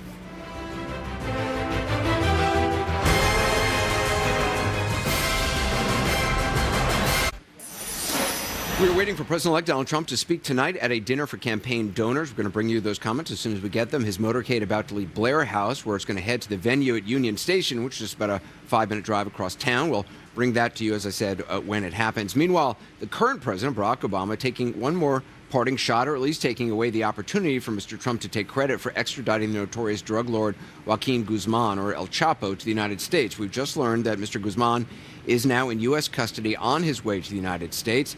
And again, the timing on the eve of the inauguration doesn't seem like an accident. CNN Justice correspondent Evan Perez joins me now. So what is the latest, and is this just coincidental, the timing of this? No, there was no coincidence here at all, Anderson. He is, El Chapo is in the air right now. He's expected to land in New York probably in the next hour and a half or so.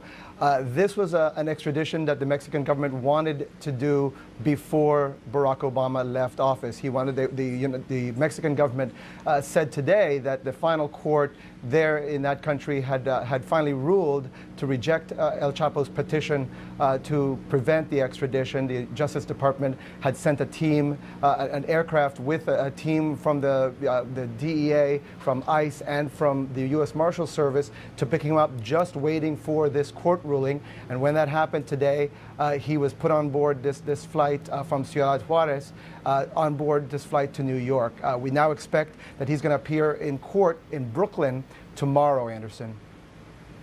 So what happens then? I mean, he appears in court. What is he facing?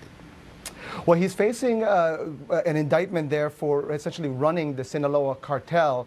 Hundreds of thousands of pounds of cocaine imported into this country by that cartel. And obviously, this is a big win for the Obama administration. This is something that they had arranged. And it's clearly the politics here had been, was weighing on all of these negotiations behind the scenes. As you know, the Mexican government is not very keen on Donald Trump's claims that the Mexican government is going to pay for this wall that he plans to build. So it is clear that one of the reasons why they wanted to do this now, and right before Barack Obama leaves office, was to make sure that Donald Trump couldn't claim victory for this. Evan Perez, Evan, thanks very much. Back now with the panel. What do you make of the timing of this, John? Here in the United States, we often. In fact, I'm sorry. This is Donald Trump, President-elect Trump, and Melania Trump coming out of Blair House now. As we said, there are going to be. There's also, I think, you see Ivanka Trump and Jared Kushner, the rest of the Trump family. They are going to be heading over to Union Station, the main train station, which also has events at night. The Union Station shut down for this event. This is an event for donors. And Donald Trump is expected to make comments at the event. We believe we will have those for you. Mike Pence will be there as well. And then we're told that the Vice President-elect will head over to another party for the Indiana donors and delegates and representatives at another hotel and he's expected to make comments there as well, and we hope to bring those to you. So as soon as Donald Trump speaks at this event at Union Station, we'll bring that to you. There you see the motorcade. And as we continue to watch these images, John, the timing of the extradition, I mean, Evan Perez saying there is no doubt this is not just a coincidence. We often say in the United States, all politics is local. It's an old phrase Tip O'Neill used to like to use. All politics is also sometimes personal. I was having communications with a Mexican diplomat here in Washington earlier tonight who said they are elated they were able to get this done beforehand. And I said, because of the timing, he said, we are elated to do this during the Obama presidency. The diplomat trying to be somewhat diplomatic, but you can read between the not so subtle message there. Look, there's no question.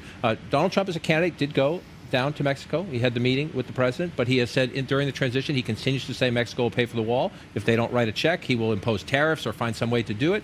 So he's off to a rough start with the Mexican government. And this is one last message, I think, from the Mexican government saying, if you actually talk to us and work with us and we have a friendly relationship, it can be a productive relationship. It is going to be, though, Donald Trump's Justice Department, which prosecutes El Chapo. No question. And that is going to go through the normal process of the way the American government prosecutes somebody like El Chapo.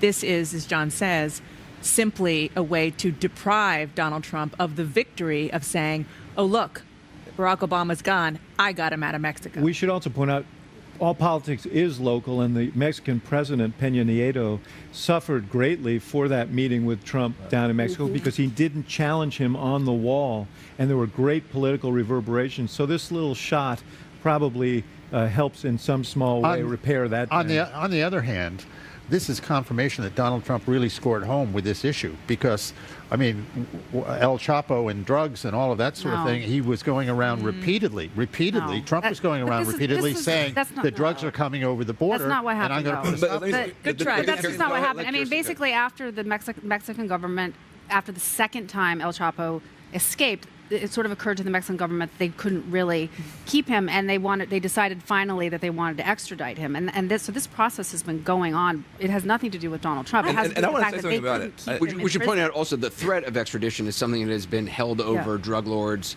time in memorial, and has something that many drug lords, both in Colombia and elsewhere, have feared more than anything, the idea of being sent to a U.S. prison. But this is what you just saw my good friend Jeffrey Lord do is exactly why the Mexican government didn't want to send him under the Trump administration. It's not just to sort of give a jab. It's that Donald Trump would then reinvent history and say, no one was doing anything about this until I started talking about it. And me, Donald Trump, my mouth moving, changed everything. And nobody who's a head of state wants to deal with that. And that's why to me, all I can tell you is, to me, this is the same thing as the Iranians looking at the realization that Ronald Reagan was going to put his hand up on that Bible and said, okay, we're sending him home. Reagan. I think you've given He's back in the day again. Anderson loved that analogy. Maybe Trump's not Reagan, but Mexico might be Iran. That's the side. They want to embarrass somebody.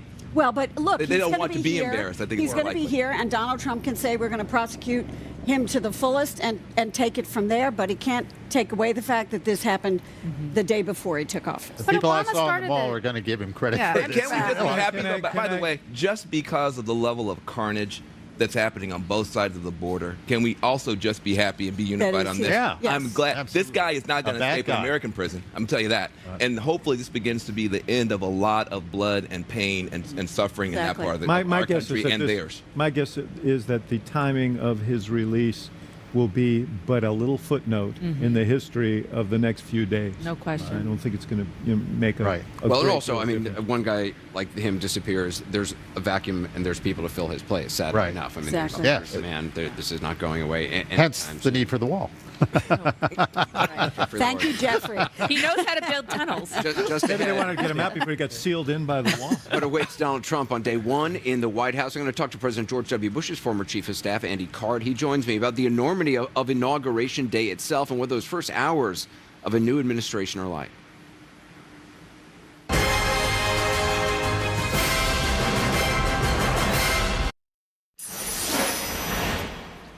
We're in Washington, D.C., of course, on the eve of this historic presidential inauguration. As we've said, President-elect Trump is heading to a candlelight dinner right now at Union Station. There you see his motorcade.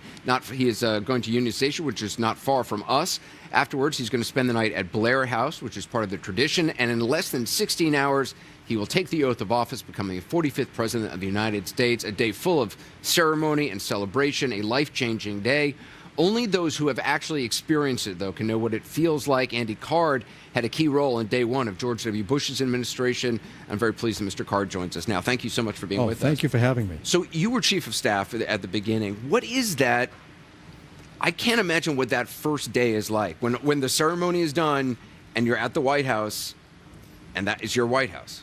The truth is, 1 minute after 12, when the president takes the oath of office, he is the president. So there is no transition. You don't say, oh, good, I'll get a good night's sleep and then I'll meet the responsibilities.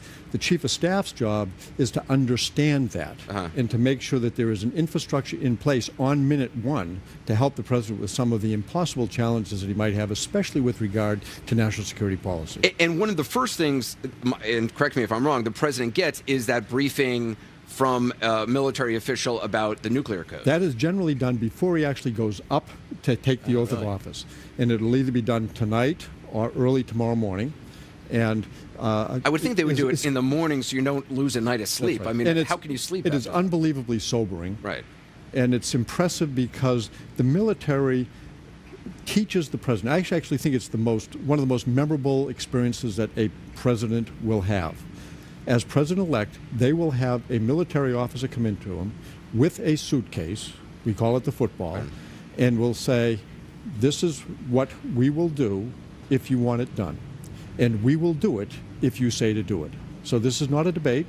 You're going to have the responsibility, and I will confirm that you met the responsibility. And when you say the code and push the buttons and whatever it is, things will happen. So that conversation is not about conscience or anything. It's about you say this and this happens. They will do what the president orders. So the oath that the presidents take comes right from Article 2 in the Constitution. It calls for him to preserve, protect, and defend the Constitution.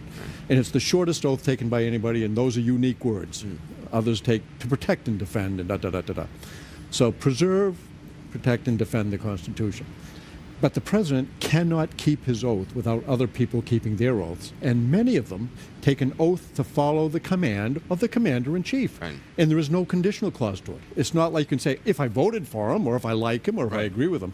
And that sobering bit of advice, it's not advice, it's reality that the president gets from the military when they say, you make the decision. If you make the decision, we will do it. This is a dumb question, but when you get into the White House and you're there and you're the chief of staff and he's the president, how do you know exactly what to do? I mean, if you haven't already served in the White House in some capacity, it's like you're suddenly running a corporation that you just stepped into. How do you know? Well, I was fortunate. I had served in the Reagan White House and the Bush 41 White House before I became. Seen how it was done. I did. I served under phenomenal chiefs of staff: James A. Baker III, Don Regan, Howard Baker, Kenny Duberstein, John Sununu. Sam Skinner. I'd seen all of them. And that was critical for you. It was. It made a big difference. But Reince Priebus has, number one, I think he's a good choice to be chief of staff. I think he does have the truth to speak truth. He does have the courage to speak truth to power. He understands what it means to be responsible for things happening at the White House. But he hired a deputy for operations who is my deputy for operations. And that was very comforting. His name is Joe Whitehouse Hagan. And he was one of the first people I hired. White House actually his middle name? Or? White House is actually his middle name. But he is outstanding at understanding how the responsibilities of the president get met. Right. So he knows scheduling in advance, relationship with the Secret Service, relationships with the White House military office. He understands what it means to worry about the continuity of the president and the continuity of government. He's excellent. So I'm comforted by that. How do you see the transition for this president so far? Because there have been some concerns that, not only obviously all the nominations, but some of the sort of the number twos, the number threes haven't. Well, he first of all, he did a remarkable job of getting someone named to every position in the cabinet. So he's done that. Right. And their hearings are going well. They're controversial. There's always controversy. They're going to get it. They're going to get it. And I think he deserves the benefit of the doubt. He should have the people around him that he wants around him, and he should be held accountable for it. I do think they are too slow on the number 2s, 3s, and 4s in the departments. Because those are critical. They are very critical because the secretary leads the department, but it's really the deputy secretary that manages the department. And you need to have that management infrastructure in, because the career employees, and the vast majority of people who work for the government, are career public servants. And they actually want to do a good job. But they want leadership. And they want to have someone who will take responsibility. So it's critical to get those positions filled. And I think they're a little bit behind on it. I have encouraged them to be more active about getting deputy secretaries nominated, getting assistant secretaries nominated, and filling the White House operational positions quickly, because the White House has to really function on minute one. There's a lot of different leadership styles a president can have. Ronald Reagan had a different leadership style than certainly Jimmy Carter or whatever. What would you, if you were giving a piece of advice to President-elect Trump, what would it be? It would be allow your chief of staff to be the chief of staff. Don't hire people in very senior positions who have no portfolio of responsibility. You know, if they're just going to advise everybody, that means they don't own any problem, but boy, they question everybody else who does own the problem. And so, and especially if that person who's an advisor just has the ear of the president more than the chief of staff. That's right. And the process of educating the president to the magnificent responsibilities that he has requires more than one person. You want to have a number of people who present policies with lots of different views. You would like to discover the unintended consequences before they show up. Fascinating. Andy Card, really good to talk to you. Thank you so much. Appreciate it. Coming up next, the hearings, the clashes. Secretary Card just mentioned a moment ago. Trump cabinet picks clashing with Democrats on the Hill. No surprise there. Details, plus my conversation with a Democratic senator who's leading the charge in favor of Rick Perry. We'll talk to Senator Manchin when we return.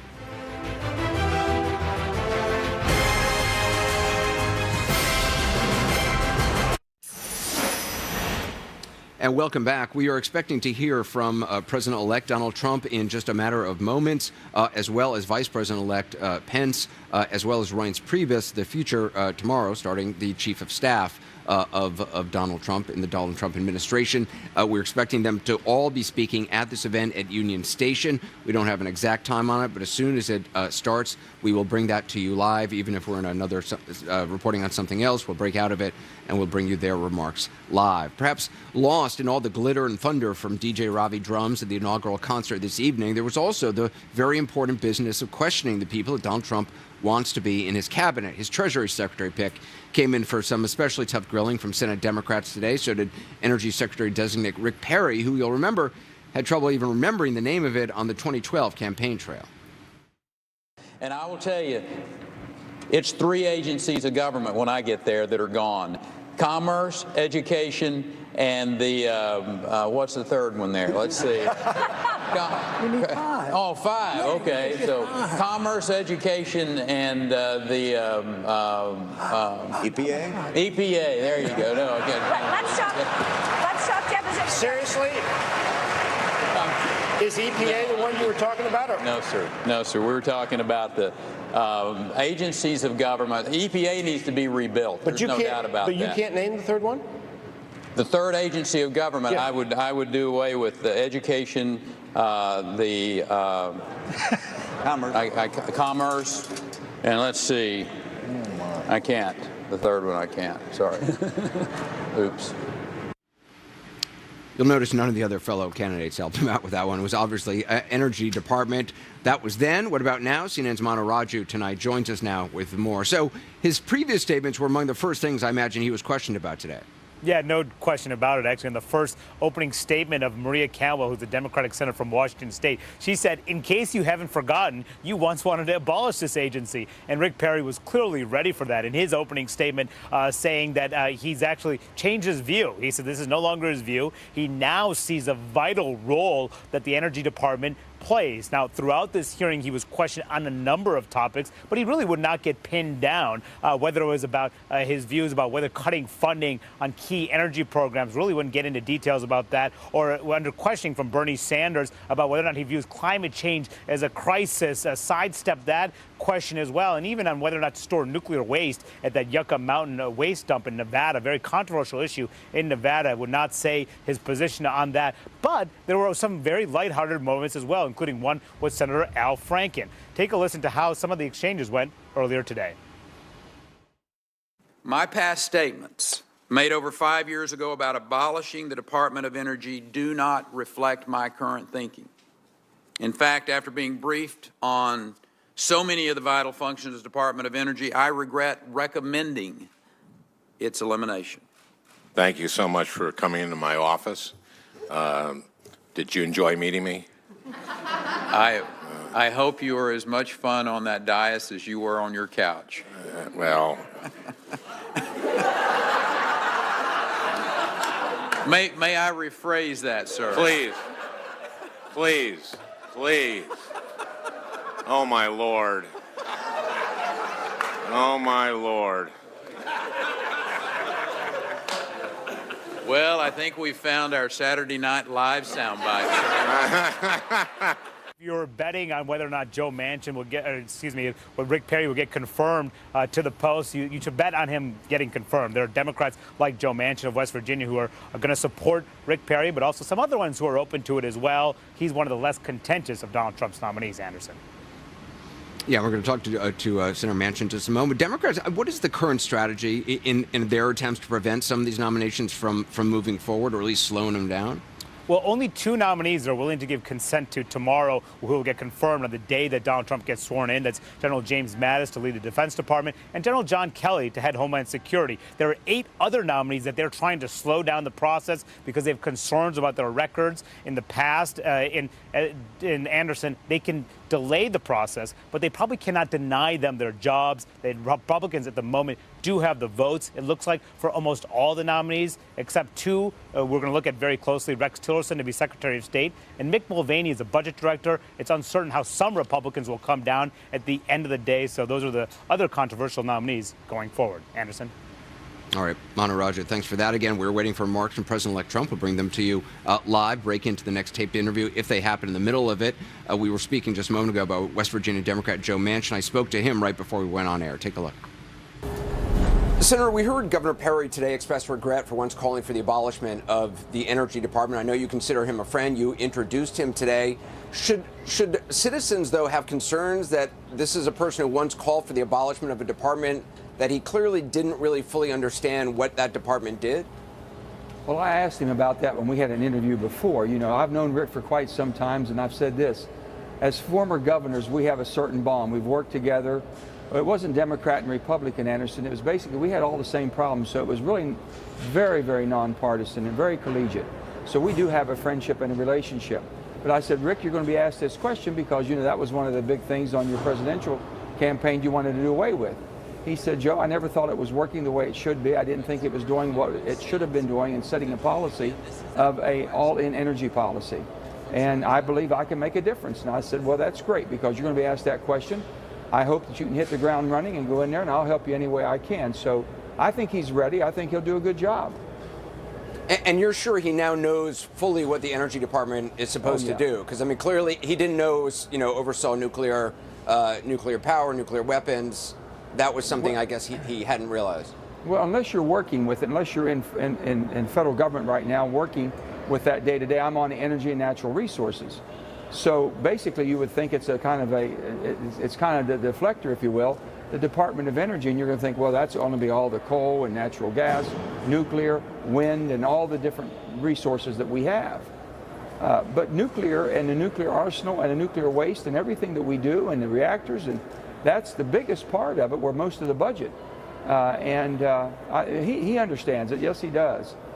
Back then, maybe he didn't as well as he should have. And finally, kind of big picture. I mean, I know there's a number of House Democrats who are not going to be going. Yeah. You have said that that's unfortunate. That this is a celebration of the peaceful transfer of power. It's time to put aside whatever differences are on this day. Just long term, though, where do you see the Democratic Party? Where should they stand? I know you've talked about, you sort of see yourself as an emissary between Senate Democrats and the Trump administration, that you're able to talk and you want to talk to all sides. Do you think because some Democrats are talking about just being a resistance party, like what they said the Republicans did early on to President Obama. Is that wrong? Well, first of all, two wrongs don't make a right. And I think the Republican leadership had led the Republican Party up here in Congress to basically stonewall everything and stop and block everything. That didn't work well, and the country didn't benefit by that. That's not what we were sent here to do. Now, just say we're going to retaliate now and we're going to do the same as you did to us. That's not how that's not what I come here for. If that's the game they want to play, then they don't need me. If they want to get something done, I can try to help make that happen. With all that being said, you look at it and say, well, they're not going to show up. You got 60, 50, or 60. I was talking to a lot of young people from West Virginia who came to their first inauguration. They're excited about this. And I said, you're going to witness the most unbelievable transfer of power you've ever seen. The rest of the world can only hope to be able to emanate what we do. But we're going to do it in a way that the superpower of the world is able to, through civilian transfer, do it in an orderly manner that makes all of us so proud. It shouldn't be whether you voted for Donald Trump or not, whether you like him or you don't. But the bottom line is, it's the process that we go through that makes us different. That's what we're honoring. Now, with my Democrat friends who are saying they don't want to be there or they're not going to work with him, you've got to really look at the people that asked you to come here and work for them. So you came here to work for your constituents. Do that and try to make it positive. Look for the opportunities. Don't look for the objections we have and try to make more problems. And trust me, we have enough challenges right now. We don't need to make any more. Well, Senator Manchin, I know a lot of great people from West Virginia. I appreciate your time tonight. Thank you. Thank you, Anderson. Appreciate being with you. Well, just ahead, President-elect Trump live momentarily, we're told. Also, this Melania Trump, her life is obviously about to change enormously as well. Today, she made some brief remarks of her own at her husband's prompting. We're going to look at what kind of first lady she has signaled she might be. Some insight in a moment. And welcome back. We're waiting for President-elect Trump to talk any minute. We'll, of course, bring that to you live. We're also there. We have Vice President-elect Pence. Also, Reince Priebus is going to be speaking tonight, but we're waiting for Donald Trump. This is taking place at Union Station. Let's listen in for just a moment. And replace Obamacare.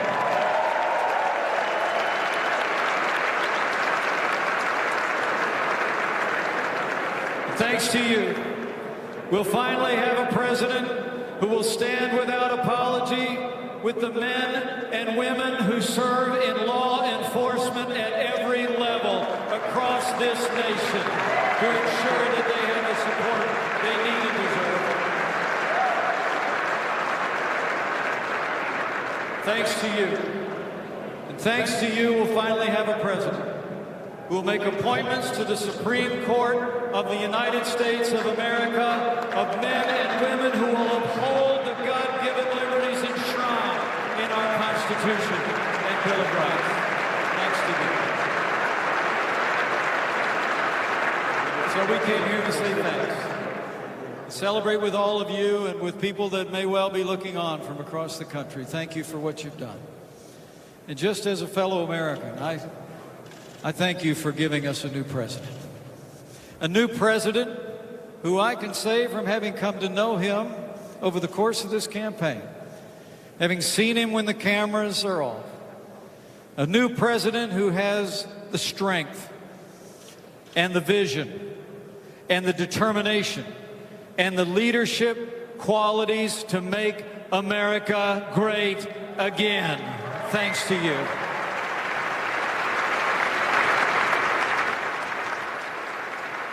So let me just say, on this eve of history, for the last time as president-elect, it is my high honor and distinct privilege to introduce to you the next President of the United States of America, Donald Trump, and our new First Lady, Melania Trump.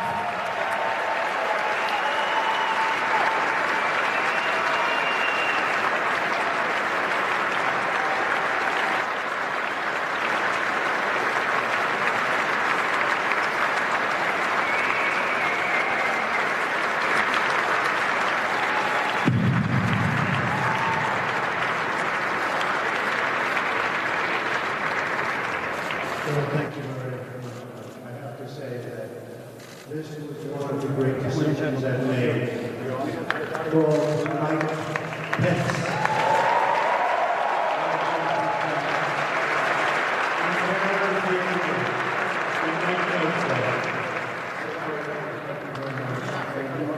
Sit down and just enjoy the evening.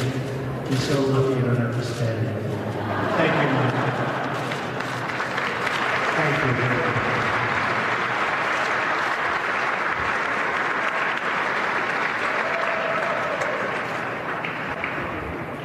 So this journey started 18 months ago. We weren't given much of a chance except for we have some friends that know us well. And they know that we as a group are trying to win. And boy, did we win.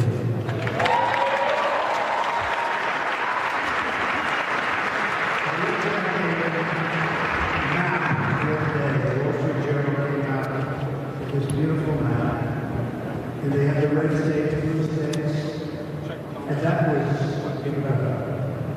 Because there were a lot of red states that weren't supposed to be red, a lot of them. But more impressive was there was a map a couple of days after the election, and it showed the red counties, blue counties, and the entire country practically, other than a couple of little points, was red. That was some big victory. That was some victory.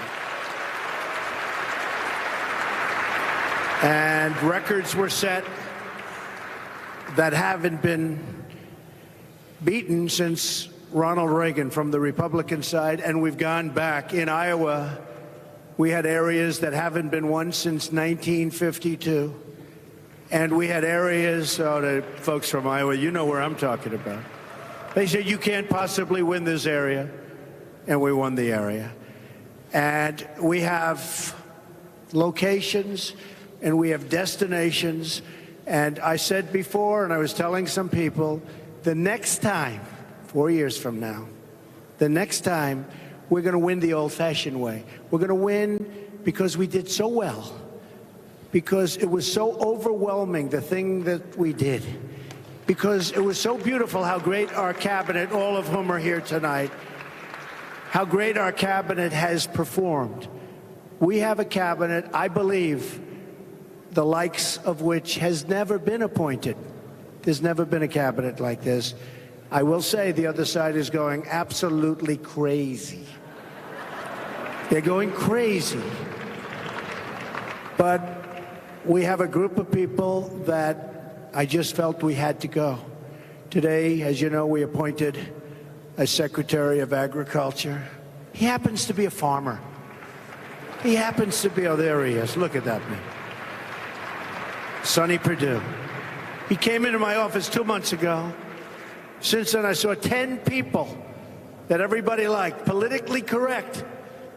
And I kept thinking back to Sonny Perdue, a great, great farmer. He loves the farms, knows everything about farming, knows everything about agriculture. He's been successful in farming. He knows the good stuff and the bad stuff. But people came into my office and they said, I'm really wanting the job. I said, let me ask you a question. Do you have any experience with farms or agriculture? No, sir, I don't. I said, have you ever seen a farm? The one gentleman, who's a great guy, we'll find something else, okay? But I can't make him Secretary of Agriculture. But we just named Sonny Perdue, so I want to congratulate you, Secretary of Agriculture. When I was leaving, I just saw General Kelly.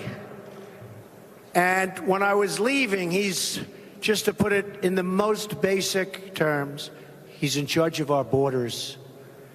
And they had on all of the stations that lots of things are happening along the borders.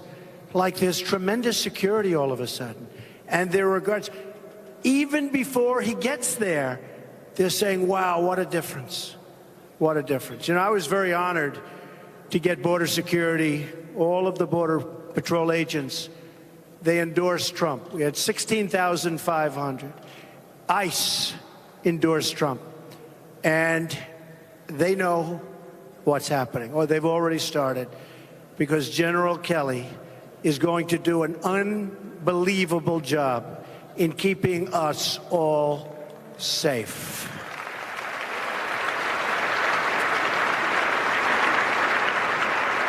And speaking of safety, we have General Mattis. Now, I don't know if he likes being called Mad Dog Mattis, so I will not call him Mad Dog Mattis. I'll just call him General Mattis, but he's here someplace. He is going to keep us safe. In fact, it was the shortest senatorial interview I've ever seen. I think they're afraid of him, actually. But just in case you have any question, don't worry, he's going to pass. But the cabinet members are doing really fantastically. I've watched most of it. I've heard most of it. They have really, really done a good job, and I was very proud of them. I'm very, very proud of my picks. There's not a pick that I don't love. And if there was, I'd tell you right now. Probably would, actually. I want to thank the cabinet for being here. I want to thank all of the senators that I see you're here. I want to thank all of our donors. They're big donors, small donors. There are donors that got really, really generous the day after the election was won. Oh, I have a couple. They got so generous. Hi, Don, I just want to tell you, I just sent a big check. Oh, great. Should have sent it a week before. That's okay. We love you, too. They are now officially a member of our party. You know, we've picked up hundreds of thousands and millions of Republicans. Not only did we do great in the election, you remember, we cannot get to 270. They were right. We got to 306. You cannot get. I know CNN I was watching. I was watching all of them, in all fairness. All of them. The main networks, the cable networks. Although Fox has treated us very well, I have to say. Very well. Very well. Very well. And when I say well, by well, I mean fairly. But they were saying you cannot get to 270. I went to Maine 4 times for 1 vote, and I got it, but I didn't need it. But this was a victory for all of us. A victory for all of us. And in the audience, by the way, I see my great brother, and I see Anne Marie. Thank you for being here. I see my sister Marianne and David. Where is there right there? Who happens to be a Court of Appeals judge. She is tough. She is tough, but highly, highly respected. I see my sister Elizabeth, which is great. I'm so happy you're here. I'm so happy. We actually have a very, very good family. We have a family that gets along. My sons, look at them standing there. I say, why aren't you campaigning today? Eric and Don and Tiffany, who was incredible, and Barron is home. But we had a great group of people, right? We worked hard. In the audience, we have somebody that's under no pressure whatsoever because he's got a great quarterback named Tom Brady and a great coach named Belichick, Bob Kraft. So good luck, Bob. Your friend Tom just called. He feels good. He called to congratulate us. He feels good. Good luck. You're going to do great things. So I just want to thank everybody. We're going to have 4 incredible years. It's going to be something special. We have in the audience a special person who's worked very hard, who married very well. It's my daughter, Ivanka. Where is she?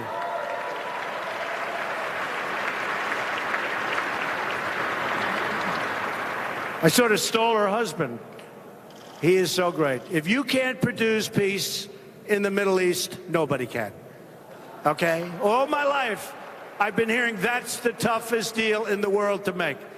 And I've seen it. But I have a feeling that Jared is going to do a great job. I have a feeling he's going to do a great job. So you'll work with him. And one other person I have to thank. So we had actually 18. People said 17 people running. It's 18, including Gilmore. Now, I like Gilmore because he endorsed me right away. Okay, that's good. But he was the governor of Virginia, in all fairness. Is he here? Yeah, he's here. So we had 18 people running, and we had Reince. And I said before, nobody knew how to pronounce his name. It's a crazy name. They called him Rance. Steve Wynn just called him. He's still not pronouncing it right, Steve. But Reince Priebus, now everybody pronounces his name right. He's a star, and I knew that a long time ago. And he had a problem because he sort of liked me. He didn't like me because of my personality. He thought I could win. He thought I could win. Phyllis Schlafly, the great Phyllis Schlafly, you know who that is. So she's a great woman, was a great woman. Passed away 6 months ago. I went to her funeral in St. Louis. And she came out against all of her fellow conservatives. And she said, I am not endorsing anybody else but Donald Trump. I don't care what exactly he is. He's like an unknown quantity, but he's going to win. And Reince sort of had the same thing. And Reince was taking tremendous abuse. And I want to thank, by the way, Phyllis, because she went through hell. I'm telling you, Phyllis went through hell in that last period of a year. And she turned out to be right. But Reince had the same thing. And Reince sort of, I always felt he favored me. It's like a coach who has a player and you sort of favor. But Reince is fantastic. Reince has been an unbelievable leader. Now, he had to win, because if he didn't win, it was over. He would have been fired. We would have said, Reince, you're fired. Get the hell out of here. But he is an unbelievable leader. He's an unbelievable talent. And he's been my friend, and he's been with me from the beginning. So I want to thank Reince Priebus. And Justin, finishing up, Tom Barrack called me. Tom Barrack is where's Tom? Got to be around here someplace. Tom Barrack. He's a very, very successful guy. Colony Capital. And he became my party planner. In fact, every time I have a party, are you available? I'm having one in about 2 months' time. He and all of his friends, they came to me, they said, we'd like to run. And I said, what the hell do you know about running it? Well, between Stephanie, where's Stephanie? I saw her. There she is. Stephanie, what a job.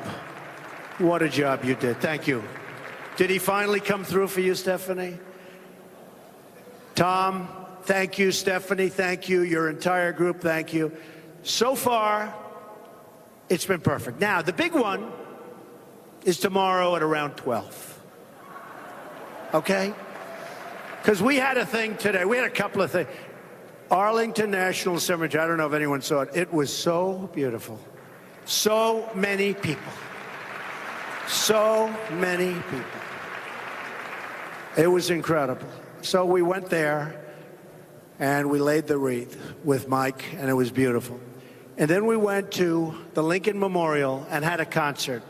And we thought it would be a small concert, and tens of thousands of people were there. It went all the way to the back. They never had so many people. And very few people ever had a concert at Lincoln Memorial. But what they pulled off was incredible. It was an unbelievable period of time. But tomorrow, seems to be the big one. And I made a speech tonight at the Lincoln Memorial in front of all of those people and all of those live television cameras. I can't stand them. But actually, a couple of them are starting to get honest. But I thought it was a very good speech.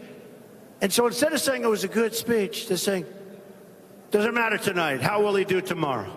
They never give you credit. But tomorrow we have a speech, probably around 12 o'clock. It may rain, it may not rain. I don't care. Doesn't matter. I mean, the truth is, if it really pours, that's okay, because people will realize it's my real hair, and that's okay. It's okay. Might be a mess, but they're going to see that it's my real hair. But we have a speech that I wrote and worked with Stephen Miller, who's around here someplace, and Stephen is great. He's been with us from the beginning. Stephen and Hope and Corey and so many people have been so great. And I see my Kellyanne. Oh, Kellyanne. Come here. Come here. Come here, Kellyanne. Get up here. Come here, Kellyanne. She's been so great. Wow.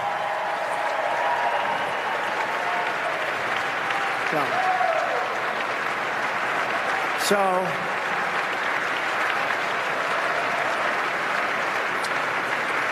there is no den she will not go into.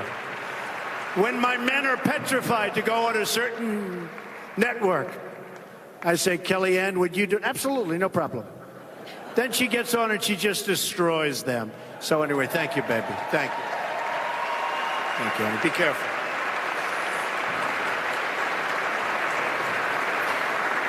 So this is a celebration of victory. You're my friends. We needed this victory.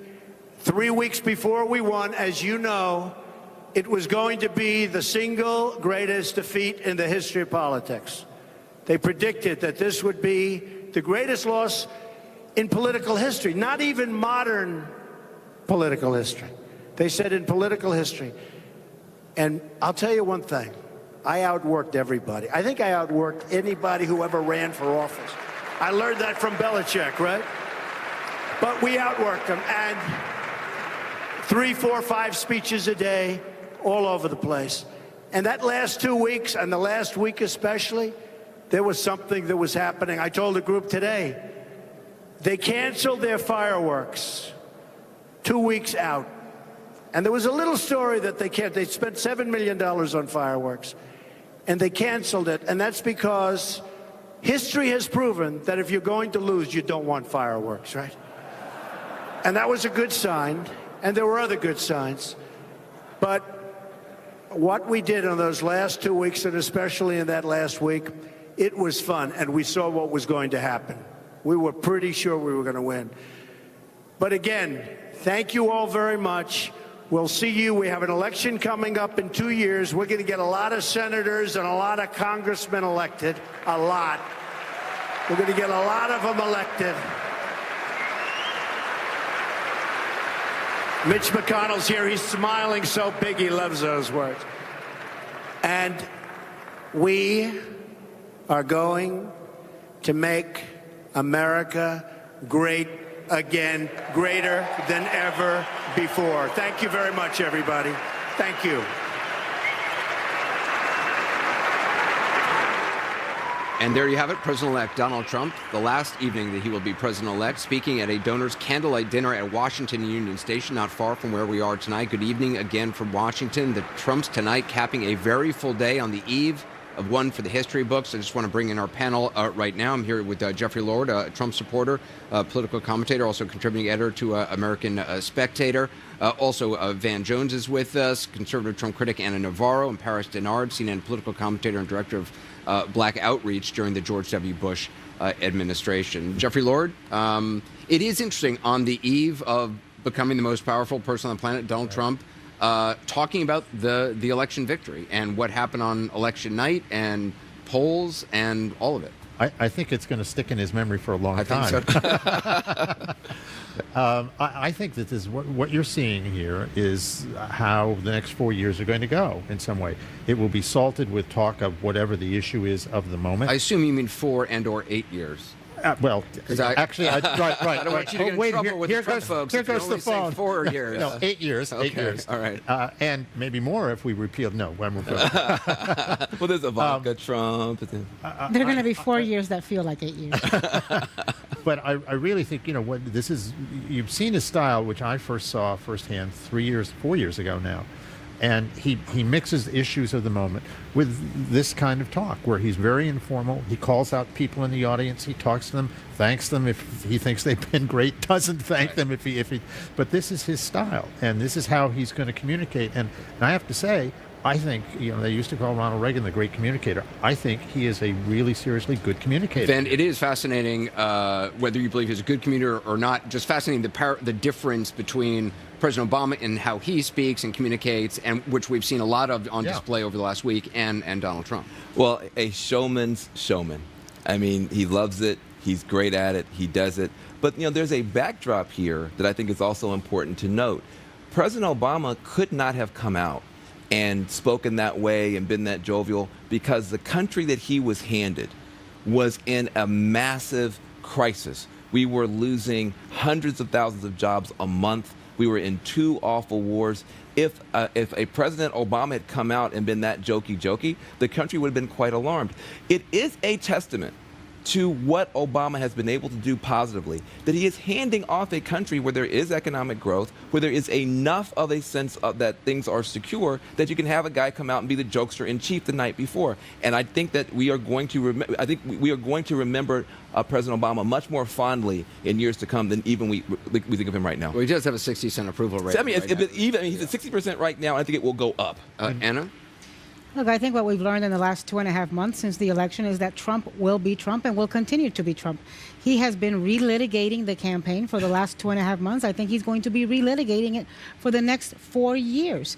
And, we see him doing what he always does. Exaggerate about the numbers at the, concert, beat up on the press, talk about his victories, talk about how everybody was wrong. So if we were expecting a lofty, poetic, unifying precedent on the eve of the swearing in, we're not getting it. Maybe tomorrow lightning strikes and we do get it. But tonight what we've seen is the same Trump who I suspect has already almost drafted the tweet he's going to send out against Saturday Night Live on Sunday morning. But I should point out that all that video, just to our viewers, to explain, is from pool feed. It's not our cameras. It's just one camera that everybody takes. There were some audio problems with it. That was the problem in the hall, and the feed just dropped out, which is why we no longer have the video. Paris? I think, Anderson, it's important for the viewers to know the setting that he was in. Yes. He was in a room with donors and supporters who fought with him, stayed with him, and this is a victory lap. He deserves to take this victory lap. Tomorrow will be a different tone. It'll be a unifying message. He's going to talk about what his vision is for the country. But tonight, he's celebrating, and he deserves to celebrate. And I celebrate right along with him. I was there at the Lincoln Memorial. It was thousands of people there. It was packed out. He deserves this moment. We should give it to him, and we should be proud that he is doing this on the backdrop of what you said, Van, of what President Obama has left him. So he is very fortunate to come into this goodwill. One thing I just want to say. I think for people who haven't been to one of those big things on the mall, I was there for Obama, where frankly there were more people there, but there were a lot of people there tonight as well. It's a feeling that is very hard to describe. When you're on the campaign trail, you're working, you're knocking on doors, you're making the phone calls, you're working your fingers to the bone. Sometimes you have those big high moments for a rally. It's just a lot of work. When all of the people who are on the campaign get together. Right. And you have some of the biggest stars, and you have the fireworks. There's a way that I actually felt more excitement the night of Obama's inaugural concert than I felt on the inauguration. That's how much energy there is in a crowd. So I'm sure that your folks are happy about that. This idea that he's coming into goodwill is not exactly accurate. I had the most surreal moment today as I was flying up from Miami. About half the plane was full of women who were coming up to march the next day. About a fourth of the plane was full of red hat wearing Trump supporters. And the rest of us were just praying that World War III would not break out in the plane. I was just happy that I was very close to the exit row. So I think we've got to be realistic about the fact that this country does need some unifying right now. Let's not gloss over the fact that we are polarized, we are divided, and he is coming in with the lowest approval ratings in recent history, and it's something that he should address for the improvement of the entire country. Donor event. And that certainly is, for many people, what tomorrow is about, whether you agree with Donald Trump or like Donald Trump or not, that it is a historic day as the peaceful transfer of power to be celebrated. We'll have more on that, more to talk about in the hour ahead, including a look at some of the things candidate Trump promised to do on day one in the White House and whether he can actually do that. We'll be right back.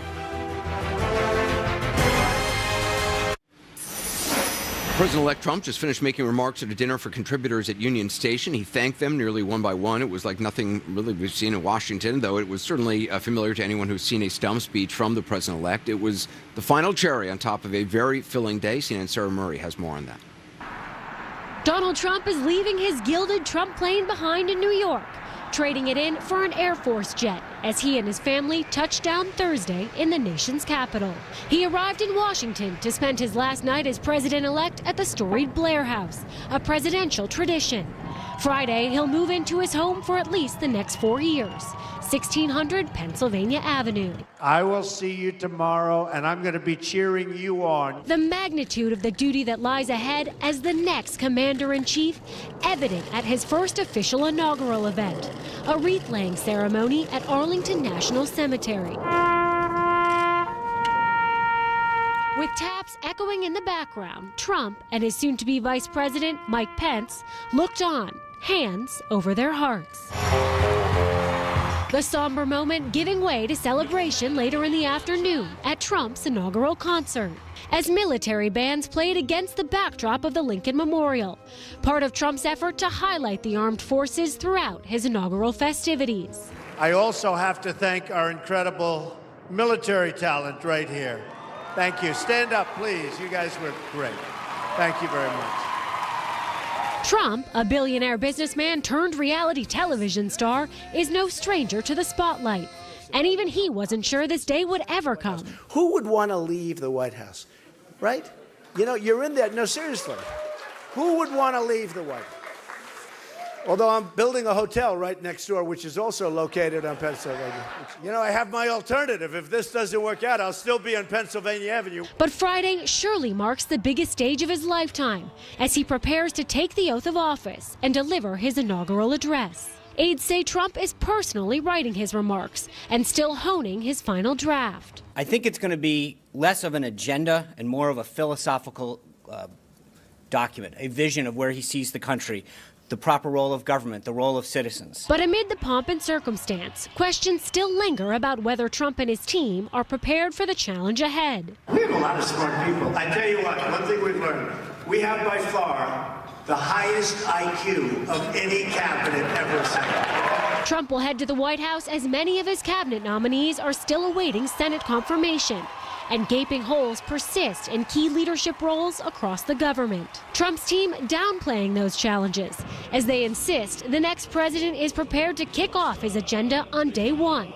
beginning with executive actions. So it's going to be a robust, not just day one, but I think first week, first month, and probably first term. Sarah Murray joins us now. Trump said tonight he's going to unify the country. Do we expect that to be a strong theme of the speech tomorrow?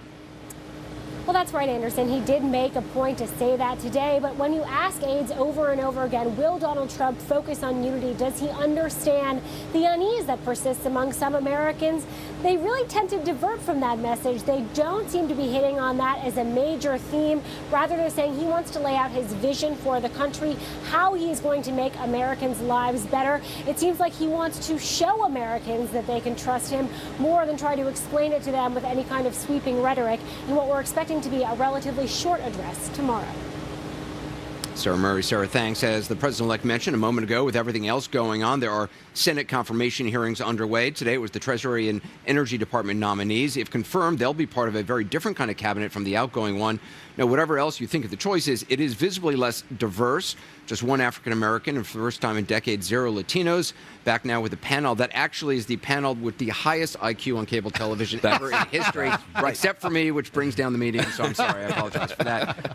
But Anna, I do want to start out with you. Obviously, you have been no fan of Donald Trump. There are 0 Latino cabinet nominees. Does that matter? Is that important?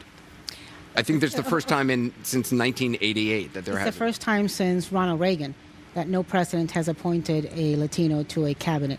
It's disappointing in many ways. I think it's very important for there to be a representative cabinet.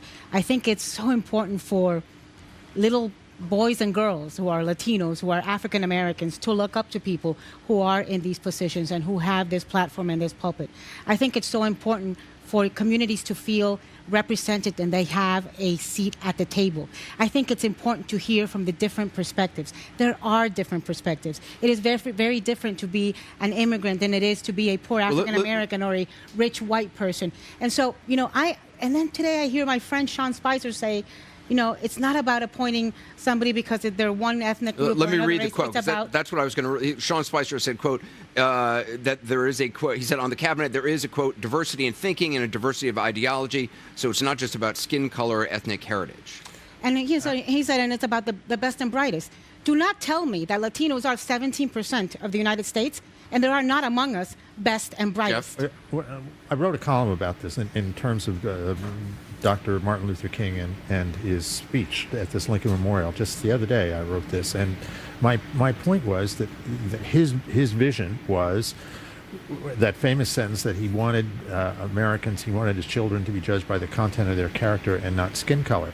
And we have gotten into this, and just to take Anna's point, the first Mexican-American Attorney General of the United States, a Bush appointee, was practically driven out of town by Democrats. Well, let me just... And all I'm saying to you is, we talk this game, but then some conservative Latino or conservative black or conservative woman gets here, and they do everything they can to take it down. I can't argue with you on that point, but I can argue with you on this kind of decontextualized Dr. King.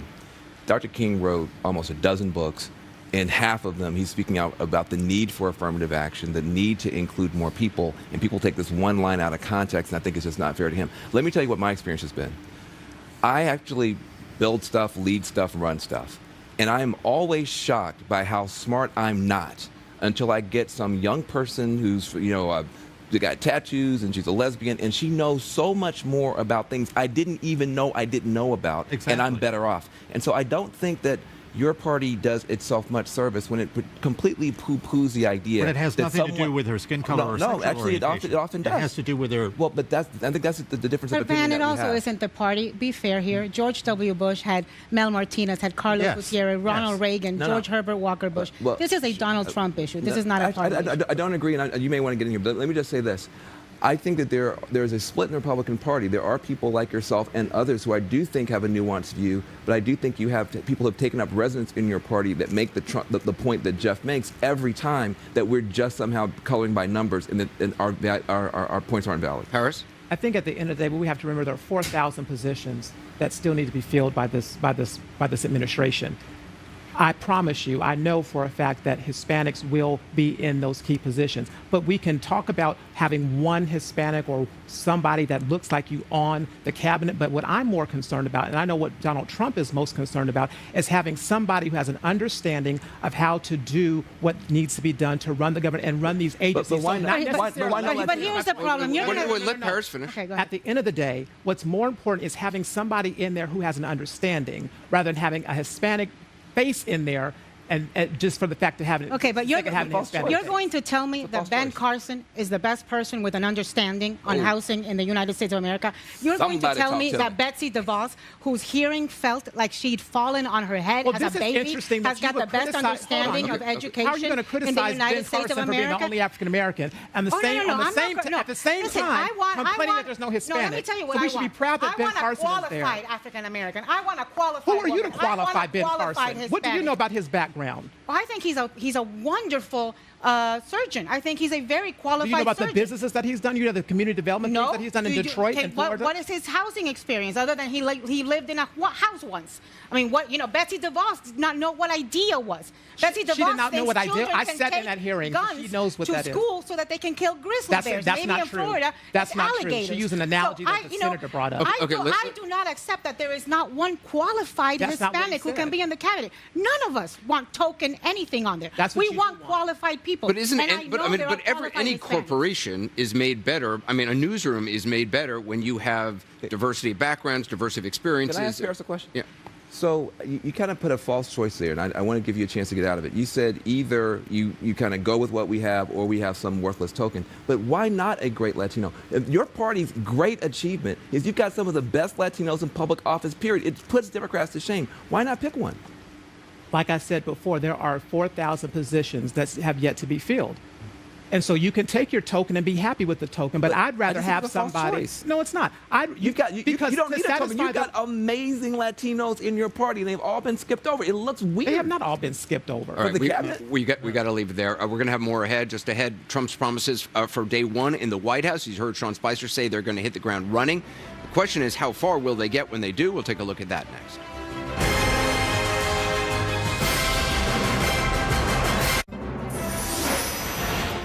Washington, on the eve of the Trump administration, we've been getting signals all day that the early agenda will be ambitious. The president-elect underscoring that thought tonight. Dana Bash has more on what he could do on the very first day. It's going to be a very busy first day.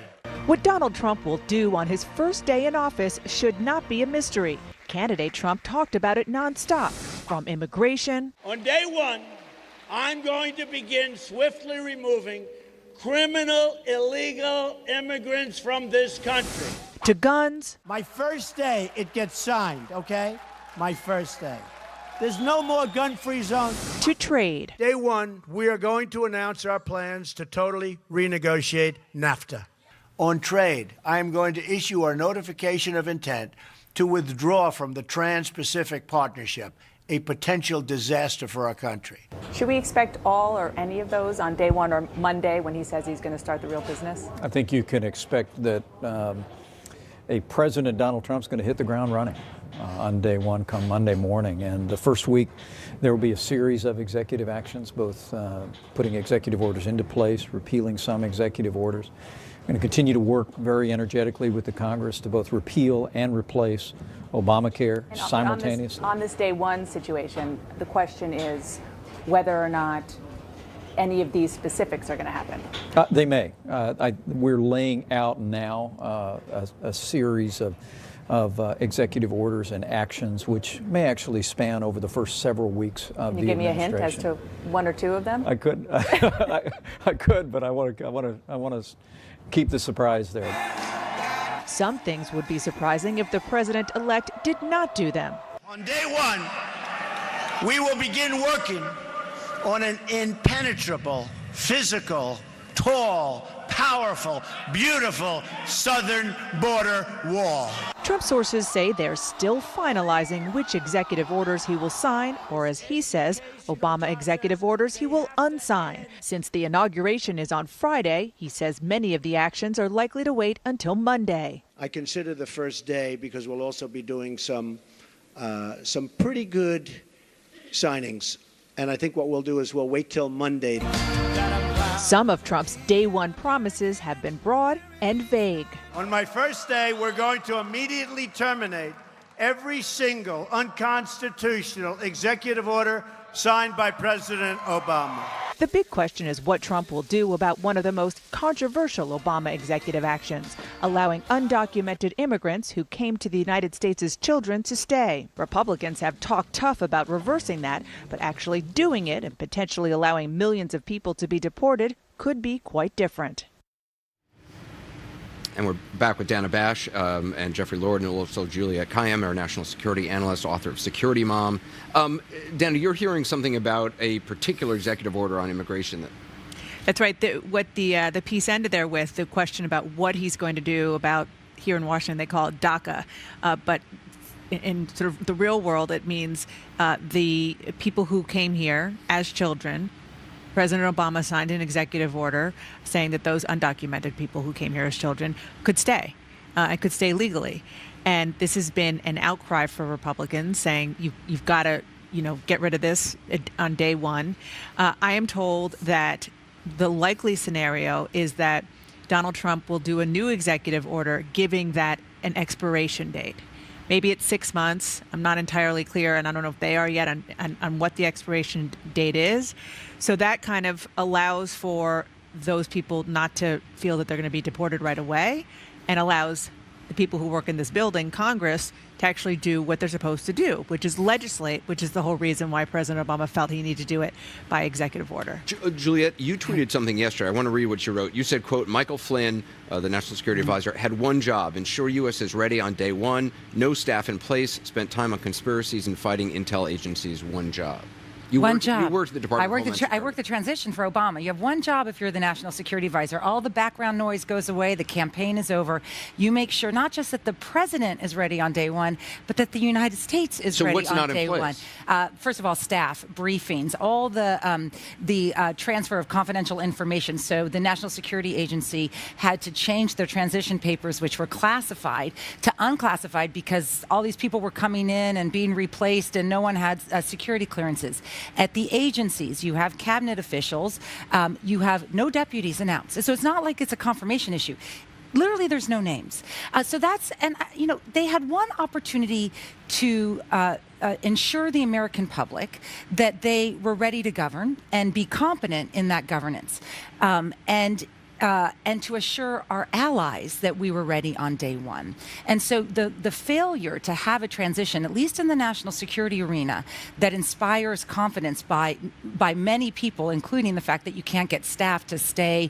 People are being asked in the last week, please stay, the Obama people, is really disheartening. The second issue is even worse, which is something will happen. It will be North Korea. It may not be Friday. It will probably be by the following Friday. They'll test a missile, whatever else. You want a president who is going to have experts around him who are his, not Obama's, who can advise him, who know the information, know what China has been doing, know what Japan's reaction is going to be.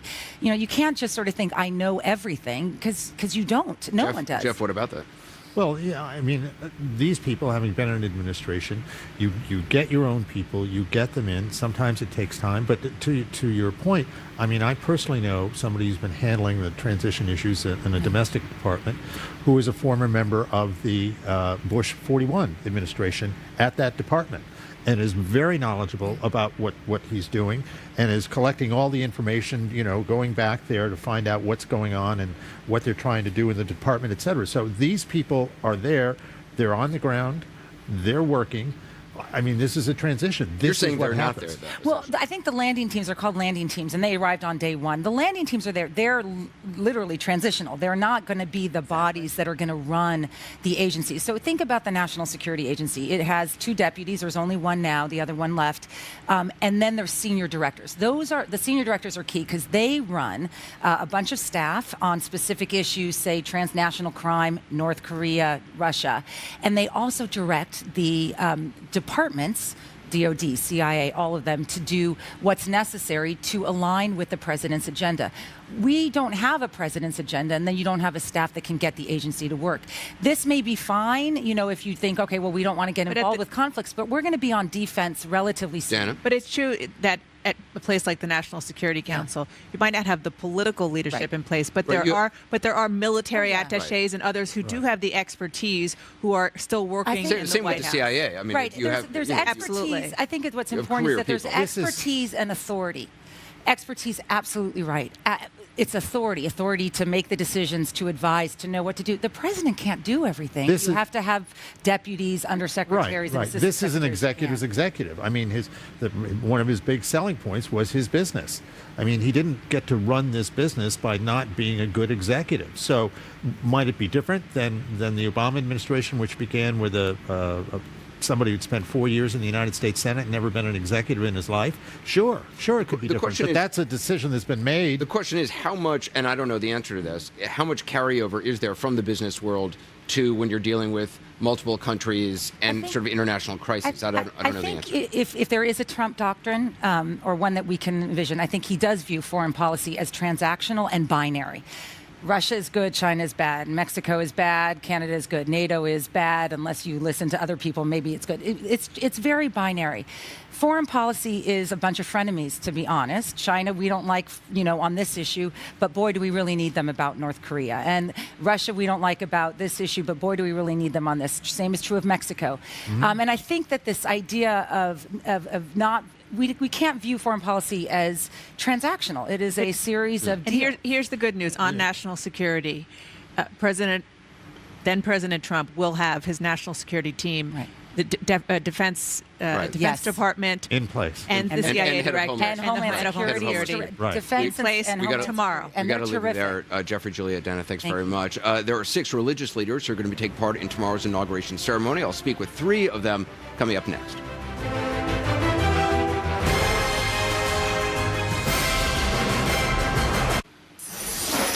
During tomorrow's historic inauguration, 6 religious leaders will participate in the ceremony, reading scripture, leading prayers. Tonight, we're honored that 3 of them join us. Reverend Samuel Rodriguez, president of the National Hispanic Christian Leadership Conference, Rabbi Marvin Heyer, dean and founder of the Simon Wiesenthal Center, and Reverend Franklin Graham, president of the Billy Graham Evangelistic Association. Reverend Graham, you've gone through this experience before. George W. Bush, also with your father, with was it the first or the second Bill Clinton inauguration? Second. The second. What is tomorrow about? Because I'm getting angry tweets from Democrats who are saying, you're talking about this like it's a normal day, it's a historic day. You're talking about the transfer of power, which that is what it is. I mean, whether you like Donald Trump or not, whether you voted for him or not, he is the president. This is a historic day. What do you want the message tomorrow to be? First of all, Anderson, our country needs prayer. And I think we need prayer more today than any time in our nation's history. Our nation's in trouble, Anderson. We're so divided, and we need to be able to come together. And I think the only one who can do that is God. We need to call on God. And so tomorrow is a great privilege for me. I think I can speak for the rest of us to be able to read Scripture and to call on the name of Almighty God and ask Him for His blessing on this administration, on our country. It's a great thing. And I appreciate very much that President-elect Trump, Donald Trump, has asked for the clergy 6. I don't know how many were in the last inauguration, but this is quite a number. Right. To have 6, and it's an honor. And Rabbi Heyer, you are the only Orthodox rabbi ever to be involved in an inauguration. Is that right? That's correct. And only the last time a rabbi was involved was when? 1985. Wow. And Ronald Reagan. What do you plan to say tomorrow? Well, I think that I agree that prayer is very important. What I plan to hit is the theme from Psalms. The heavens belong to God, but the earth was given to man. And when you're busy and you get a telephone call, it's different if your wife's calling, because your wife is your life's partner. So when we call on God, it depends who's calling. If man is God's partner, then God will take the call. But nobody is born, when a person's born, they don't collect Social Security. And the reason for that is they didn't do anything. They don't deserve the Social Security. When man becomes God's partner, God takes the call. And Reverend Rodriguez, you were not out campaigning for Donald Trump. I understand. I read a pre-interview with you. You said you had a come to Jesus moment after he had already been elected. Is that right? Come to Jesus moment.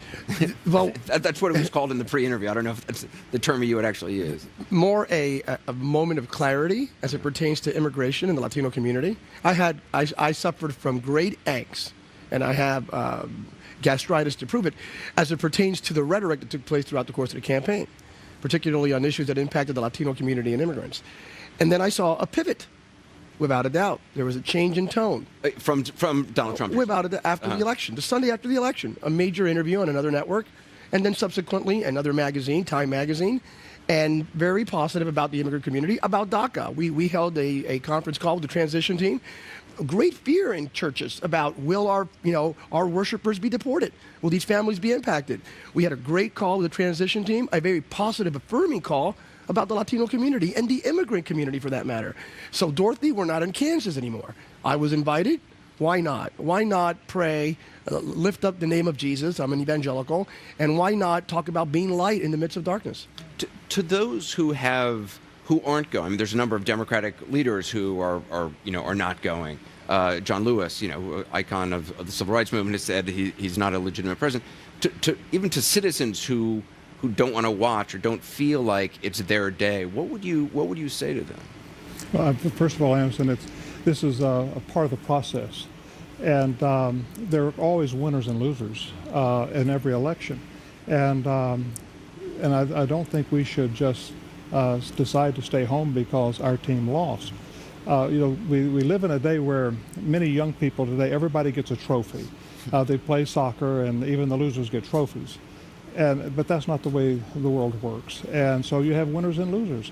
And our country's made a transition. It's moving a little bit different direction.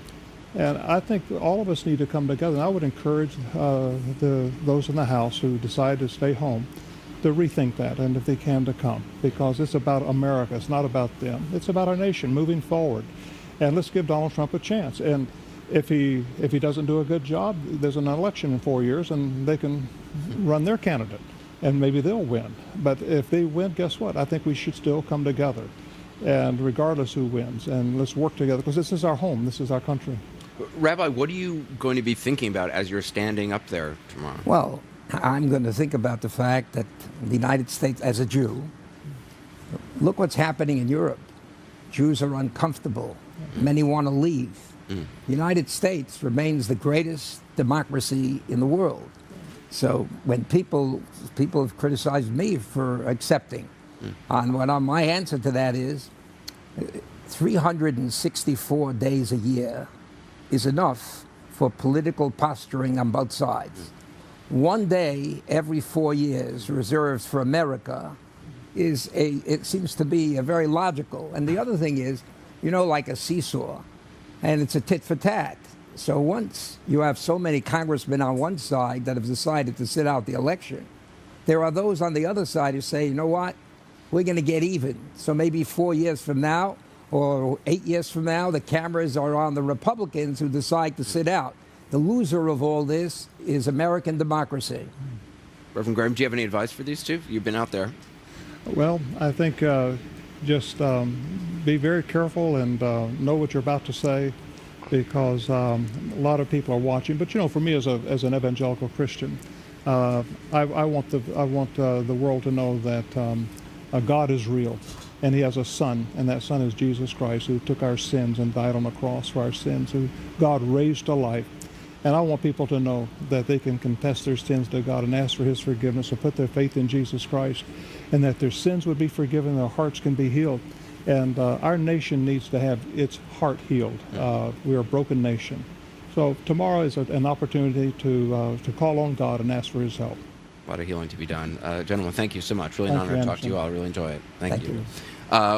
A lot to look forward to tomorrow. Now another in our continuing efforts to bring you perspectives on the new administration that are not what you might expect. Tonight, two immigrants, one from Mexico, both of them Trump supporters. CNN's Martin Savage reports. Born in Mexico, Mariano has never forgotten the day his parents told him they were sending him to relatives in America for a better life. Yeah, I was 9 years old, actually. Trapped in communist Czechoslovakia, Andrea will never forget her first sense of America, drifting from the clean clothing of a visiting relative's open suitcase, laundry detergent. It smells so nice. Today, Mariano and Andrea are married and raising two daughters in Arizona, still in love with America. They also love Donald Trump. How did you feel on election night? I cry. Oh yeah, it was probably 2 o'clock in the morning, and we were the only ones up in our neighborhood, and I'm sure everybody heard us celebrating. The couple has never been shy about their Trump support. I asked the obvious. How is it that two immigrants who yearn to come to this country for so long would be so supportive of a man who is perceived at wanting to, if not prevent, greatly restrict people like yourself coming to America? Initially, that just got what I consider bad press. By that he means Trump triggering the immigration debate when he called Mexicans entering the country illegally murderers and rapists. Didn't you take personal offense to that? You're from Mexico. No, not at all. Besides being immigrants, Andrea and Mariano are conservative, brought up with strong beliefs about faith, family, and right and wrong. It's not that I'm opposed to people coming over, but what I want them is to come over here legally. You think that wall should be built? Yes, I think that wall should be built. China have a wall. Hungary have a wall. Everybody. But didn't you run away from walls? I mean, when you were seeking freedom, when you grew up and got away from communism. Right, because in my ward, the wall didn't have a door. This wall will have a door. Will have a door. That's the difference. Andrea and Mariano say immigration reform is needed, and they believe that Trump is just the man to do it. Your support goes beyond just a vote. You want to work in his administration. Oh, I would love to. My wife actually told me or found online that they were taking resumes during the transition. So I got my resume together and I sent it. So far, he hasn't heard back, but he has had a response from one of his neighbors in a note found by their 7-year-old in the neighborhood lending library the family keeps in their front yard. Congratulations, it reads. It's a great day for the KKK and neo-Nazis everywhere. Maybe you should educate yourself about the use of fascism in 20th century Europe. Oh, but maybe that's just what you want. So it was kind of like a knife in my back that somebody can portray me like this because they know us. They know who lives here. We lived here for 8 years. Yeah. Well, for instance, she's an artist and an avid supporter and works in the LGBT community. He is an architect and has an openly gay brother. They both strongly support same-sex marriage. They live in a college town and they live in a community in which they're very involved. Looking at them, you would say they must have voted Democrat. They didn't. It shows you how complex this election year has been. People's choices made not by political connections. Anderson? Martin Savage, interesting report. Thanks, Martin. That does it for us. I appreciate you watching. CNN Tonight with Don Lemon starts now.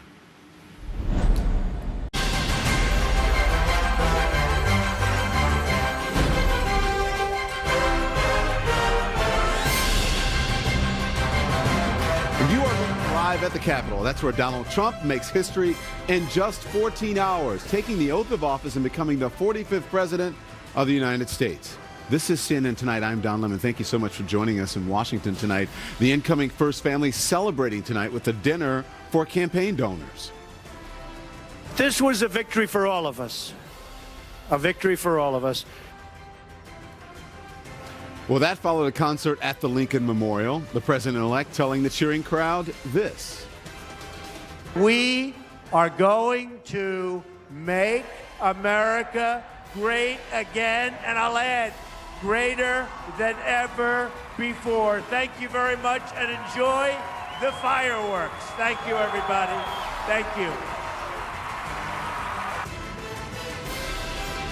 But after the fireworks, after the inaugural address, after all the pageantry and parades, the hard work of governing the nation begins. Is Team Trump ready? And what will happen on day one? We're going to get into all of that tonight. We're going to start with our panel. I want to bring in David Chalian, CNN political director, Douglas Brinkley, the author of Rightful Heritage, Franklin D. Roosevelt and the Land of America, Kirsten Power, CNN political analyst, David Swerdlick, CNN political commentator, Mark Preston, CNN politics executive editor, CNN contributor Emily Jane Fox, and David Gergen, CNN senior political analyst. And that's it for us tonight. But that's all the time we have. Before I get to all of you, though, I want to bring in to give us a rundown of the day CNN's senior White House correspondent Jim Acossi. He's live for us at Blair House, where the president-elect arrived today and where he will spend the night. So, Jim, good evening to you. What a night. Donald Trump just wrapped up a candlelight dinner. What did he have to say?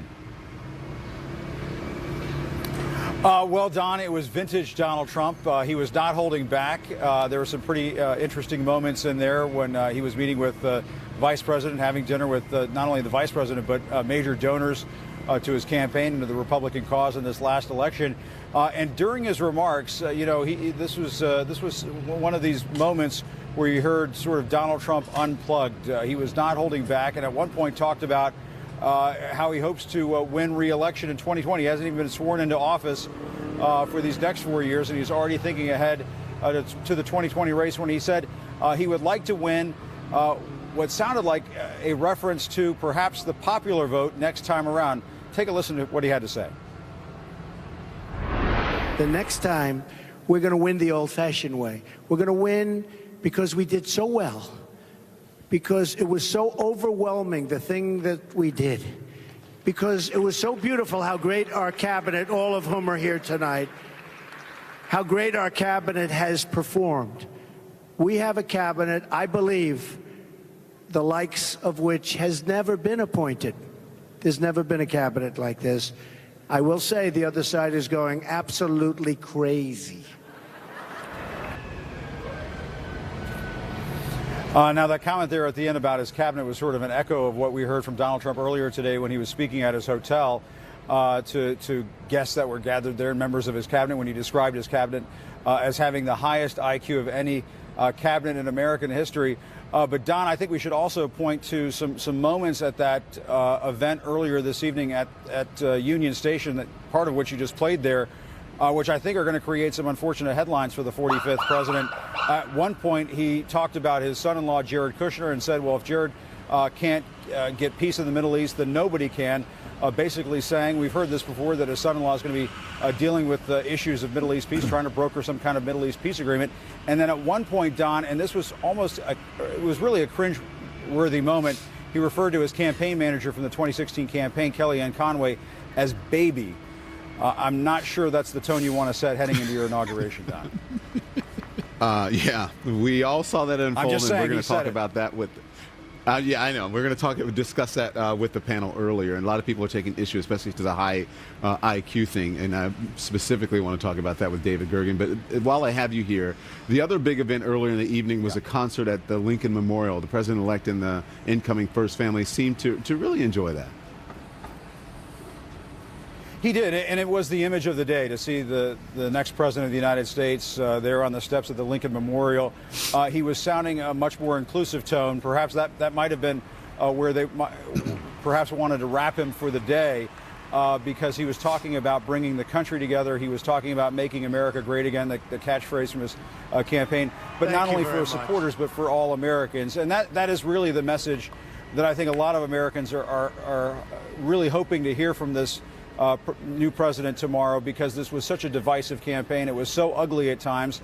And if he can strike that chord that we heard over at the Lincoln Memorial earlier this evening, then I think he's going to go a long way, and perhaps bringing in some of the skeptics and some of the critics that we've heard over this transition period. But, it was interesting, Don. There was even a moment where we saw Donald Trump singing along with Proud to Be an American. I don't recall seeing that happen a whole lot, so he looked like he was having fun. Yeah, and just if you can talk a little bit more about tomorrow, you said they, if they could just hold him to that one point and end it there, they probably would have liked to. But move us forward to tomorrow. Just a matter of hours before Donald Trump becomes the president. What can we expect tomorrow, Jim? Right. Well, we're hearing from aides that the speech is done. It's written. He, along with his main speechwriter, Stephen Miller, worked on this, and that he's going to be, quote, philosophical, according to his top aides. And so that's a side of Donald Trump that we don't see very often. It's not going to be a long laundry list of proposals. It's not a State of the Union type of speech. This is an inaugural speech, so it's going to be more thematic. But we are going to hear Donald Trump talk about some of the issues that got him the support of a lot of those blue-collar workers out there that we talked about so much during the campaign. He's going to be talking about infrastructure, manufacturing, building up the middle class. And so those are themes that you'll hear tomorrow. But at the same time, Don, I think that more than anything, given some of these low approval numbers that the incoming president has, which are really at historic lows, I think also look tomorrow to hear Donald Trump try to bring this country together. He may not convince everybody. He's obviously not going to convince everybody, but it could be an important first step, Don. Jim Acosta, thank you so much. I appreciate that. Now it's time for the panel, and I'm going to start with you, Mr. David Chalian. What about the priorities for the first 100 days? And what do you think? You think he'll do something really big or symbolic on his first day, maybe some executive orders or something? he may. The transition team refuses to rule out that possibility, which keeps all of us on our toes looking to see. We've certainly gotten some guidance that he's going to do some ceremonial executive orders and logistical executive orders, so there will be something tomorrow, but whether or not we get a substantive executive order tomorrow or that comes Monday remains to be seen. In terms of the priorities, Don, at the Lincoln Memorial event, Donald Trump gave a list of 3. Jobs, building up our military, and the border. And I would keep your eye on that last one. If there's something coming out of these early executive orders, I would imagine it might be something immigration related, because it was such the heart and soul, the through line throughout his entire campaign. Okay, now let's discuss this evening what we just saw, and then we'll discuss what's in the, in front of us. The tone of this evening, because as you heard Jim Acosta say, maybe his folks would have liked him to stop. I think he said after Arlington, after the concert, his tone at Union Station tonight. Would you like to weigh in on that, Mr. Saying, his cabinet is the smartest, I think the highest IQ. I think Kellyanne Conway made those comments as well, the same comments that the president-elect made. Don, it's almost hard to talk about this because we're on the eve of one of the most important rituals in our political life. And the transfer of power to one president to the next went all the way back to George Washington. The most important thing George Washington did for the country was not to win the war and not to win the presidency, but to give up power voluntarily. And it set a democratic tradition, and we see that continuing. And when that happens, you want your next president to do good things for America, too. I think all of us are united in the hope that he will be good for America. But then he gets in his way. So often he distracts us. This thing about the IQ of his cabinet, making this preposterous claim that his cabinet is, the smartest, highest IQ collectively of any cabinet in history. As Philip Bump of the Washington Post, often on these programs, had said today, he seems to forget Washington's cabinet with Jefferson and Hamilton and John Adams sitting there to chime in, and James Madison up the hill to help him. There's just no sense of proportion and where he fits into the bigger scheme of things. These presidents, the good presidents, think of themselves as part of a chain, that there are people who came before them, there are going to be people who come after them who have done good things for the country, and they want to do that. And his ego just gets in the way. And tonight, David asked whether he was unplugged tonight at this speech. He was unhinged. Yeah, and this is the criticism, Kirsten, when people say he's the president of all of America now. I mean, you may as well say he's the president because he's going to be sworn in just a couple of hours, and very shortly we're going to call him the president, not the president-elect. That he's the president of all the people, and not just the people who voted for him and the people he won. And I got to, because I was watching it as I was coming in on my phone with a number of different people throughout the time, both conservative and liberal, saying, why is he saying this? Why doesn't he realize where he is now? He doesn't have to talk about victory anymore. He should talk about uniting. Yeah, but I think to a certain extent we're going to have to make our peace with this is who Donald Trump is. There is the Donald Trump unplugged. This is part of his personality, and but that doesn't grow the tent, as he says when he talks about 2020. What he does is he's kind of stream of consciousness for people, and he's entertaining people. I mean, that's what it seems like to me, is that he's being entertaining, and he's either not aware or he's aware and he doesn't care. We don't really know which it is, but he doesn't seem to care how it makes some people feel. Because let's be honest, there are some people that actually like that, and probably the people in the audience that were watching it liked it very much. Trump supporters like it. They like that it's different. They like that it's free flowing. And that's who he is. For other people, it's alarming, and it feels unpresidential. And so he's going to have to decide. And we're now at this next point of now when he walks into the Oval Office tomorrow. Does anything happen? Is there any sobering effect on him? Well, if people like it and he is aware of it, then he should understand why people are saying there's nothing normal about today, except maybe the mechanics of it are normal, but certainly not the behavior of the person who is going to be sitting in the most powerful seat in the country. That's not normal. No, and he was speaking at Union Station to his donors, and he's trying to get them excited. And I think it's one thing to talk about your victory, but I agree with David. This was very rambling and incoherent, even for Donald Trump standards. And I thought he did so well all day Donald Trump. I thought the Lincoln Memorial was fine. And then tonight we started seeing we're going to have to live with that unscripted part. But I don't think, David, he has a sense of those founding fathers. I don't think he reads presidential biography. I don't think he cares much about history. He's coming out of business and advertising. And the idea is to sell something, you say it's the best. The hotel's the biggest, the greatest, the best. And he can't help himself. He's been being that kind of salesman, Donald Trump, for so long. He's had no public service, and it's taken him to the White House. So why is he going to get off that salesman roller coaster? David Swerdlock, how does this carry over till tomorrow and throughout his entire... Yeah, a couple things. One, to Kirsten's point. So, right, if he wants to just speak to his base, then he's doing what he should be doing, because this is what people liked about him in the election. He already has the base. Right. If he wants to be the president of everybody, all he has to do is turn this a couple of notches. And instead of saying the IQ comment, simply say, I think my cabinet is great, and I encourage Congress to not to confirm them quickly. But he hasn't done that so far. To your question, tomorrow may be one of his last chances to get off on like sort of a running start with the broader body politic, right? Because after tomorrow, the pomp and circumstance kind of fades away, and there's more just the governing, and people are going to judge him on that more. So, Emily, I know that you've been paying attention to the family, Ivanka, Jared, and what have you. As the family is sitting there, what do you think the reaction is from the family? Is because they've said, don't go on Twitter so much, be more presidential. They're in the room tonight. Do you think they were okay with it? I think that the demeanor of the children is the way that the president-elect should behave. They seem to be incredibly sobered by what is going on and in awe, as most president-elects would be. They're really taking in the magnitude of the day and really appreciating it for what it is and where it fits in history. And I think that their father can take a lesson from their behavior over the last several hours. I think, Mark,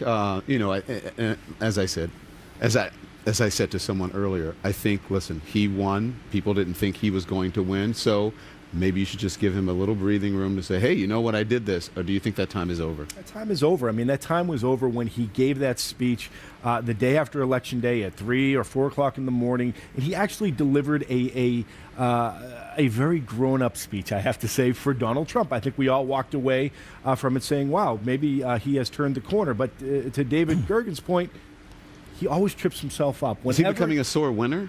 Listen, I talked to one of to one of his very close friends about this and said, what is his biggest weakness? And he said, his biggest weakness is that he always has to win. When he leaves the room, he has to feel like he won. And clearly, he still doesn't feel like he has won, because there are people that are going to be protesting his inauguration tomorrow, and that gets under his skin. He wants everyone to look at him and say, you are the winner. It was interesting because he talked about all the crowds. Well, there were crowds for every single president who's inaugurated. He talked about the concert. There were a number of presidents who've had concerts on the Mall. He's not the first one to do it. I also think another thing he doesn't understand, and I'm going to say this is the kind of thing that will make Trump supporters really angry, but I think it's true. He thinks he can bully Washington and that Washington's going to bow down to him, and it's just never going to happen. And Washington is an institution. It has its ways, for good or bad, but it's just not going to be a situation where he can just keep bullying and bullying and bullying, and people are going to stand their ground. And I think whether we're talking about journalists or we're talking about the Republican Party or the Democratic Party, he has a lot of people that he tries to bully. He talked about journalists tonight, and he also spoke about his family.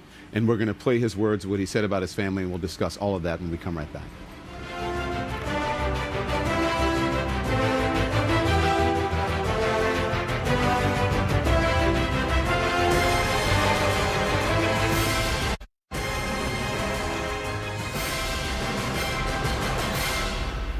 Back now live from Washington, D.C., American history in the making now. We're now less than 14 hours from Donald Trump taking the oath of office and becoming the 45th President of the United States. Back with me now, David Chalian, Douglas Brinkley, Kirsten Powers, David Swerdlock, Mark Preston, Emily Jane Fox, and David Gergen. Emily, I want to start with you because we also saw the Trump family appear all together as a first family at various events today, getting off of the airplane at the wreath laying or at the concert. Donald Trump talked about them just a short while ago. Listen to this.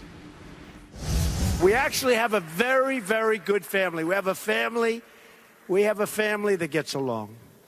My sons, look at them standing there. I say, why aren't you campaigning today? Eric and Don and Tiffany, who was incredible, and Barron is home. But we had We had a great group of people, right? We worked hard. So I just want to thank everybody. We're going to have 4 incredible years. It's going to be something special. We have in the audience a special person who's worked very hard, who married very well. It's my daughter, Ivanka. Where is she?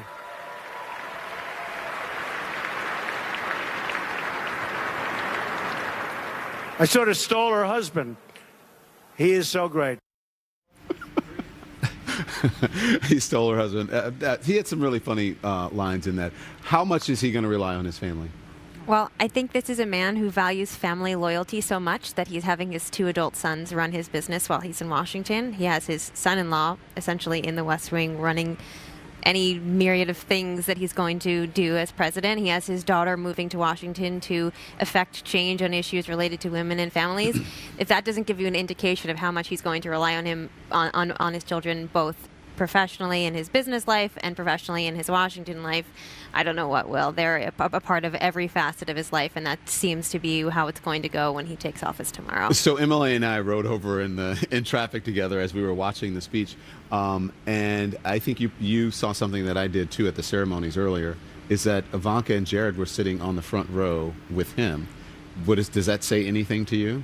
Well, it could have just been a seating arrangement. I don't know for sure. But to me, it says something that Ivanka, Jared, Melania, and Donald were sitting in the front row. Yeah.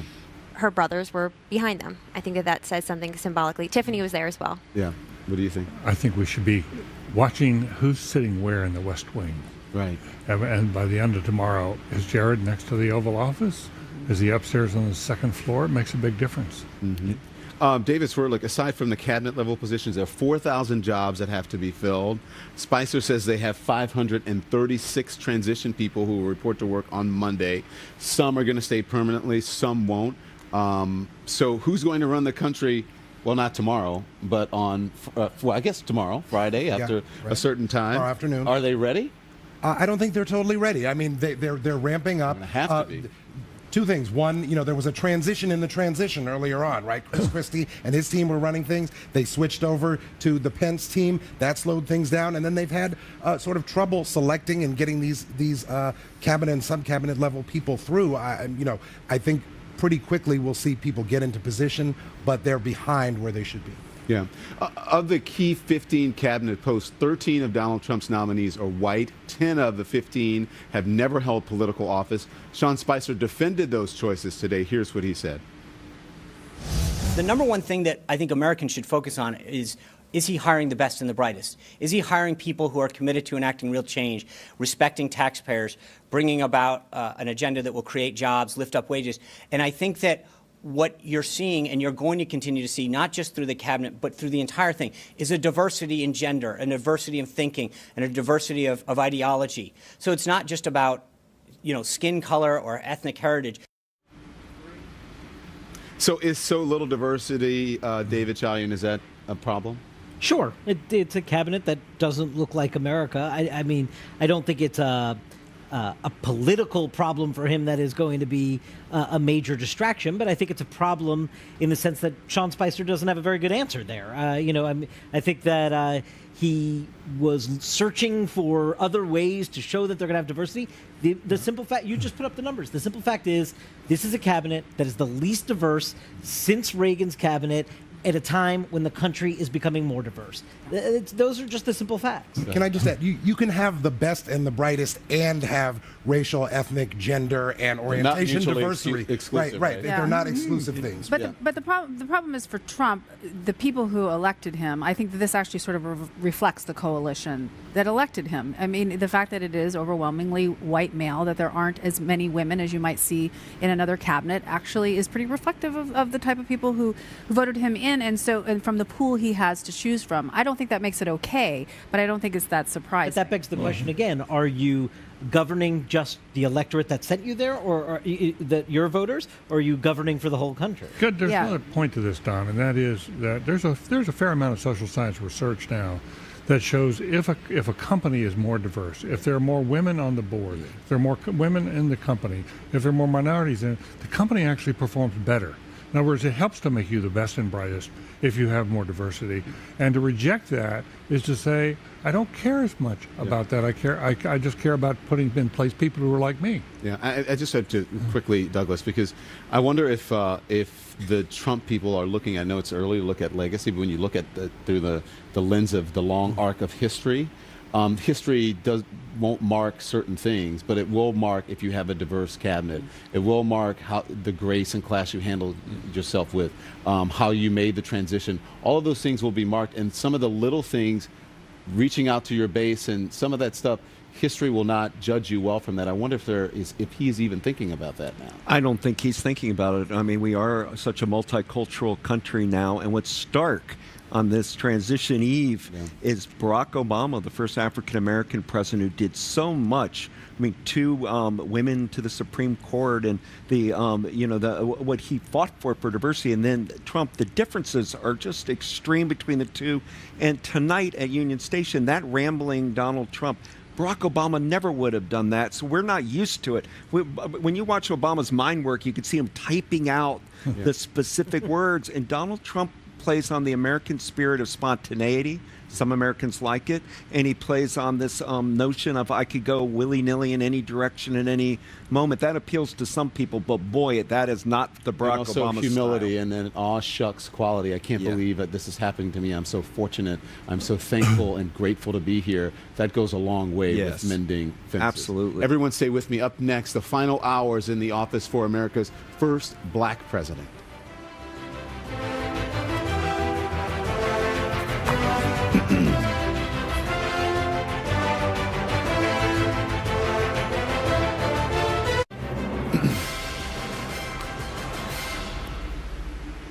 We're back now live from Washington as the nation prepares for the inauguration of a new president in just a few hours. The outgoing commander-in-chief, Barack Obama, spending his final night in the White House. Back with me now, my very bright political team. I think you guys have the highest IQ. The brightest in the world. I really do. Highest since the last team. Since the last Mark Preston, I'm going to start with you because President Obama has said that he is proud that he's probably the first administration in modern history to not have a major scandal. Why do you think that is? Well, some of it he had to, by the way, as the first black president. He had to. I mean, there's a high standard, but he had to do it, and he did. Right, and it's a mixture of a couple things. I mean, part of it is luck, and I think we have to acknowledge that you employ so many people as the president of the United States. As you pointed out, there's 4,000 positions in the government.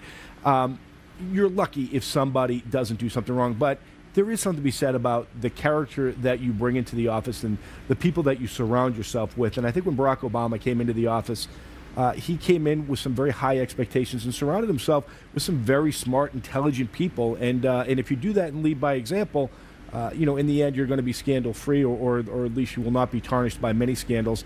And that's a notch on his belt as he leaves tomorrow. I want to let's put Nick Kristof's quote up, and I won't read the whole thing, but I'll let the audience read it, and then I'll just read the first part. He says, "We want our children and the world to admire our president, and where Obama is strongest and Trump is weakest." And then he goes on to say at the end that we as a nation will be more appreciative of a first family that set an impeccable example for all the world. That is a high standard. Do you think that the Trump administration can hold that standard? No. It's very hard to set the Barack Obama standard. In my mind, he's like Dwight Eisenhower. He's almost unimpeachable. He is governed with such honesty and integrity. And he's not only leaving with that 60% we keep talking, but a growing reputation. And the legacy of having 8 scandal-free years is going to look larger and larger in history, because we're already looking at the bog of what's going to happen in the first months of Trump's presidency. I'm not saying Donald Trump may not be a very successful president, but when you rank presidents on ethical standards, Barack Obama's the highest. He's up there with some of our really great American leaders. Yeah, and you look at it's been carefully, I don't know if it's stagecraft or crafted, don't you think, the Barack Obama image, and of course no scandals. If you look at the picture that the First Lady tweeted today, them looking out on the South Lawn, looking at the monument, and then when you consider President-elect Trump writing his inaugural address at a desk that's a reception area at Mar-a-Lago, supposedly. In many ways, this job requires creating an image. Can you compare the two? Well, yeah, you're exactly right. I mean, stagecraft is such an important part of it. I mean, I don't know at this point. I think it's too soon, frankly, to judge exactly He's not even in office how he's yet. going to be as president. We can look at some of the things with his nominees or his business dealings and some ethical questions and the way that he kind of deals with things, saying, well, as long as it's legal, doesn't really seem to talk that much about whether it's ethical. That's different from Barack Obama, but I do think you're right. I think Barack Obama was very aware, and I think that his wife was very aware. They were the first African-American couple in the White House, and they had to be, almost perfect. Yeah. And I think that Trump operates with a little more entitlement, frankly. Yeah. Well, that was my whole point when I asked Douglas about history. You have to be aware of history as a president. And I think the Obamas were very aware of how history was going to judge them and how this would look as the first African. Yeah, they were very aware, and as you said, I think they were very conscious about how they presented themselves as an African-American family. I mean, if you go back and look at some of their Christmas card photos, you can go on the White House Flickr and look at them. They look like a Norman Rockwell painting, but the fact that it's an African-American family sends out a message, and a very positive message, to the entire country and the entire world.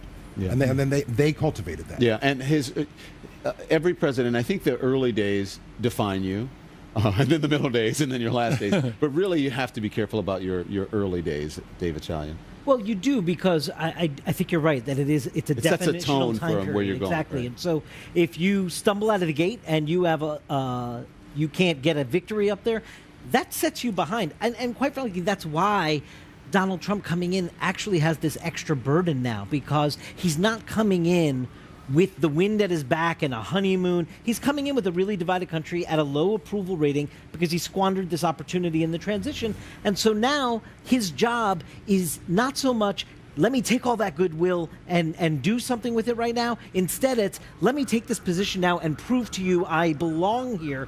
Right. The task is immediately on him to prove back to the country that he can be a good president. What about Obamacare? What about Obamacare? Because Matt Lewis, I think, makes a good point that the only reason that we as a country and even our lawmakers are able to have this discussion about the government providing health care for people is because Obamacare passed. Whether you like it or not, it's a good plan or not, it was good legislation or not, we're having this conversation in large part because of Obamacare or the Affordable. I think that's absolutely true. I do not believe the Republicans would have as much urgency about providing a national health care plan were it not for the fact that Obamacare is in place, and they want to get rid of it. But there are also a lot of people who now want to, keep it as they look at the alternatives. But I want to go back to this point.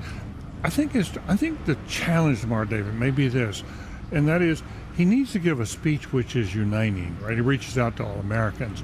But then later in the afternoon, he's going to go back and start signing the executive orders and start signing things to carry out his pledges. And some of those are going to be highly controversial. Reuters has reported tonight, Don, that the president tomorrow or the next couple of days is essentially going to phase out the Dreamers program, the DACA program. That is enormously stressful within college campuses across this country. There are 750,000 young people here who came here when they were very young from other countries, undocumented parents.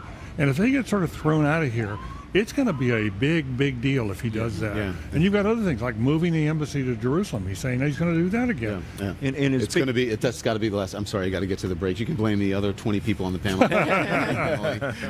But thank you all. I really appreciate it. Up next, a big moment for Donald Trump's supporters. We're going to talk about that. Do they like what they see? With only hours to go until his inauguration. And also there is a motorcade, Donald Trump's motorcade, of course, leaving Union Station tonight, where he had a rally for supporters. And it's actually right behind us. So you can look out, we can look behind us in this big picture window and see the motorcade going past the Capitol here in Washington, D.C. Donald Trump will be president in less than 14 hours. He'll be sworn in as the 45th president of the United States, making his way through Washington, D.C., back to Blair House. We'll be right back.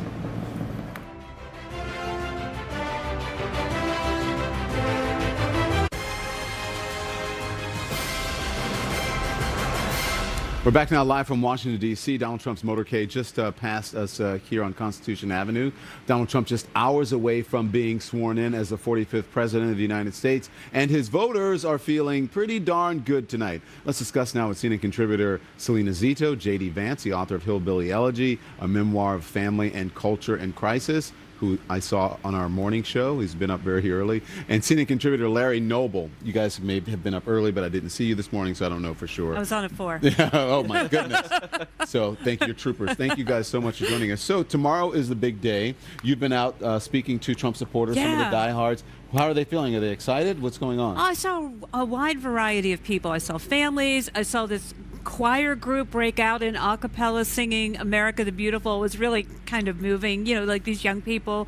I even talked to people that didn't support him but came in from their towns. This gentleman from Erie and his wife, they did not, he's African American, he did not support Trump, but he felt, and he runs a youth group, he felt that he wanted to send the right message home by coming, experiencing it, bringing a couple of the kids with them, and let them see, moving forward. So where are some of the areas where you can move forward? I thought it was interesting that you say that, because I saw, I spoke to some people tonight as I was out on the street who were not Trump supporters.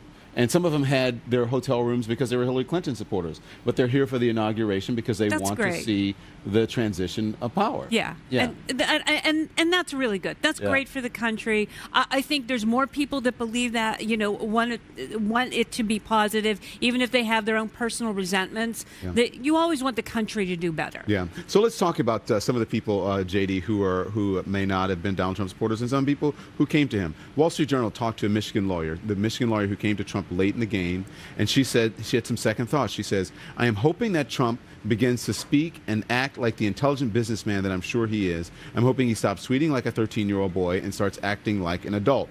And if you look at, if you speak to Trump supporters, they'll tell you the same thing. I like the guy. I think he's original. He's not from Washington. He's not a politician. But I want him to grow up and act like an adult, and I want him to stop tweeting. Is that a red flag for Donald Trump? Well, I think it could be a red flag if he continues to tweet and continues to do some of the things that he's been doing. But, I always think that folks are going to give him a pretty long leash, right? So these folks may not like the tweeting, but they're going to stick by their man for now. And my suspicion is that it's going to take a long time for that sort of behavior to really wear thin with some of his core voters. I'm wondering how it sits with his supporters, Larry, that he's a businessman. He's chosen a number of billionaire business people for his cabinet. Are people okay with that? Well, that's a really good question. I mean, he ran on the idea of draining the swamp. And yet he has nominated billionaires, business people, people who you would think are the denizens of the swamp. So it's a good question about how his supporters are going to react, especially when we start seeing proposals coming out of various agencies, when we start seeing the deregulatory effort. If it looks like they are really trying to help their own interests, then I think people are going to have a negative view. Do you see ethics issues with Donald Trump's cabinet nominees? Yes, we see a number of ethics issues with his nominees, starting with Scott Pruitt, who's the Attorney General of Oklahoma and who is going to be running the EPA, and it has spearheaded lawsuits against the EPA, which are still ongoing. And right now, he will be the head of an agency where he will get to settle the lawsuits. Now, he has an ethics agreement with the Office of Government Ethics that does require him for a year to stay out of these, but he can ask for a waiver and come in after a year.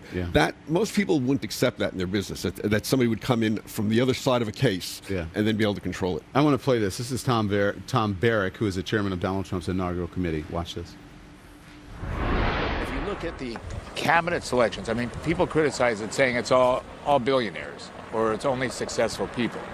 And I say, well, would you like him to have unsuccessful people, right? If we're having cardiac surgery, you go to the best cardiac surgeon in the world. Or if you're going into a war, you would prefer to have a general, you'd prefer to have General Mattis than a West Point cadet. And that's what's happened. So, I mean, that may be true, but in other cases, these people have very little government experience or no government experience, especially in the particular cabinet area of where they're supposed to be experts. What do you think of these? Well, I think that's part of the appeal, that they don't have government experience. Okay, so you say drain the swamp, and you say, well, there's billionaires. But people don't think the same way that we do. They think that just because you're a billionaire doesn't mean you're part of the Washington establishment. You are successful outside of Washington. You are successful in your own business. And so they look at these people, like he just said, as experts. But they are also part of the Wall Street that he rallied against, especially Goldman, because some of them are from Goldman Sachs, and he really hit them hard. The swamp part for people, as I understood it during the election, was Washington, the bureaucracy. That was the crux of it for them. Yeah, I think there's a real difference here between people who take advantage of the unfair rules and the unfair rules themselves. And the sense that I've always gotten from Trump's core voters is that they're not so mad at the billionaires who are taking advantage of the rules. They're mad that the rules exist in the first place. Right. So it's not, we're mad at you because you're storing money in Cayman offshore accounts. We're mad that it's legal to store that money in the first or place. as we say, as the old saying, or the new, don't hate the player, hate the game. Exactly. Right. But if I can say, a lot of these rules exist because these people or their companies lobbied for these rules. Yeah. They wanted these rules in place. Yeah. As you talked about pricing, there's also Steve Mnuchin, who failed to disclose, $1 million in assets, and then he has other issues, an investment fund in the Cayman Island and so on. And that's also one of his choices. We're going to continue to discuss this right after this break. Don't go anywhere.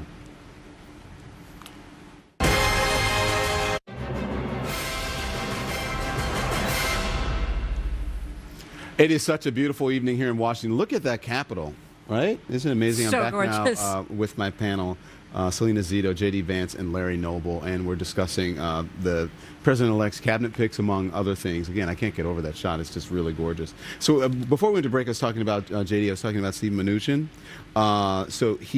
Donald Trump is one of the very wealthy people, one of the very wealthiest people in the world for his cabinet. Steve Mnuchin, his Treasury Secretary pick, failed to disclose $100 million in assets, this paperwork to the Senate. Also failed to mention, as I mentioned before the break, an investment fund in the Cayman Islands, which is a well-known tax haven. Chuck Schumer said this about it today. Watch this. Oh, I'm sorry. He didn't. Let me read this. He says, Mr. Mnuchin's failure to disclose his Cayman Island holdings just reeks of the swamp that the president-elect promised to drain on the campaign trail. Do you agree with that? And do you think his supporters are going to see it that way? Well, it definitely doesn't look good, the fact that he failed to disclose this stuff. My suspicion is that it was a mistake. I mean, it's not like someone else discovered that he had failed to disclose this stuff. He came back and honestly said, this is stuff that I forgot to disclose. But I mean, the optics are pretty terrible. And my suspicion is that folks are going to take a look at it. They're going to not be especially happy about it. But given just where we are in the political cycle, I doubt that Donald Trump supporters are going to rise up and try to, reverse the appointment of Steve Mnuchin. Do you think it's an honest oversight, and is that something people should think about before being appointed to the government?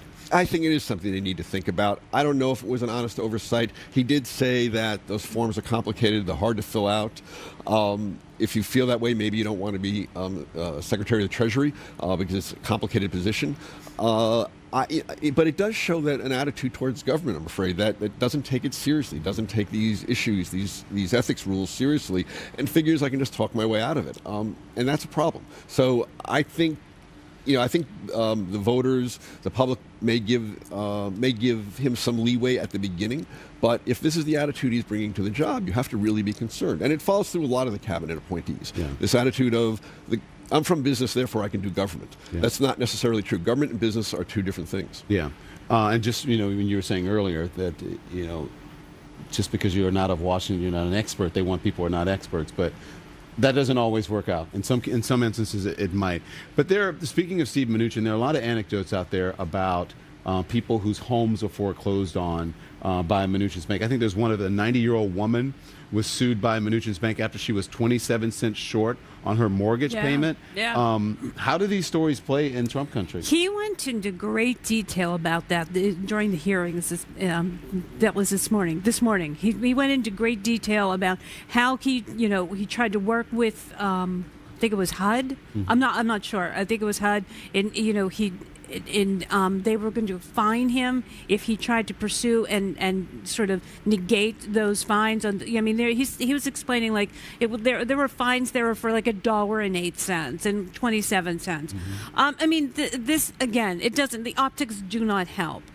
Does that hurt him get in? No. Yeah. He's going to get in. But I will say that I think that if you're going to be in the minority, I think Chuck Schumer is having the best time ever. I've never seen anyone sort of enjoy and relish, and he's doing a great job as a minority leader in sharply defining what the progressive agenda is and sharply nicking Trump's appointees. But regardless of how you feel about Donald Trump or Democrat or Republican, it's good that tough questions are asked. Yeah, of for people sure. Who are going to be serving us as American people, and to vet them, as Donald Trump says, extreme vetting, because this is all yes, absolutely. Thank you very much, panel. Thanks. I appreciate it. We'll be right back.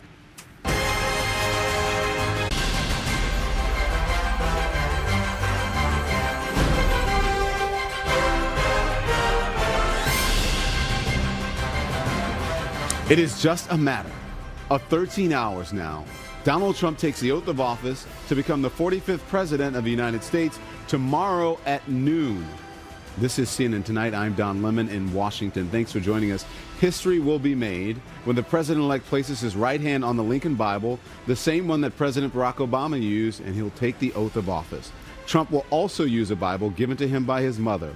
And then his administration officially begins with the most important speech of his life, his inaugural address. But what will President Trump do when he gets down to business on day one? And how will America change?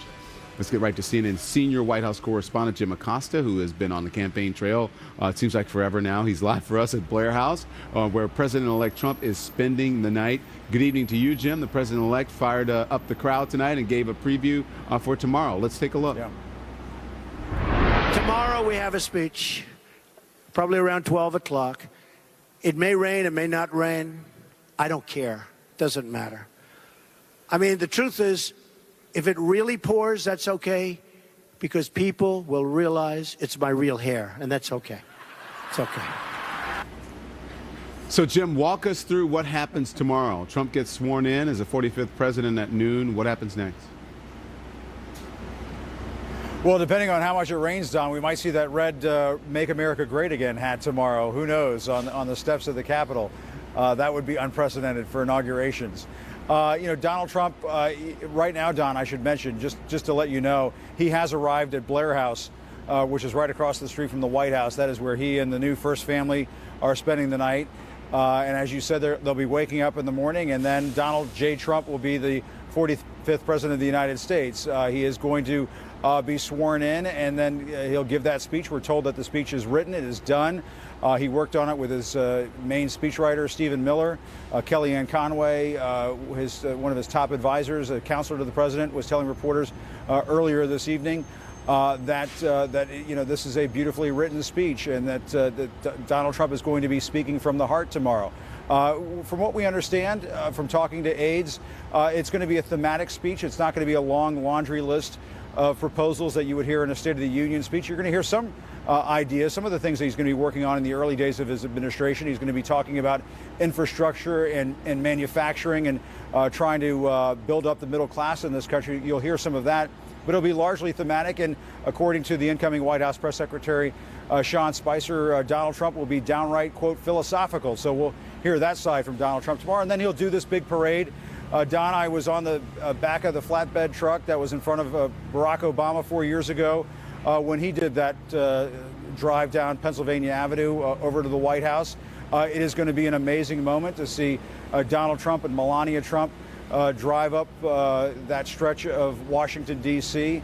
We'll probably, as we always see every 4 years, we'll see them get out of the car from time to time and shake hands with people, and we'll get some glimpses of that. And then he'll get to the reviewing stand and watch an old-fashioned American parade make its way through the streets of the nation's capital. And it reminds everybody that this transition of power has sort of almost a folksy Norman Rockwell appeal to it, and it's going to have that appeal tomorrow from everything that we've heard so far. But then after that, Don, when the balls are over, I talked to some aides earlier today, and they say they're getting right down to business. They've been told that from Reince Priebus, the White House chief of staff, on down, this is a working weekend, and so you're going to hear Donald Trump get into probably a weekly address on Saturday, and then we're going to see perhaps some fairly significant executive actions over this weekend. And I think this is going to be an action-packed weekend. This is not going to be one of those weekends where they just sort of rest and recover from this inauguration. From every indication we're getting, they're going right to work. Yeah, I heard Andy Card, former chief of staff, on earlier saying there is no rest. Once you're sworn in, you are the president, and you've got to get right to work. Thank you very much. I appreciate that, Jim Acosta. By the way, I remember you on the back of that flatbed. We had that moment I was on the sidelines last time, and we sort of were live at the same time. But anyway, I digress. Thank you, right. sir. I now want to bring in This is Douglas Brinkley, CNN presidential historian, Kirsten Powers, CNN political analyst, political commentator David Swerdlick, also Mark Preston, CNN politics executive editor, contributor Emily Jane Fox, and senior political analyst David Gergen. Good evening to all of you. Thanks for joining me once again. Let's play some more of what the president-elect said earlier tonight. We all knew that last month of the campaign. I think a lot of us knew the first week of the campaign. But that last month of the campaign, we knew that something special was happening. And I can only tell you this. The polls started going up, up, up, but they didn't want to give us credit, because they forgot about a lot of us. On the campaign, I called it the forgotten man and the forgotten woman. Well, you're not forgotten anymore, that I can tell you. Okay, so listen, we want to be, the guy's going to be inaugurated tomorrow. So let's cut him some slack. We should be, everyone is happy for him, but it's just, how many times have you heard that speech, Mark? No. What and the thing is, okay, you said it, but but the thing is that whether it's appropriate, okay, so he won. Many people didn't think he was going to win, and he won. Is this an appropriate moment for that speech? No, it's not appropriate. I mean, look, the bottom line is you can be a sore winner, and he has now become a sore winner. The fact of the matter is he didn't win the popular vote, but guess what? He did win the electoral vote. He is going to be sworn in behind us. He is going to be the president for at least the next 4 years. He is going to be one of the most powerful, if not the most powerful person in the whole entire world. Why is he litigating a campaign that he already won? It doesn't make any sense. I think he's doing it because there are people who are not like bowing down to him, that he wants to win over people that he hasn't won over, and that's not how you do it. No. I'm not saying that this is the way you should do it, but I think this is the motivation behind it. I don't think it works, but I do think it shows that he is bothered. He is bothered by the fact that he has his base. He knows he has his base, but that he thinks he's just going to keep saying this over and over and over again, and then suddenly everybody's going to go, oh, you're right. And so many Democratic congressmen not showing up in protest. You think that's getting to him? I think it's gotten to him. The John Lewis controversy got to him. The fact that hundreds of thousands of people may be coming here to protest, that you're having women, specifically moms, coming on buses to Washington to say you're a misogynist. I think that he still has the wounds from the 2016 campaign. We thought they would have healed in the Florida sunshine, but he's back here in January and the wounds are still not healed. So what would you have the man do? Well, when I hear him talk about the forgotten man in that clip, I think on the one hand, he is speaking to people who turned out and got him into office this time. That, to a certain degree, Democrats, I don't want to say they forgot about them, but didn't campaign properly to them. On the other hand, he sounds more like a populist and not a conservative. So I think what he's setting himself up for is a situation where he needs to be a little more optimistic. He needs to be a little more about the broad themes of America tomorrow, or else he risks sending the wrong message both to his Republican majority in Congress and to the electorate. David Gergen, I hear you, and I thank you, the people who voted for me. For those of you who didn't vote for me, I am your president as well. And we're going to start from here as with the presidency for all the country. It was a tough election, but that's in the rearview mirror. Let's look forward now. No? Good speech. That's short, what people were looking for. Minutes, and you wrote it yourself. Yeah, that's good speech. It just came up with the top of my head. But I don't think he's yet figured out how to be thematic and also to have these policies fit within the theme, and then to sort of and to act out that narrative. There's a disconnect between having a cabinet with a whole bunch of billionaires saying that you're really going to look after the working people, and you haven't produced any policies yet other than going after Carrier and other people like that to really make a difference in their lives. And I think he's got to figure that out. He's got to have something there's a consistency between his themes, his policies, and what he believes that he's going to express in his inaugural address, his vision for America.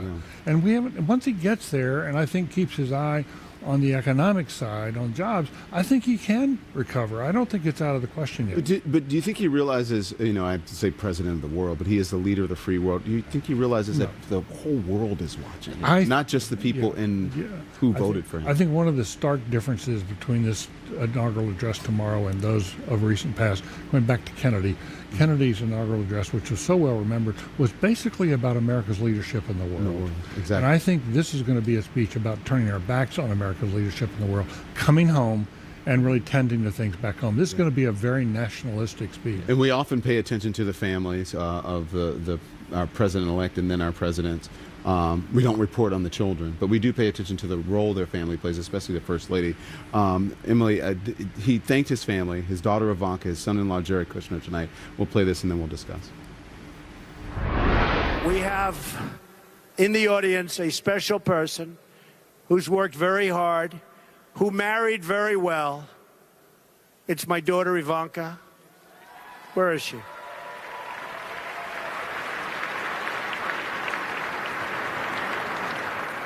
I sort of stole her husband. He is so great. If you can't produce peace in the Middle East, nobody can. Okay? All my life, I've been hearing that's the toughest deal in the world to make. And I've seen it. But I have a feeling that Jared is going to do a great job. I have a feeling he's going to do a great job. So you'll work with him. If Jared can't produce peace in the Middle East, nobody can. Listen, no shade to Jared, but that is a lot of pressure for him. What is he, 36 years old? He's 36 years old. old. No government experience. Has never held office. No never foreign run policy for dog catcher, as far as I'm concerned. He's a man who inherited his father's real estate business in New York and has arguably been successful in doing that. And now Donald has put the weight of the world on his shoulders. It's not exactly setting him up for a win there, but Donald Trump really cares about his own win column more than anything, and I think he's happy to have his son-in-law in the West Wing with him. I think he's happy to have his beloved daughter right there alongside of him, and he values family loyalty. It's very nice that he thinks so highly of his son-in-law, but it's really setting him up for big failure there. But this is, again, an example where his views are in collision. He wants to have Jared go solve the Middle East, but he also wants to move the capital to Jerusalem. And every president on both sides of the aisle has said, if you do that as an American, you're going to destroy the chances for Middle East peace. You can't have it both ways. Yeah. If you're really working for Middle East peace, you ought not to do the Jerusalem thing. He can't. Jared, nobody. Yeah. Douglas, I know you want to say something. Well, quickly. I think he should employ Ivanka to be the Twitter czar. And he makes a deal that any time he's about to send out a tweet, she gets to screen it briefly. And she's going to have to let about 99% of them go, even some of the wacky ones. But I worry about that kind of behavior on national security fronts with North Korea brewing right now as a possible problem. I'm hoping that some family member could say, Dad, or Ivanka could say, Dad, don't send that. Yeah. This one you cannot send. Or do what my mentor told me, write it and don't send it. Put it in an envelope. Anyway, we're going to standby panel. We're going to talk about President Barack Obama's final message to the American people.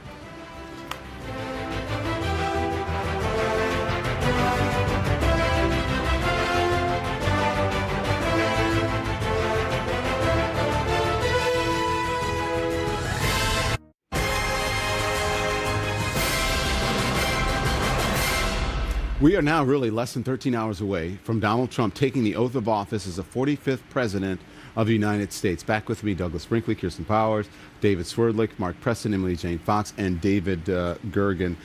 President Barack Obama has spent the last few days talking about what he's planning to do after he leaves office. He also wrote a note to the American people today, published his final thank you letter to the American people. And here's what he says. If I can find the moment. He says, I've learned from you. You made me a better president, and you made me a better man. And then he ends with this. And when the arc of progress seems slow, remember, America is not the project of any one person. The single most powerful word in our democracy is the word we. We the people, we shall overcome. Yes, we can. He's ending his presidency with the same optimism with he started 8 years ago. Do you think he is bitterly disappointed? He says he's not. He says that he deeply believes in this country and the American people. I think he was bitterly disappointed for a few days after the election, but he quickly realized he had a key role to play to heal the country that was so divided, and he reached an olive branch handout to Donald Trump. That brought a lot of Democrats into calming down a little. There was some panic after this election. But since then, Barack Obama seems to be falling in that to recognizing himself like Martin Luther King or Mahatma Gandhi or Nelson Mandela, that he sees himself as a kind of global healer in some ways. And he's also wants to keep us calm, and we have to carry on. And so I think one of the things history is going to give him a high mark for is the way he's navigated this transition, putting up final executive orders where he could, keeping his legacy intact, but also we owe a lot for tomorrow's inauguration to the classy way Barack Obama's been able to work with Donald Trump under most difficult. History's going to be very, very kind to him. Yeah, I don't think you can be effective as president of the United States if you don't have that basic idea that we're going to be okay. Earlier, David Gergen said, look, presidents see themselves on a continuum between past and future presidents, and they're just sort of a caretaker of the role and the head of state in that time. And I think that's why President Obama sees this at least a bit optimistically. Can I just say something about the whole idea of this peaceful transition of power, which we've been talking about now for several months? I think it's important to note, and we mentioned this earlier in the night, but over in Africa right now in Gambia, you have an elected president who had to take the oath of office in a neighboring country. The sitting president who lost right now is refusing to leave. And right now we're seeing troops from other West African nations amassing on the border, and they are about to invade Gambia and forcefully take out a president who refuses to leave office. Tomorrow, whether you like Donald Trump or whether you don't like Donald Trump, he is still going to be behind us. You are going to see Democrats and Republicans. He's going to take the oath of office, and it's going to be peaceful. Mm-hmm. Barack Obama gave this remarkable interview the last few days to the New York Times about his reading habits, the books that he's been reading as president. I can't remember any president since Teddy Roosevelt who read as voraciously as Obama did while he was in the office, and he said to keep him anchored and to help him understand, to deal with the problems. He read at least an hour a night, and he had just remarkable range of fiction as well as nonfiction. But I sensed from that he had become more philosophical about progress, that he came to understand that man has great capacity for good, but also great capacity for evil. Yeah. And that as president, you try to move what you can. You can't change human nature. And that he's embraced that with a spirit of optimism. And I think he's leaving it. He wants to leave to the country this notion. And it was nice. It was a nice quote, wasn't it? Yes, we can. And we shall overcome. Pairing those up. It worked very well. The novelist Jack Kerouac once said, "Walking on water wasn't made in a day." Yeah. And I think when he came in, he thought he could change things up. Lyndon Johnson, all this legislation, but he's leaving recognizing it is a chapter, and the Affordable Care Act might get beat up and damaged now, but it's still a progress, and it's going to move down over the decades, and it's still going to be a major accomplishment. The thing is that no one is perfect. Barack Obama was not perfect, but with the dignity with which you carry yourself in that office. Ronald Reagan was not perfect. George W. Bush, George H.W. Bush, Bill Clinton, none of them were perfect. But there was a certain dignity that those people carried themselves with them in office. And just the difference between now and 2009, because people may think that we're waxing poetic about Barack Obama, because he's on the way out. In 2009, the night before his inauguration, he attended a bipartisan dinner for John McCain and called him an American hero and a patriot. Mm-hmm. We don't see that in Washington tonight. That's not happening tonight, and it's not happening with the president-elect. No. I mean, I think you have to remember there were a lot of ups and downs with President Obama, and we are focusing on a lot of the positives, I think, because he's leaving and partly because of the contrast with Trump. And his approval numbers, frankly, started to go up a lot during the election because I think people started to look even at Hillary Clinton and the options that they had and say, well, hang on, maybe we don't have it so bad with Barack Obama. But he also has this fundamentally good temperament. He is a calm person. It's something he's been criticized for, but it really bore fruit in this transition. His sort of the calmness and rational professorial way he approached this, I think, and sort of thought it through, realized, what had happened and behaved in a way that I think a lot of us wonder, would I have been able to have been so generous and so gracious to somebody who had treated me so badly? Donald Trump said, I hope to meet many more times with President Obama and maybe get some counsel from him. Do you think that will happen? And if so, what can he learn from? Well, he has to leave him a note. He's going to write him a letter. Right. No, and I think it'll be interesting to see what's in that letter whenever that becomes public. I think that Donald Trump can take a lesson from President Obama in his conservative demeanor, whether people think his policies were liberal or conservative. He is a to your point, he's conservative temperamentally. And when you see them meet, like they met 2 days after Election Day, you saw that reflected in the way Trump was looking back at him. The problem is, I think, for Trump, that it sort of wears off as the days go by between their chats. Yeah. I think President Trump can be successful in certain things, but his demeanor is still, they're yelling at me, but Ivanka will try to keep him on track with that, I think. Well, he's 70 years old and a billionaire. Who's going to? At a certain point, a person is who they are. You just have to accept them. You don't have to like it, but you just have to accept who they are. I'm 28 years old. I'm not. I look at David with 27. All right, thank you all. When we come right back, it's the Obamas' last night in the White House. White House staff clearing the photos from the walls in preparation for the new occupants. What will the defining images of President Trump's White House look like? I'm going to ask a former White House photographer.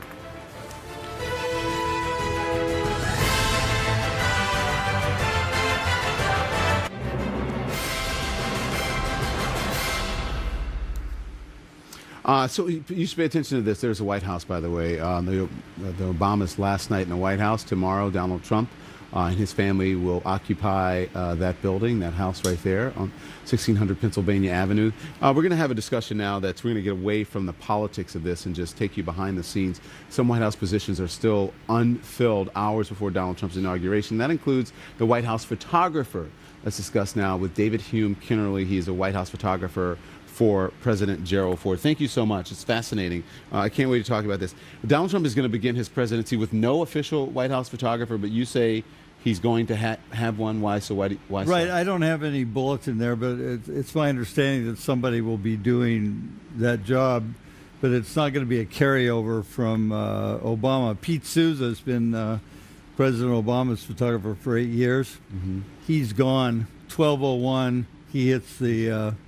So you're sure we're going to have a photographer? It's not just going to be iPhone photographs. No. We're going to get, I'm hoping. I'm not sure. I mean, I don't want to give anything away. Let's talk about some of your work here. You were the third official White House photographer. Right. Let's put this photograph up. You took it of Gerald Ford when you served him in the White House. He's at the head of the table right there. It was a historic moment. What was happening? He was ending the war in Vietnam. And one of the things about this photo that is compelling, nobody's saying anything, and they're under a portrait of Teddy Roosevelt in the Roosevelt Room, and that was a key moment in the Vietnam War. You've got the NSC staff, but what's important about this picture is A, it was taken, and B, I had the clearance and the trust of the president to be there. For history, it's vital. Yeah. I want to go through a lot of these, and I want to ask you what that's like being, because you're there almost at every single moment except when they're alone. So listen, Pete Souza. Then too. Yeah, you said Pete Souza is the official Obama administration just photographer. For a short time. First social media photographer, and let's put this one up. This one is President Obama, and he's with the little boy here. For a lot of African Americans, particularly people of color, this is one of the most significant pictures of his presidency. I love it. What does this photograph say to you? Well, it says that there's a young man who sees in the president somebody just like himself. And the fact that Pete was in there to get that moment is why you should have a presidential photographer. And it's about the history. It's not about the PR. Yeah, I have one in my office. I don't know. It's the one of him on the bus, the Rosa Parks bus. Oh, that's a good one. Yeah, I have that one. And I have another one of him standing, I think, in the portico or something of the White House.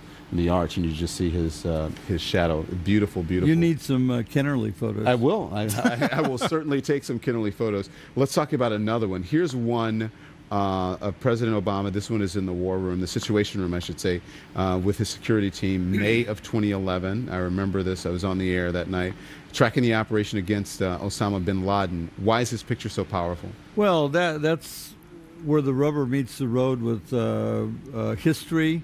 And having a photographer who's cleared to be there, who's a really good documentary guy. Pete knows the story when he sees it, that's a great story. That's when they got Osama bin Laden, and there's a picture to show it. Yeah. Peaceful transition of power. We're going to witness that tomorrow. This one, though, you have witnessed. It is Gerald Ford with Jimmy Carter. They're en route to Carter's inauguration. What was the mood in that limousine? Well, just so you know, I mounted a camera in the car, and I gave the Secret Service guy who was riding shotgun cable. I said, take a few shots. But when Jimmy Carter saw this picture, he said, mentioned this was a fairly uncomfortable ride. He had beaten President Ford. That was just minutes before the president will be sworn in. That same scene is going to happen tomorrow, but it'll be with President Obama, who did not lose the election, to Donald Trump. Yeah. But they will ride together up to the Capitol for the swearing in. I remember in 2009, it was George W. Bush handled it with so much class when you saw both of the men in that limousine going up to the Capitol. Unfortunately, though, George H.W. Bush will miss the inauguration because he's been sick. His wife is. They both have been hospitalized. Let's put this photograph up. Tell us about this photograph. It's I love President Bush 41 and 43 together. Where was this taken? Yes, this was in the rainy inaugural parade reviewing stand, and this is to me it's not a great photo per se, but it really does show the relationship between a proud dad and his kid who just became president of the United States. The only time that ever happened before was John Quincy Adams, but that was before photographs. Yeah. This one, I remember this, and I thought it was an amazing photograph.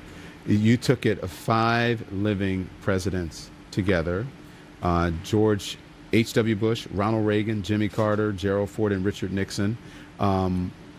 And there's also one that has President Obama and Clinton in it. That's right, in the Oval Office. But tell us about this one. What was that like? Did they get along? That was the first time 5 presidents have ever stood together on the same turf.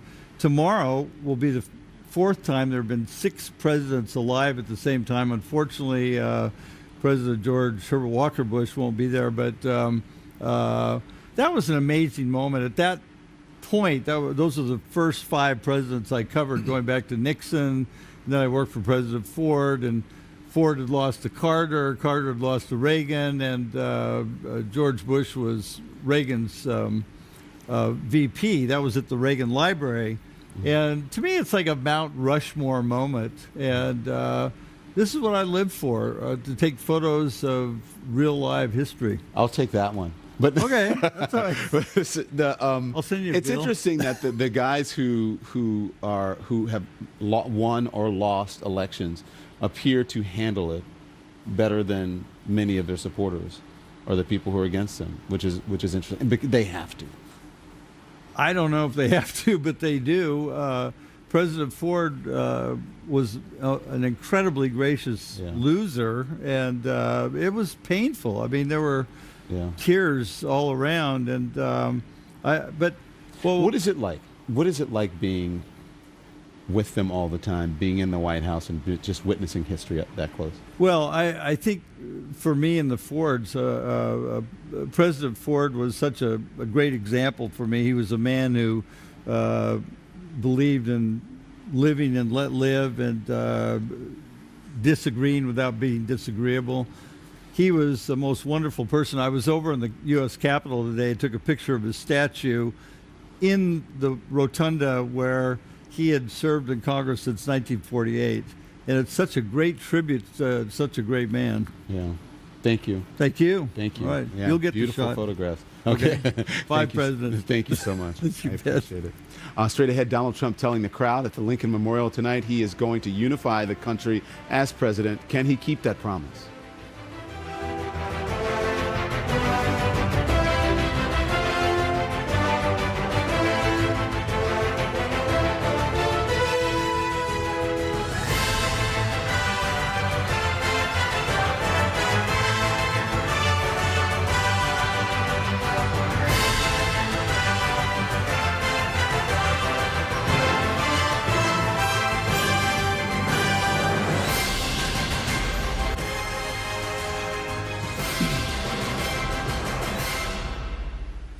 Welcome back, live from Washington. Donald Trump on the eve of becoming the 45th president of the United States. Let's discuss now CNN political commentators Andre Bauer, Jeffrey Lord, Ana Navarro. They're all here. Political contributor Hillary Rosen, also political commentators Andy Dean and Bakari Sellers. This is the panel everyone has been waiting for. So, Andy, Jeffrey, Andre, congratulations, by the way. Thank you, It's sir. a big night for your guy, Donald Trump, tonight. And tomorrow he becomes the most powerful person in the world. Here's what he said at his inaugural concert earlier tonight. We're going to unify our country. And our phrase, you all know it, half of you are wearing the hat, make America great again.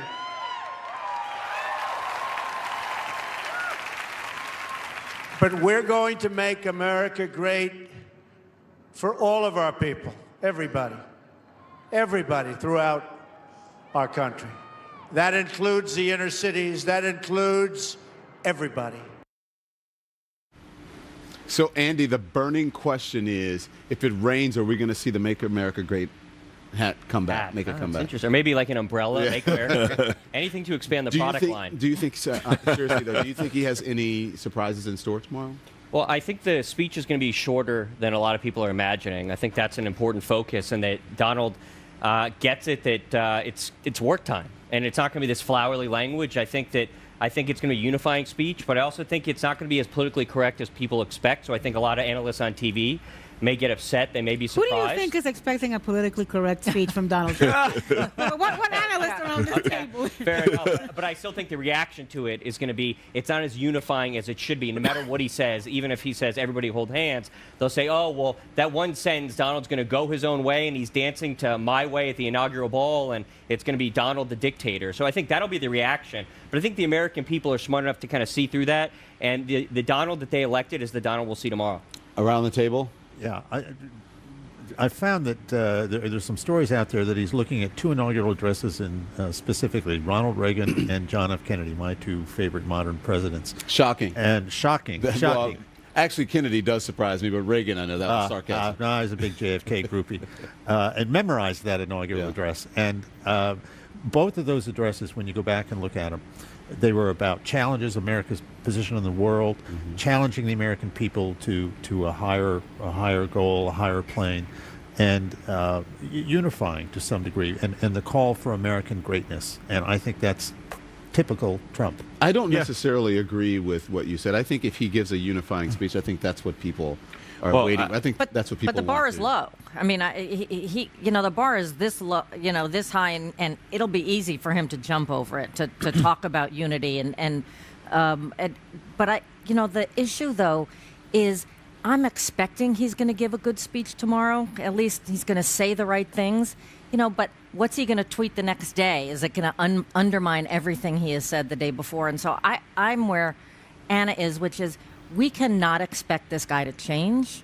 This country is going to have to learn to live with him as he is and accept that he is a divider with his own agenda, and that hopefully the things he wants to get done end up being things that are good for the country and not bad. But I don't think we can ever expect him to change. Where he won the election, there's no though. rising to the occasion here. But the thing is, the people knew what goods they were buying, and they selected them. So this idea that he has had this makeover to please This is why. Because he squandered the last 2.5 months as an opportunity to bring the country together. He is going into this inauguration. I disagree. He's going into this inauguration tomorrow as the least popular new president according in to history. polls that have been off by 10 to 12%. That's not true. The polls are actually right. The polls are right. The polls were right. No, let him explain to you how I want to believe the polls were actually correct, because the polls going into the election said that Hillary Clinton would win the popular vote by 2 to 3 points. Hillary Clinton won the popular vote by 2 to 3 points. I'll give you some state polls to look at. But that's neither here nor there, because we're not back in November. I do think that tomorrow is an awesome opportunity for Donald Trump. Because Douglas Brinkley said it earlier, I think he said it best. He said that these inaugural addresses are conversations between presidents across generations. The question is, and I don't think it's fair to compare Donald Trump to John F. Kennedy. I don't think it's fair to compare him to Ronald Reagan or Bill Clinton or Barack Obama. Right. Because he's Donald Trump, and he just he doesn't have that oratorical ability. He hasn't been able to show that. But with that being said, I do think that if Donald Trump takes the step of acknowledgement, maybe first, and then go somewhere where we haven't seen him go, which is empathy, maybe second. I don't know if he carries that trait or not. that's That kind of might getting be too deep. far. but if he can get to acknowledgement and empathy and talk about the struggles that many people in this country go to, then that would be a good speech. I'm not sure. He's never done that Is before. tomorrow a fresh start, Andre? Is tomorrow a fresh Absolutely. Look, I think he Is is that going how to be he should look at unifying. it? Yes, absolutely. When he puts his hand on that Bible and says, "So help me God," you're going to see a whole change, and the weight of the world is on this guy's shoulder. Look, I had the honor of being a lieutenant governor of South Carolina. It was a great honor. I can't imagine the literal weight of the world is going to be on this guy's shoulders, and he's going to have an amazing day tomorrow. I hope the country comes together at least for one day and gives this guy an opportunity to say thank you. We appreciate you running, and I think you'll see that tomorrow. I think you'll see less resistance tomorrow. Now, Monday's going to be a different day, but he realizes this is his opportunity to shine. Look, Donald Trump cares about results. He wanted to win this election. I think you have it wrong. I think He when you have people who leave their homes to go to a polling place, rain, sleet, snow, or shine, who go to your rallies, it's up to you to thank them and to have their weight, that weight on your shoulder. It's not up to them to come around to you. You must reach out to them, even especially so to the people who didn't vote for you. You are the president of the United States of America, not just the president of the people. And he's demonstrated that for the last and month. You have to have some humility. I don't He think sat down with de Listen, Blasio. He sat down with Al Gore. I mean, they've brought in Al folks Gore, you'd are never you think in kidding? a million You years guys, would be in Trump Tower. Let me give you the good news. The good news is we're only going to have to wait about 24, 36 hours to figure out whether he's changed or not, because if on Sunday morning we wake up and he's been tweeting against Saturday Night Live, which is surely going to lampoon the hell out of him this, Saturday, then we know it's the same Donald Trump. I give Donald Trump points for consistency. I actually think we've kind of learned to live with Donald Trump in the last 2.5 months. I'm kind of getting numb to the crazy tweets and the craziness. I think we have to learn how to live with each other, because we are so entrenched in different camps right now. And I've got to be happy and recognize that folks who supported Trump are today celebrating, and we're celebrating 240 years of Democratic succession. But they gotta admit and recognize that people who are protesting the next day have as much right in American I democracy. gotta get a break. We'll be right back.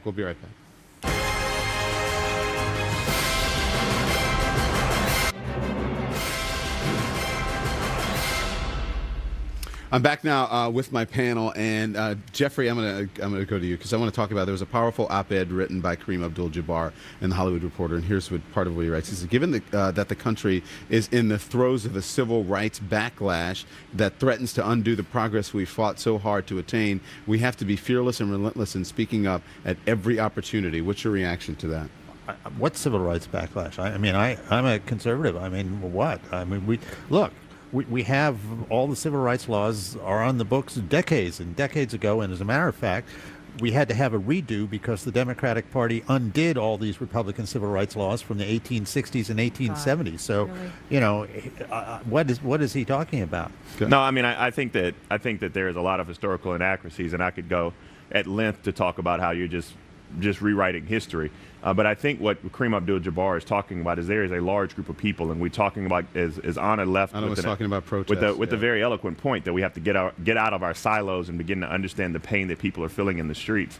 And a lot of that pain has to do with the fact that there is a fear that we're going to slide back into the era of the 1950s and 60s, where individuals, because of the color of their skin, whether or not they're Hispanic or African American, are treated differently or left out of the process. And I think one of the biggest disappointments that many people have had so far, Anna can probably speak to it better than I can, are Trump's cabinet picks. He has one African American, he has no Hispanic Americans.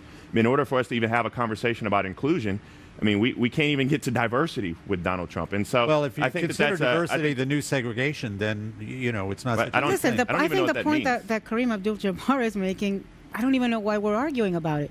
We have freedom of speech. One of the things that makes this country absolutely great, it doesn't need to be made great again, it is great, is because in this country, criticizing a president, questioning his legitimacy, like Donald Trump did with President Barack Obama's citizenship for 8 years, does not land you in jail, does not get you blackballed, does not get you harassed, does not get you beat. Do you think people in places should protest? like Cuba, it does, and we have got to remember that. Sure. First Amendment rights. I'm a big First Amendment freak. Absolutely. You want to you think people should protest the day after as they are protesting? Sure. Well, let me just say this. From a political standpoint, I think that kind of thing helps Donald Trump, as in the Yeah. day it helped Ronald Reagan, and long before that it helped Richard. I Nixon. ask you because let me put this up. I ask you because here's what Donald Trump tweeted in 2012, the day after Barack Obama was reelected. He says, "We can't let this happen. We should march on Washington and stop this travesty. Sure. Our nation is totally divided." That's why I ask. So, there's right, nothing. So can we just go to this bigger point, which is that, this is Donald Trump's task tomorrow, which is to bring together the country in a way that allows people who are literally going to bed tonight afraid, correct, feel better. So you can talk about this as sort of a civil rights agenda, but really what we're talking about is he going to repeal the so-called DACA rules, which will send, young Latinos and immigrants back to their countries? Will he, appoint people to the Supreme Court that are going to take away my rights as a lesbian?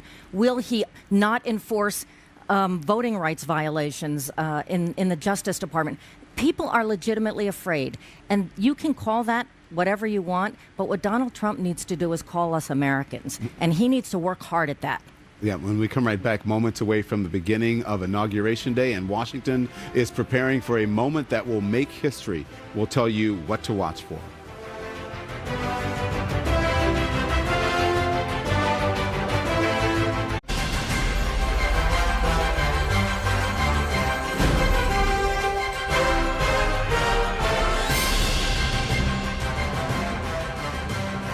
It is midnight on the nose here in Washington, D.C. It's Inauguration Day.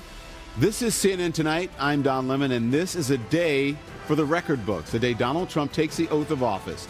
35 words that make him the President of the United States. That happens at noon, just about 12 hours from now, followed by the new president's inaugural address to the nation, a speech he says he wrote himself. Then there's the parade and the inaugural balls, and the Trump expected to dance the first dance to Frank Sinatra's My Way. But when it comes time for the 45th president to sit down in the Oval Office, what will he do first? Let's get right to David Swerdlick, CNN political commentator, Douglas Brinkley, presidential historian, former Congressman Steve Israel, also a CNN political commentator, Mark Preston, CNN politics executive editor, Emily Jane Fox, CNN contributor, and political commentator Kevin Madden. Thank you very much. There's a lot of folks to get to.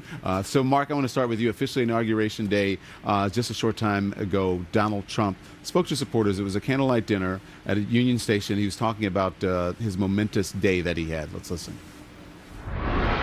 Arlington National Cemetery. I don't know if anyone saw it. It was so beautiful. So many people. So many people. It was incredible. So we went there, and we laid the wreath with Mike, and it was beautiful. And then we went to the Lincoln Memorial and had a concert. And we thought it would be a small concert, and tens of thousands of people were there. It went all the way to the back. They never had so many people, and very few people ever had a concert at Lincoln Memorial. But what they pulled off was incredible. It was an unbelievable period of time. But tomorrow seems to be the big one.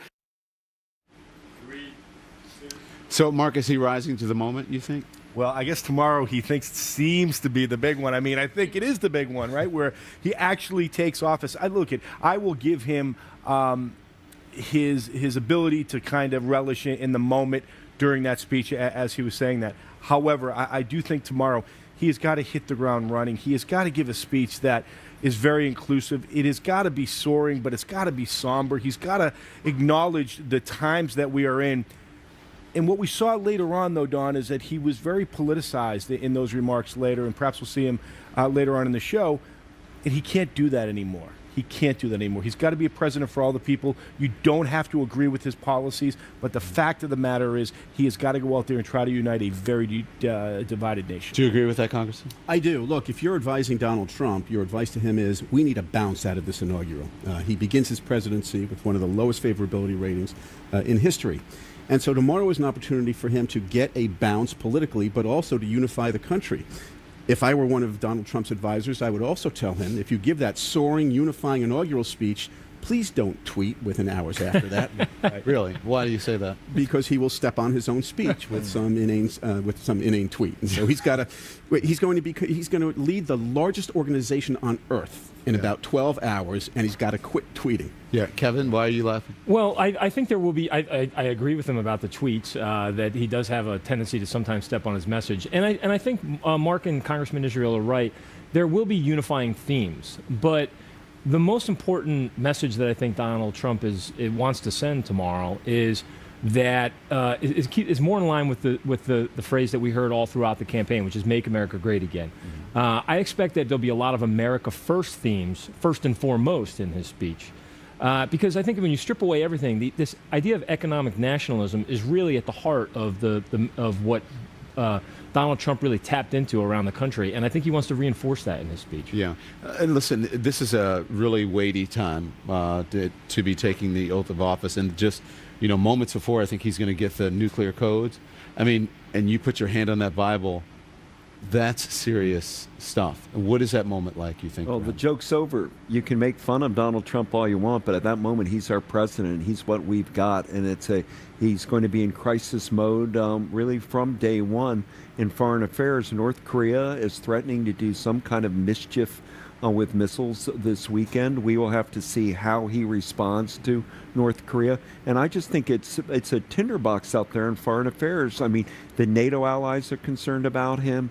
We're concerned about the relationship with Russia. What will China do if he does the wrong thing with North Korea? So we've got to pull for people like General Flynn and General Mattis to get around him and start talking seriously about foreign policy and get away from this frivolous campaign. Don't talk about the 2016 campaign anymore. But I want to know if you can, as a historian, you should tell us, what is that moment like? What is the process like when you're getting the nuclear code? Because most former presidents have said that was the most sobering moment of their lives. You realize that you have the power of life and death at your fingertips, and that the power is larger and greater than you assume. And it's not just the nuclear codes. People now in our intelligence agencies are really trying to tell you some of the dark, scary things that are happening in the world. The public's not always aware. We don't live it trying to make our America a nation of panic and fear all the time, but he's going to be learning a lot, and hopefully he's mature enough to take all that and learn from past presidents. Look how Kennedy dealt with crisis. Study the Cuban Missile Crisis. Study Ronald Reagan's diplomacy with Gorbachev. History can be his friend. My only real concern right now with Donald Trump is he doesn't have that historic background, so he kind of wings it. And in foreign policy in particular, winging it isn't good enough. And I hope, Don, he doesn't build the wall in the speech tomorrow. Last minute, play that campaign line that might please the million people that are here, many of his supporters, but it'll reopen that border thing in an ugly way right out of the gate. I think he shouldn't deliver that kind of red meat speech. Do you think that he understands that when Douglas mentioned the intelligence community and giving classified information and and the briefings that he's going to have, do you think he realizes that it's not about partisanship at that point? This is about the world, America, and the world. I think he's going to realize it. President Trump is a smart guy. I ask you because he's having his issues with the intelligence community. Sure, he's a smart guy. He figured out how to become president of the United States. He has these moments of soberness, like you saw him today laying the wreath at Arlington National Cemetery. If you looked at him, I was watching it on TV, he looked reflective. But then a few hours later, he's back giving these sort of off-the-cuff toasts at these dinners, and it's clear that these things aren't sustained. Now that we're out of a campaign, there's no President Obama or no Hillary Clinton to triangulate off of. He either does it, he either gets along with Director Pompeo or gets along with the other people in the CIA, or he doesn't. And then his presidency and, by extension, the country either succeeds or suffers for it. Yeah, Emily, he places so much stock in his family and getting advice from his family as advisors. We're going to see if Jared Kushner's son-in-law will be anywhere near the Oval Office, where his office will be. They will be his advisors. But for this, a 36-year-old, meaning Jared Kushner, or his daughter, who's in her 30s, who have no political experience, he's going to need other people by his side, and he's going to have to rely on people other than his family to give him advice. Well, he already does. It's not like Jared and Ivanka are the only two people in his ear. I think part of Donald's problem is that he has so many people in his ear. And yes, he listens to what Jared has to say. Yes, he listens to what Ivanka has to say, but he listens to any number of people who are around him. And I think that that's why we see so many different Trumps all the time. We see, you know, the last person who was in his ear, and that person may have a different view of the next person in his ear. And so I think it's really hard to tell who he's going to have around him, and maybe it's going to be a number of different people, and that's why we'll see a number of different Trumps. Well, that's a political forecast. But what about the weather forecast for Inauguration Day today? You got your umbrellas ready? Yeah. Did you call them not gulags? Gulags? What was it called? I forget. Goulaches. Goulaches. Yeah. I was thinking that was I thought goulashes. I thought that was a gulag is a dish. Goulash for the shoes. Are we going to need that and an umbrella? Just say boots, Don. Rain boots. We'll be right back. Oh, there's Derek. Derek. Sorry, I thought we were going to a break. Don. Derek, what's the weather forecast? All right, so it literally might rain on Donald Trump's parade tomorrow, I would say. And in his own words, the president-elect, it sounds like the world will find out if indeed his hair is actually real on top of his head. So we do have rain in the forecast, Don, as you've already alluded to. And yeah, it is called goulashes, by the way, galoshes, I should say. This is the rain batch that's actually headed our way, and it's moving through Atlanta, where the CNN headquarters is located. But as we focus in on the nation's capital, you can see Virginia, Maryland, and the District of Columbia. That is where the center of the world will be here over the next 12 hours or so. And when we talk climatologically speaking, temperatures on average over the 45 times that this has happened, we've had an average of about 43 degrees, 33% chance of rain, 10% chance of snow. But look at the polar opposites that President Ronald Reagan had to deal with back in '81, his first swearing-in ceremony, and back in '85, his second. He actually had the warmest and the coldest inaugurations on record. Franklin Roosevelt and William Taft, they actually had the worst weather with the heaviest rain and the heaviest amounts of snow that brought down power lines and trees in the nation's capital. So we timed things out for you here just so you know what to expect. Perhaps you're heading to the National Mall or just outside of the Capitol building there to go watch the events unfolding. By the way, they're expecting about 1 million people to line the National Mall, the record being Barack Obama's 2009 inauguration. They had 1.8 million people show up for that. Low clouds, fog, that's going to perhaps dampen kind of the mood a little bit there, perhaps reduce our visibilities. But the rain really moves in right about noon when Donald Trump puts his hand on the Bible, and it will certainly be a wet inauguration. Then the parade starts to take place about 3 p.m., lining the streets there across the nation's capital. Most of the heavy showers should move on by then, but certainly drizzle, low cloud, and fog anticipated in this forecast. So that will impact perhaps the amount of people that will head out to go see the day's events. How much rain are we talking? Well, we get into the specifics. Here's the Potomac, here's the Chesapeake, and you can see the nation's capital right there. And the rainfall accumulation, what we're expecting, anywhere between a quarter to upwards of a half an inch of rain. That would be the most amount of rain we would get out of this system. Not a lot, but certainly enough to kind of change things up for us here. But check this out. We put together this really cool graphic. This is what we're expecting near the Capitol building: low cloud, fog, and mist. And as we take it through the course of the day, we do anticipate temperatures in the middle and upper 40s, Don, and 70% chance of rain right about noon. And then as the day goes on, showers move on as well, and the forecast starts to clear out. So that's what we're expecting. You look like a giant. You look like a giant standing next to that White House. Looming over the Capitol building. building. Is a prison. A gulag is a prison. I had that wrong. I was thinking of something else. All right. Thank you, Derek. I appreciate that. You're welcome, Don. A tiny Capitol. Did you guys see that? Did you bring your rain stuff? I have an umbrella. You get ready? Yes. Yeah, they're allowing small umbrellas tomorrow. Yeah. They weren't going to, but now the Park Service is. All right, everyone, stick around. When we come right back. Donald Trump promising what he calls very meaningful action right after his speech. Does he have major executive orders in store?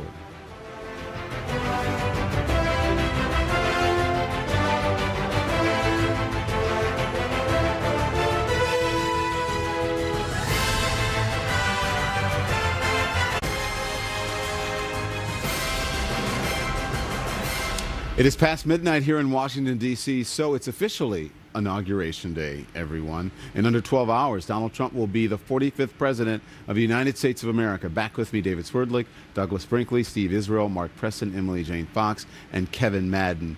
Mark, Donald Trump is dangling the prospect of taking immediate action after the swearing in, but not saying exactly what that is. You want to guess? No. All right. Nobody Moving knows, on. and I got to tell you what, Yes. you can turn off. No, look, I don't think his aides know, and in fact, his aides have acknowledged as much that they don't know exactly what he's going to do. What he could do, though, is he could sign executive actions into place that could affect environmental policies that were pushed forward by Barack Obama. Obamacare, he could do something on that. He could do something on immigration. He could start the wall, the steps towards trying to build a wall along the southern border. But quite frankly, we don't know what he is going to do, Don. They're promising a lot of actions. Few positions have been filled. Do you think they're ready, Kevin? Yeah, I do. I think they, admittedly, I think they're a little bit behind schedule. That's because this was a transition that had to go through a transition early on. And, it is a daunting task. I mean, think about it. There's 4,000 political appointments that need to be made. So making it in a short period of time was a great challenge. Didn't the Clinton administration have a tumultuous transition as well? They did. I mean, there's always rocky roads during transitions. And I think that's the thing that people have to remember is that, first of all, it's only one branch of government, that there are separate but equal, and there are other branches of government. So they're going to be running just fine on starting tomorrow as well. The other part of this is that it is always a process. It is never an event. It never just happens at noon on the inaugural. After the inauguration. So I think that process will continue, and I think they're also cognizant that there's a lot of work that still needs to be done. But the process is moving very slowly. I think the New York Times reported tonight that out of 660 executive appointments, only 29 have been made. That is a strikingly low number. And I think it's also worth noting that Donald Trump gave an interview to the Times of London this week saying, I know I'm getting inaugurated on Friday, but the work week actually starts on Monday. So any expectations for what's going to happen on the weekend, just remember what he himself said. I'm glad you brought that up because we reported that on this show, and then tonight I was surprised to hear Kellyanne Conway say something completely different than Donald Trump said in an interview that came out of his own mouth. She said, well, of course we're going to start right away, but he said he's going to start on Monday. You know what? Because he said day one on the campaign trail. He almost could have gotten a blazon on his T-shirt day one. And if he'd waited till day three, his critics would say, "What happened to day one, Mr. Trump?" Yeah. So he doesn't want the media world to think he's not going full board the second he's sworn in.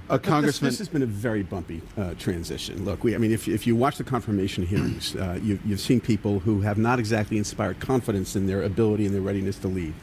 Steve Mnuchin today saying that, acknowledging he forgot to include $100 million in assets, as if it was like a $20 bill fell between the cushions of his couch.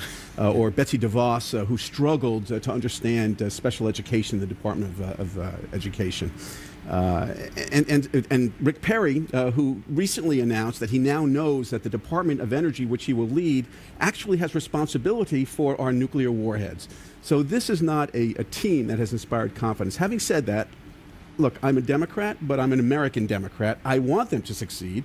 I don't think that over the long haul they're going to be remembered based on what has happened over the past few weeks, but they need to get on their game, Don. Yeah. And you're going tomorrow. Sure. You're going to be a Democrat who goes tomorrow, and not one who sits at home. You mentioned Rick Perry, and Rick Perry is up for Secretary of Energy, and he was on the Hill today. He said he'd like to close a few years ago, the department he'd like to close a few years ago, that he regretted even making that comment. And then he had this light moment with Senator Al Franken. Watch this. I hope you were as much fun on that dais as you were on your couch. Well... May I rephrase that, sir? Please. Please. Please. Oh, my Lord. Oh, my Lord. Well, I think we found our Saturday Night Live soundbite. I like that. I like that Senator Franken has never lost his comedic timing, and Perry has comedic timing we never knew he did have. Yeah, so he'll probably end up on Saturday Night Live as well. That was awkward, but a classic moment. It was awkward, but they both somehow managed at the end to get to a place where we could all laugh about it. Maybe a little bit of levity was nice amidst all these rancorous hearings. The Democratic senator and the not totally prepared Secretary of Energy have their work cut out for them. Can I just say, in contrast to what we saw there, which was a very lighthearted moment, and it was a nice moment in many ways. you know, on the other side, we saw a very bad moment happen on Capitol Hill today where you saw two senators actually get very vicious towards one another.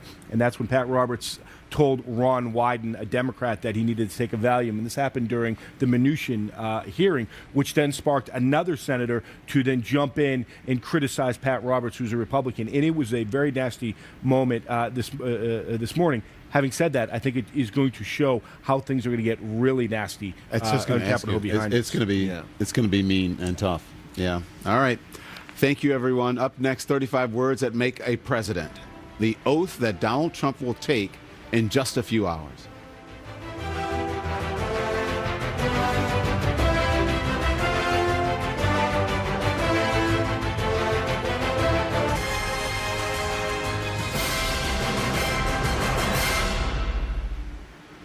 In just a few hours, Donald Trump will recite the oath of office, 35 words that will make him the President of the United States. But there is a lot you may not know about the oath. CNN's Kamu Bell has that. I, Franklin Delano Roosevelt. I, Lyndon Baines Johnson. Do solemnly swear. Do solemnly swear. That I will faithfully execute the office of President of the United States. It's this moment. And will, to the best of my ability. To the best of my ability. It's these words. Preserve, protect, and defend. Once spoken. The Constitution of the United States. That have the power to transform any citizen into a president. So help me God. So help me God. So help me God. Congratulations, Mr. President. So, don't mess it up. That I will execute the office of President of the United States faithfully. That I will execute the office of President of the United States. The office of President of the United States faithfully. The office of the Presidency of the United States. Whoopsie. Maintain and defend. The office of President of the United States. Uh-oh.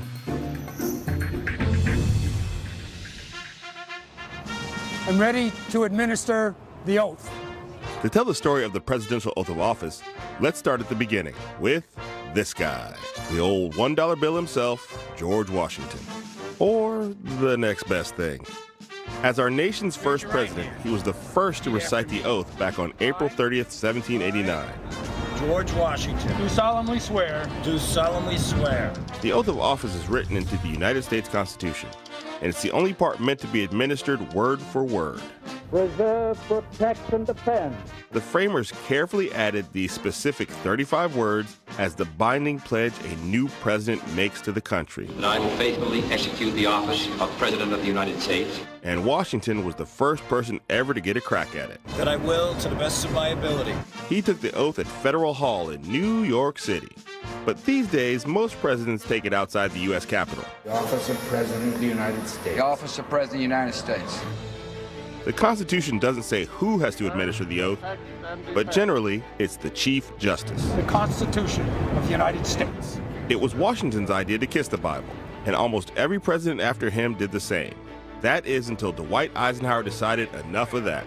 He put the tradition to rest in 1953 and said a prayer instead. That thou wilt make full and complete. So help me God. Now that line is up for debate. The words "so help me God" are not written in the Constitution, and historians are not sure whether Washington was the first to say them, but most presidents have added them to the end of their oath. So help me God. Fast forward 2 centuries later, the oath remains a very sacred tradition in our country. Preserve, protect, and defend The Constitution of the United States. So help me God. This is the grand theater and the grand spectacle of watching a democracy at work where an entire government hands over a baton to the next government. It does not happen until the words of the oath are uttered. That I will faithfully execute the office of President of the United States. Preserve, protect, and defend. And the words matter. You have to say the words correctly. And if it goes sideways, you're going to have to do a do-over like Barack Obama did. Yep, Barack Obama had a redo in 2009. The oath of office went sideways, largely for Supreme Court Justice Roberts' mistake. Are you prepared to take the oath, Senator? I am. President Obama started taking the oath, but Justice Roberts' language was different than what Obama was thinking. I solemnly swear. I, Barack Hussein Obama, do solemnly swear. And they were kind of counterposing each other, and they would go kind of back and forth, and it was an awkward moment. United States faithfully. That I will execute Faithfully, the office of President of the United States. The office of President of the United States, faithfully. Immediately, people called it a botched oath. Some people even questioned, is President Obama a real president? The next morning, a new Justice Department official named David Barron called the White House counsel and said, you know, we might want to think about doing this again. And that's what set in motion the redo later that day. I would describe the atmosphere in the White House as kind of sheepish. Everyone was kind of embarrassed to have to do this again. 4 years later, he took it 2 more times. But that's because in 2013, January 20th landed on a Sunday. When that happens, the president-elect takes the oath privately in the White House and then publicly the next day. Good job, Dad. I did it. You're doing nice. Yeah, Dad, good job. Can I call you Dad? Thank you, everybody. In all, Obama has taken the oath 4 times. The only other president to take the oath that many times is FDR. But that's only because he was elected president 4 times. A little different. Of course, Obama isn't the only president whose swearing-in ceremony has been a little bit weird. For example, it didn't go so smoothly for President Truman in 1945. Vice President Harry S. Truman takes the oath of office as 32nd president. There's no audio of it, but when Harry S. Truman took the oath, Chief Justice Harlan Stone said, "I, Harry Ship Truman." But Stone made that up. Truman's middle name is just the letter S. Faithfully execute the office of the President of the United States. It also wasn't perfect for Herbert Hoover in 1929. To the best of your ability, that you will preserve, maintain, and defend. It's subtle, but did you pick up on that? Chief Justice William Howard Taft said maintain instead of protect the Constitution. The Constitution of the United States. In 1909, when Taft himself was sworn in, his oath was also misquoted. And will to the best of my ability. And will to the best of my ability. While those earlier administrations played a little fast and loose with the oath, Obama's camp felt differently because of, well, you know, I'm not going to say it. Obama himself had nothing to do with the decision to redo the oath. It was the people around him, his aides, who knew that politically, as much as legally, it was very important to establish his legitimacy. They knew he was the first African American. They knew these false questions had been raised about his birthplace. So they decided, let's foreclose any controversy and redo the whole thing. Maybe we should just go back to the way they administered the oath in the 1800s. Originally, whoever was administering the oath would ask it as a question. Do you, such and such, solemnly swear? And then the person would respond just by saying, I do, or I do solemnly swear. I do. In more modern times, the new president actually repeats every single word. That I will faithfully execute. That I will faithfully execute. The whole idea of taking an oath to assume a new office goes back to ancient times. I, Harry S. Truman, do solemnly swear. The presidential oath is shorter than any other official oath. It's shorter than most wedding vows, shorter than the Hippocratic Oath. On my honor, I will do my best. Even the Boy Scouts have a longer oath. The Boy Scouts. It takes more words to promise to get an old lady safely across the street than it does to get the nuclear codes. Mentally awake and morally straight. But how much do Americans know about the oath of office? We decided to test a few to find out. And since we like our tests with chicken wings, we headed to the Founding Fathers Bar in Buffalo, New York. Welcome to Founding Fathers. We're going to be taking the CNN Oath of Office Trivia Challenge. Are we ready? Not really. All right. Who was the only president to take the oath of office from a female official? Bill Clinton? He was good with the ladies. LBJ. It was federal judge Sarah Hughes aboard Air Force One in Dallas, Texas. Oh my God, I totally didn't know that. Which president and what year was the first oath of office to take place in Washington, D.C.? 1492, 1776. My mom's birthday. Jefferson, right here, 1801. This guy's going too fast, right? Who was the first president to affirm rather than swear the oath of office? What's the difference? Those are synonyms. Pierce, Franklin Pierce, we have a winner! Pierce? That's a president? Here's another piece of trivia. When Donald Trump takes the oath of office this year, he'll be the first president since Eisenhower to be sworn in without any political experience. What won't be different is all the fanfare. including the president's own United States Marine Band. Hey, how can I get a Marine Band? We think we've played for every presidential inauguration since 1801, since Thomas Jefferson. Music is actually central to the inaugural ceremony. It really is the thing that glues the entire ceremony together. And when we come to the part of the presidential oath, the music really is the thing that I think seals the deal for the new president of the United States. I feel more presidential right now. Immediately following the oath, we play Four Ruffles and Flourishes.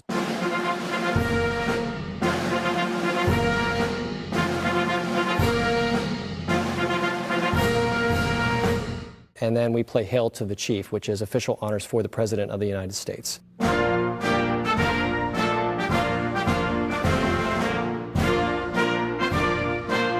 These guys are good. And this is the first time the new president hears Hail to the Chief. When we have an inauguration where the new president is not the incumbent, we actually play Hail to the Chief twice. We will play Hail to the Chief for President Obama for the very last time in his administration. And then when President Trump is sworn in, we will play Hail to the Chief for the very first time for the new president. The oath and the music brings the entire ceremony to its zenith.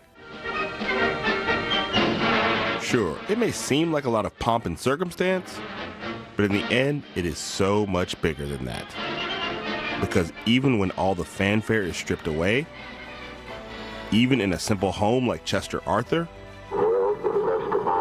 on board a plane in a time of crisis like Lyndon Johnson, even behind closed doors at the White House to make up for a mistake. It really is all about the oath. 35 words with the power to make a president and hopefully unite the country.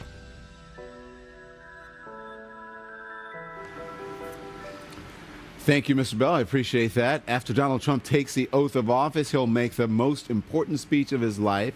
We'll preview his inaugural address when we come right back.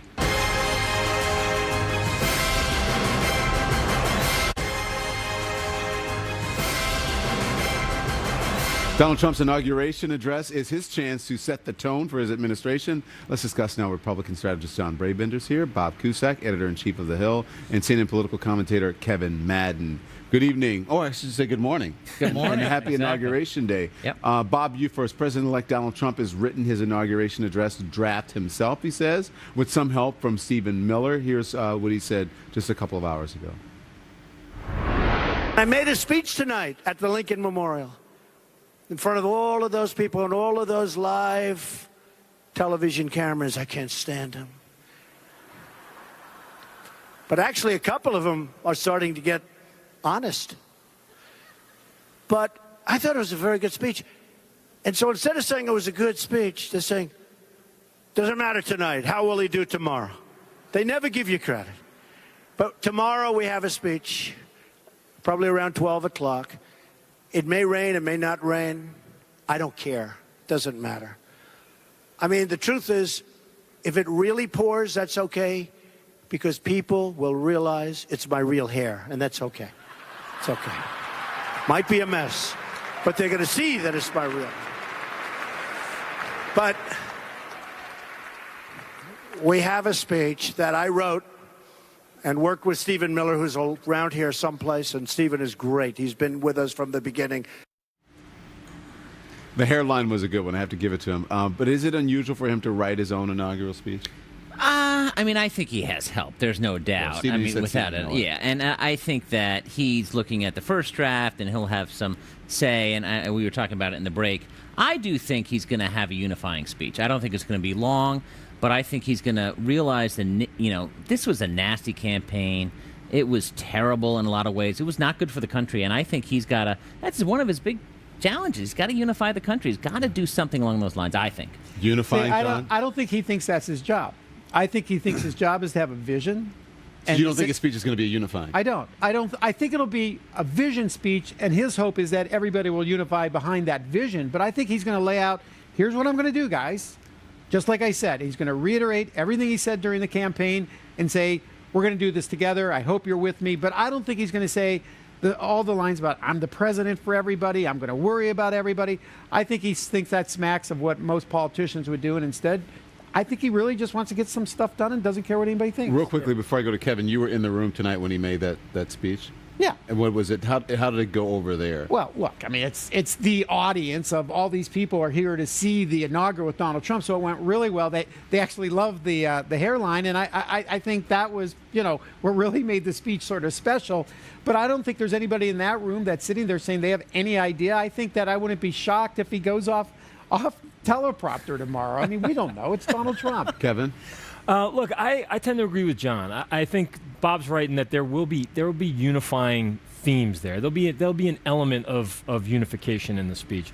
But when you write a speech like this, I think the goal is to ask yourself, what's the headline I want driven the next day? Mm-hmm. And I think the headline that Donald Trump wants out of this speech is America first. Donald Trump is going to put America first. And so I think it's going to be much more about a bolder vision of America being strong economically, strong on national security. And that is really what he's going to drive. And it's going to be much more on brand with what we saw during the campaign. Yeah. And I think he believes it's his job to reinforce so many of the themes that got him there in the first place. He had a rocky start with his own party. Do you think it's going to be he's going to address some of the Republicans? Some of his speech will be directed at Republicans? Well, look, nothing. I don't think anything worked as well when it came to unifying Republicans as the prospect of beating Hillary Clinton. Right. But Hillary Clinton is now beginning to be put into the rearview mirror, and instead it's all about what can Donald Trump deliver? Can he deliver results? And Republicans, I think, on Capitol Hill recognize that, too, which is the American people sent them up there to deliver some results. And that's their charge right now. And I think many Republicans are very cognizant of that. Mm-hmm. When you see his family at the Lincoln Memorial tomorrow, and you see them all standing there, right, mm-hmm. Bob, and he takes that oath of office. The Clintons will be there. The Obamas will be there. They'll, coming down the Capitol steps. It's sometimes... It's still hard, even President Obama and George Bush say sometimes it's still hard to understand the magnitude of what they went through. Do you think Donald Trump will get that, even if his speech is not unifying, because it's a big job? It's a big job, and I think a lot of eyes are going to be on Hillary Clinton, who I think had to attend. Obviously, Bill Clinton's going to attend because he's former president. Hillary Clinton's going to be there. I don't think he's going to, go through the whole campaign rally speech of how the pundits didn't think I was going to win and that kind of thing. But overall, I think there are going to be some, I think, awkward moments later tonight. I don't know, but I mean, you never know with him. Everyone seemed to be surprised that Hillary Clinton was going to. Of course, she had to. She's a former first lady, a former senator. Right. It's going to be painful though for her to sit and watch that. I would imagine. Yeah, but here's the problem. We're losing context of who Donald Trump is. When Barack Obama became president, the only full term of office he ever served was as a state senator. Donald Trump has lived 5 lifetimes. If you look at all that he has done, it's been pretty remarkable. You can argue how successful, but it's pretty remarkable. This is somebody who is coming to a new position but has a skill set. I think people are going to be surprised how comfortable he is at it. And I think where they're going to be really surprised is the speech tomorrow is he's going to make it very clear he doesn't care that there's 60 Democrats or whatever they're not there. They're either coming along or they're not. And I think that a lot of what he's going to address is to make the point that he's going forward and they're either coming along or they're not, period. So what does that have to do with tomorrow, though? I think the speech will recognize that somewhat. And I think people are going to find from day one what Donald Trump is talking about is everything I said I'm going to do, I'm going to do. I get that. But what I'm saying is that, people are saying everyone should come to the inauguration because they should respect the office. Everyone should respect the office. Should he not respect the office and the people who have come before him in the way that they deliver the speech and the way they conduct themselves in office? I think he should. I think he will in the sense with the Clintons there and Obamas. But I'm saying the biggest mistake everybody can make is thinking, even if he does that tomorrow, that we've moved into this new phase of a new Donald Trump. Yeah. He's going to be the same Donald Trump that ran for president. Okay.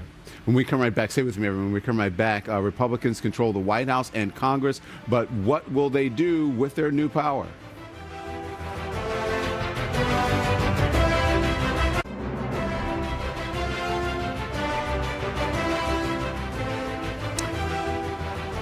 Welcome back to Washington. Donald Trump's inauguration just a few hours away. It puts the GOP in the top position here in Washington. Back with me now, John Brabender, Bob Cusack, I'm changing your name, and Kevin Madden. Kevin, the first time in quite some time that Republicans have had the White House, they've got the Senate, they also have a fairly new president, so it's going to be easy for them to get things passed. But as you know, there's often a political price to pay with that. Are Republicans worried about that? Are they concerned or aware? I think they recognize that they have this moment and that they can't waste any time. They are aligned on a number of big issues that they all ran on and won on. Repealing Obamacare is one of them. Putting a greater emphasis on border security is another. And then I think there's some other issues out there. A number of issues, which is a bipartisan issue, is tax reform. People believe that the current tax code that we have right now is too complex and it's outdated. So I think those are some of the top priorities that the Trump administration and the Republicans in Congress are going to focus on right away. Obamacare and tax reform, I mean, those are big issues, especially health care. They are very big. And if you look at it historically, you have to move on big items like this in the first 100 to 200 days because pretty soon everybody starts looking at their election. They start looking at polling numbers. They're not as interested in making those hard decisions. And you start losing the capital. Bob, the president and his team, they speak of their victory as a landslide and that they have a mandate. Right. It wasn't a landslide, but are they misreading the American public? Well, I mean, it's all about expectations, and nobody thought that Donald Trump would get more than 300 electoral votes. But he did lose a popular vote. But I agree with Kevin, is that they got to get some wins early on. And it's going to be tough to get tax reform, which hasn't been done. Comprehensive tax reform hasn't been done since 1986. Right. Repealing and replacing Obamacare, going to be very difficult. So they have to rack up some wins in the first 100 days. And also, I think he's got to reach out to Democrats in the first 100 days so that Democrats are like, okay, I can work with this guy on some issue. And the big issue there, transportation infrastructure. Mm-hmm. Infrastructure. Yeah. Do you think? I don't know. Using the bipartisan word, your hopefulness of all of you is so cute. Because thank you. Aren't we adorable? Our little bipartisan. Did you guys happen to watch any of the confirmation hearings? I did a show earlier this week with Maxine Waters, who actually used the impeachment word already relative to this president. Yeah. My point, I believe strongly that the Democrats have decided that this was a fluke election, and that they are going to use the next 4 years to get the White House back and take with it the Senate, and they are not going to play bipartisan. I agree, John. I am highly cognizant of that. That there's still that threat of partisanship on the Hill, but of everybody at the table right now in Washington, Donald Trump has the most political capital, and he is going to have to spend it right up front. And I think that's why you're going to see big movement very quickly. Right. And don't look at it as 100 days. I know we are always used to looking at 100 days. Yeah. I look at it in a 200-day window. That's going to have to be it. Thank you so much, everyone. I appreciate it. That's it for us. Stay with CNN for live coverage of every minute of the inauguration of Donald Trump. I'll see you right back here with all the highlights later tonight.